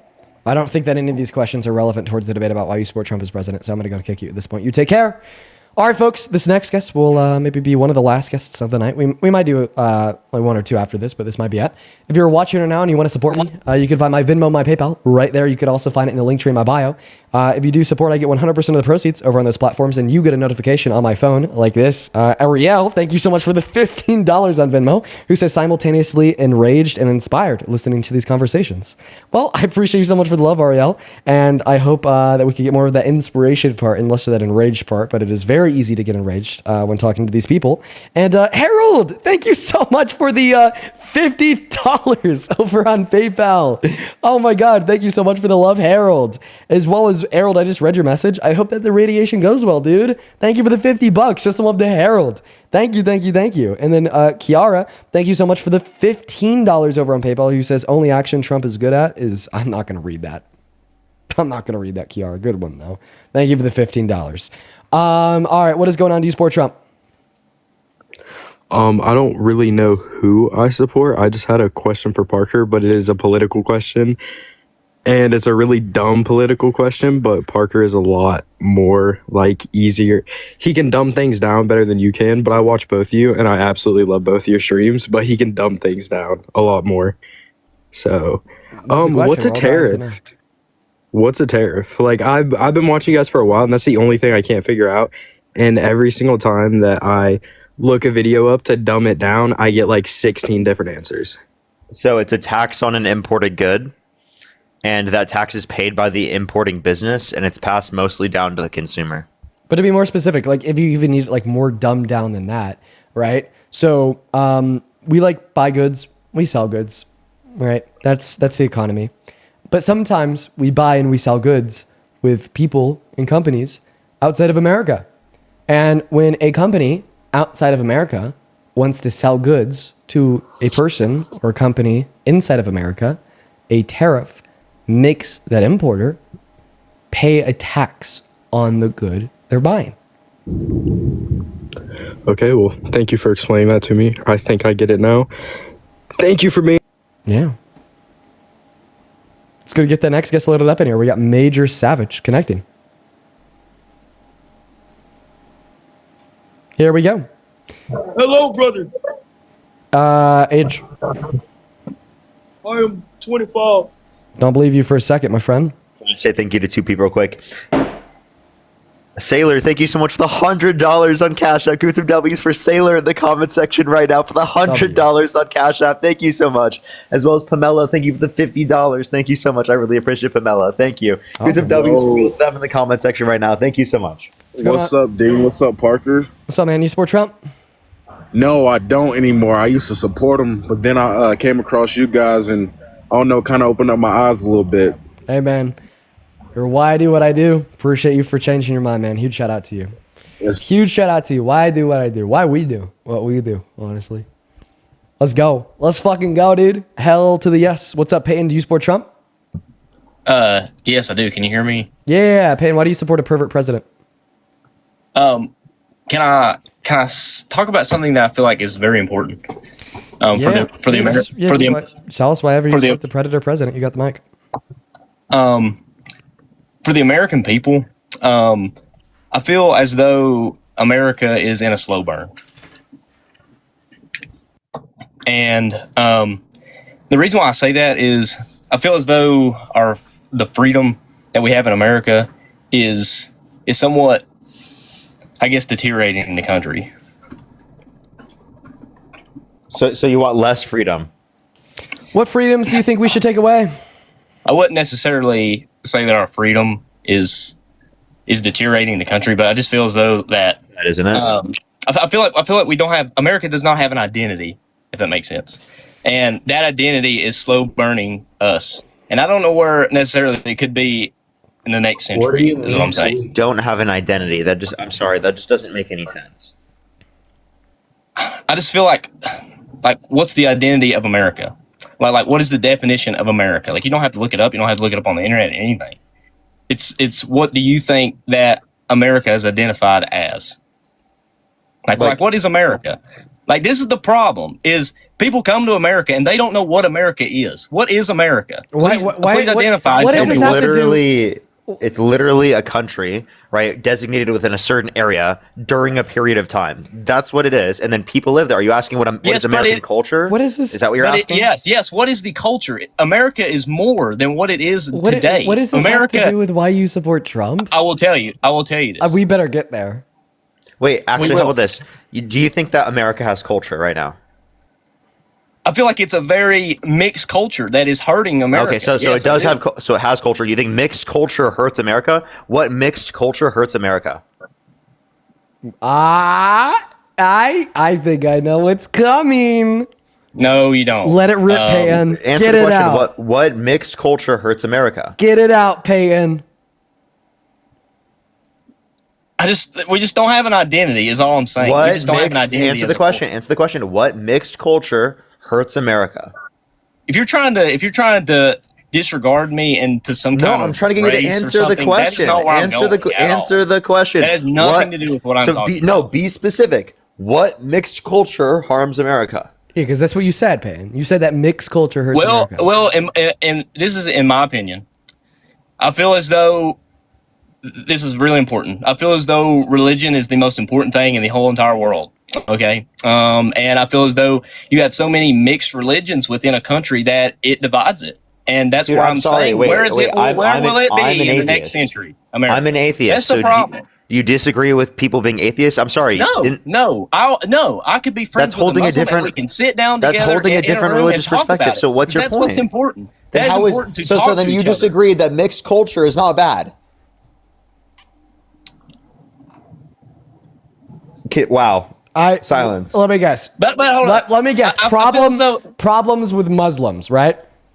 No, I don't have a problem with Muslims. I said, but you shouldn't be able to be a Muslim in America? No, I'm not saying that. We should stop immigration of Muslims into America? No, I'm not saying for Muslims or for anybody. Okay, so you agree with freedom of religion in America? I do. I feel like it's important. I feel like it's important. Okay, concession. It is important. Concession. It is important. But I'm just saying. I'd like to know, like, what is the divisive part that is within America that needs to be found out, whether that's religion, whether something that's something that's really dividing America right now. Does that make sense? I feel like no. This is important. Something that's really dividing America right now is the president that you support. Well, hold up. Would you say that? I mean, yeah, I guess you could be right on that. True, yes, but is what you are doing? Would you say that is somewhat divisive too? Oh, what I do is a necessary reaction to said divisiveness. What I do will hopefully bring individuals together through reason. But what's the difference of me talking down about you and what you believe in and what I believe? One moment, Payton. What I do will hopefully ultimately bring everybody in this country together on a set of foundational facts and critical thinking skills to be able to use those foundational facts to create unity, right, through equality, unity through fair treatment, and unity via the rejection of tyranny. All right? That is the goal of these streams. I think that these streams are an active weapon to fight divisiveness. Okay, I like that. I do. The divisive part against other people. But to do these things, it's not to bash me or for me to bash you in any way. It's for me to talk and listen to what you were saying. Okay, honestly take key points of what you were telling me and what I'm telling you for us to grow. Can we get to the reason That's why how you we support grow. Trump? Can we get to the reason why you support Trump? I feel as if we've all forgot like why you're here. So let's remember why you're here. You're here to give me and Parker an argument about why Trump's a good president. Let's hear it.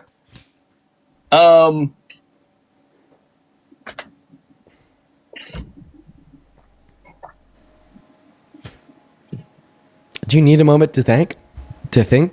I'll give you a moment to think. I got a couple of people to thank. Holy cow. Dude, Michael, thank you so much for the $100 on PayPal. Fucking hell, dude. I want to see 1,000 Michael W's down below in that comment section. Thank you so much for the $100, my friend. Holy cow. That is so incredibly kind of you. Michael, with a $100 says, Parker can dumb things down, but Dean wins the $100 for the sleeper build. I appreciate you for the $100, man. I've been working on the sleeper build. We're coming along all right. Appreciate you so much, bro. Over on Venmo, I got a couple of people to thank here. Sarah, thank you so much for the $30 over on Venmo. Thank you so much for the love, Sarah. That is SARA. Sarah with a $30 says, hoping you can come up with a talking point document for dealing with a conservative family during the holidays. Dude, I might just need to come up with one of those. I feel like that'd be very beneficial. Thank you for the $30, Sarah. Then Felipe, thank you so much for the $10. And Austin with the $10 who says, POTUS is Throtus. Don't laugh at that. That's terrible. Thank you so much for the love.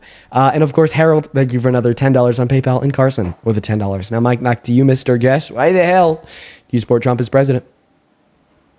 I'd just like to say that I appreciate you for having me on here and being good to me. I feel like a lot of people don't get an opportunity to voice their opinions on stuff or feel comfortable being able to do that. So I appreciate that. But I feel like the bigger thing for the country and as for the world is I better start being real bad to you if you don't tell us why you support Trump. Well, that wouldn't be good. That's not Oh, a. I know. I know. That wouldn't be good because it would be bad. I'm going to be real But- bad to you if you don't get to the point, my friend. But anyways, yeah, I appreciate you for your time. I just wanted to just talk about it's Oh, important. he's leaving. He's leaving. All right, I'm gonna go start my own live. All right, you take care, have a good night, everyone. Have a good night. I will see y'all. Oh my god.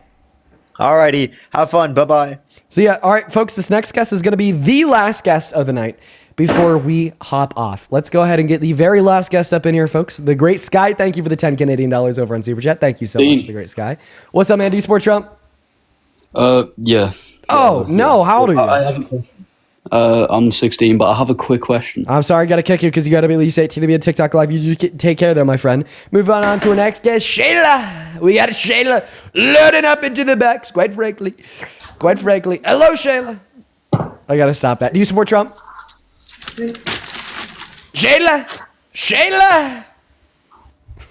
Okay. Shayla's not here, quite frankly. Moving on to the next guest. Okay, we got Aquarius Babe 2. Wait, sorry, 42 connecting to the stream. Here we go. All right. Hello, do you support Trump? Aquarius, are you here? No? Okay. All right. See you later, Aquarius. We got Scott Everett loading up into the box. Hello, Scott. Do you support Trump, Scott? No, I just wanted to say I'm an Aussie that loves you and Parker, and I was glad that I could once again. Thank you for the love, Scott. You take care now. All right, we got Caleb loading up in here. We got Caleb. All right. Somebody in the YouTube comment section says decent impression, actually. It's not even supposed to be a decent impression. I just think I've done it more and more. And I listen to Donald Trump speak so much that it's begun to become one. like it's not supposed to be like a decent impression. It's just supposed to be a meme. But it's just like, it's starting to become decent. What's up? Do you support Trump? Hello? Gab, sorry, I had something in my throat. Gabriella, are you here? Is not here. Okay, moving on to Tony. We got Tony loading up in, folks. We got Tony. Sarah, thank you so much for the $30 on Venmo. I appreciate that, Sarah. All the love to you. That is SARA. Thank you so much. Sarah with the $30 says, I'm lucky to have the means to support you. Hoping my donations lead to an eventual presidential run from you. I don't know if it will or not, but it's definitely in the cards. I don't know if it will or not, but like I said, in the cards. Thank you for the love, Sarah. What's up, Tony? You definitely support Trump, huh? Huh, bud? Can you hear me with this? This is my first time doing shit like this. Yeah, I can hear you, MAGA. Nice to meet you, Dean, correct? Yeah. Are you a Trump supporter? More so, I like to call myself. It's more so just me not liking policies for Democrats, so that's a separate issue. Oh, yeah, because of course it is a separate issue since we're in here to talk about why you support Trump. So are you a Trump supporter? I'd say probably about 75% of what he does, but I do not agree with some ways of handling it. But then again, what politician is ever perfect? Okay, knowing everything that you do now, if you were teleported back to last November, who'd you vote for? Probably still Trump. Okay, yeah, so you're definitely in the right place. So why would you still support Trump, even though it just came out that he's known, right, about what Epstein was doing to the girls? It also said in the emails that Epstein hated Trump's guts. So my question is, the narrative for the past month and a half, not month and a year and a half, is the fact that Trump was friends with Epstein, but now it's coming to the point that I thought you were done. No, you cut me off in the middle of my sentence. Oh, okay. Go ahead. Thank you so much. I appreciate that. Yeah, so it came out in a 2011 email that Epstein told Ghislaine Maxwell that Donald Trump knew exactly what Epstein was doing to those girls. The narrative from Trump for the last 20 years is that he's had no clue, meaning that our current sitting president has been lying about the nature of his relationship with billionaire Jeffrey Epstein, and we're just now figuring out that he knew that he was sex exploiting girls. I mean, this alone is a larger scandal than what Bill Clinton did with Monica Lewinsky, and that scandal got Bill Clinton impeached. But then when you compile this with the fact that Donald Trump's an adjudicated rapist and has boasted about sexually exploiting little girls and or naked women at Howard Stern at Miss Teen USA and or Miss USA, I mean, I think it becomes clear that if impeachment was a fair response to what Bill did with Lewinsky, if you don't mind me, response to everything that Donald Trump has done that I just listed. If you don't mind me interjecting in this part real quick. Yeah. So then if Donald Trump really was in on it or knew about the sex trafficking that was going on with Jeffrey Epstein, then why would Jeffrey Epstein hate his guts? Because it was very clearly stated in the emails, I think from 2019 or 18, I don't remember the exact year, that he did hate his guts. So why would that now change? Yeah, I said that he hated him, said that, like, you know, he's like the worst person he's ever met. I don't know, man. I think that something can happen between 2011 and 2019 to change Jeffrey Epstein's mind on Trump. Right. But now also considering the fact that, you know, we've seen Donald Trump, like, you know, supposedly, you know, have a Thanksgiving meal with Epstein in 2017. That one was disproven. It was shown on a Coast Guard post that he was not in. And I know what post you're talking about. Could you please, like, speak and respond once I'm done? Oh, yeah, sure. Thank you so much. Right? Supposedly, I don't know for sure. You said it's disproven. I'll take you for your word. To then having Epstein say in 2019 that he hates Trump's guts. You know, if you want my honest interpretation of Epstein saying that he really doesn't like Trump and he's the worst person ever, I think what that screams to me is that Donald Trump knew what Epstein was doing, because that's what Epstein said in 2011. That can't be disputed. There's also no reason why Epstein would lie. I mean, that was a private confidential email sent to just Ghislaine Maxwell, and that was before Donald Trump ever ran for any office of the presidency, to then 2019 where he's like, hey, I hate his guts. Maybe the reason why Epstein really hated Trump at that point is because Trump had political power, he was serving as president, and he wasn't doing anything to help him. Could you explain that? I mean, can you explain that a little bit more? You mean not willing to help? What do you mean by that? If you don't mind giving us some context on that. He wasn't willing to, like, step in and, like, say that the DOJ should investigate him. He wasn't willing to, like, give him a pardon, yada, yada, yada. Now, of course, this is all speculation, and I think that this is speculation that is drawing away from the premise of the question that I asked you, or more so the suggestion that I had made based upon the preponderance of facts. That suggestion being that Donald Trump is guilty of something 100 times worse than what got Bill Clinton impeached, that being that he's been lying about the nature of his relationship with Epstein forever now. He's continued to suggest that he never knew what Epstein was doing, right? But then Epstein said he knew what he was doing in an email to Ghislaine Maxwell in 2011. That on its own, right, is a political scandal larger than what Bill Clinton did to Monica Lewinsky. But when you compare that and comprise it with the fact that he's an adjudicated rapist, right, and boasted about sexually exploiting teen girls and or women to Howard Stern in 2005 by unconsensually looking at their naked bodies by barging into their dressing rooms at Miss Teen USA. I see a bigger problem with that from the Democrat Party rather than Trump, but that's a separate issue. Oh, of course. So somehow when I'm bringing up the fact that your president, your favorite president, boasted about sexual exploitation. I don't put words on my mouth. You said favorite president? Well, I mean, so yeah, favorite president, Mr. Trump, right? So somehow when I bring up... Don't put words in my mouth. You said I never said he was my favorite president. So come on, man. I'm being fucking facetious. Take a joke, okay? In the matter of a fact, what I'm trying to get at here is that you're telling us that you support Trump as president. I'm bringing up various things that he has done that are a billion times worse than what got Bill Clinton impeached. And then your response to that is to say, but the Democrats.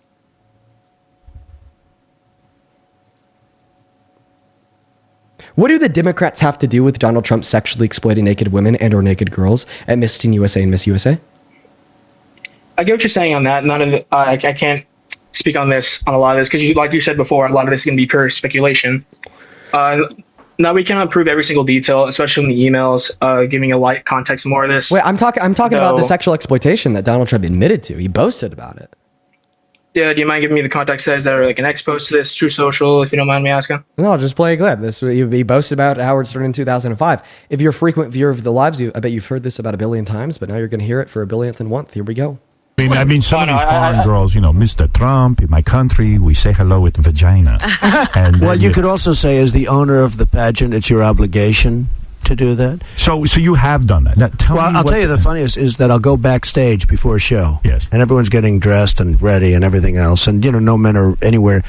And I'm allowed to go in because I'm the owner of the pageant, and therefore I'm inspecting it. You know, I'm inspecting. I want to make sure that like everything is good. You're there. Yeah, the dress. Is everyone okay? You know, they're standing there with no clothes. Is everybody okay? And you see these incredible looking women. And so I sort of get away with things like that.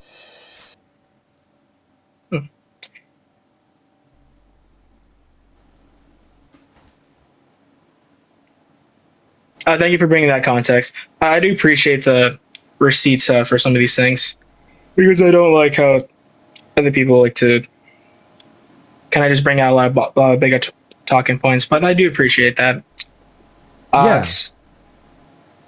I guess, like I just said, we cannot prove a lot of things without just a lot of it being pure speculation. Well, that's not. And I wish I could. We just listened to him admit to it.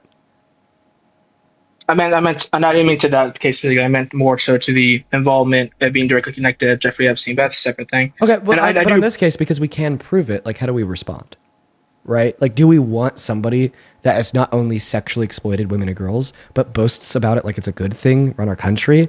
Like, if we care so little, right, about the sanctity and the right to autonomy and against transgression of unconsensual sexual actions directed towards them of women and girls, to the extent that he'll do it and boast about it, then how could he possibly care about a country?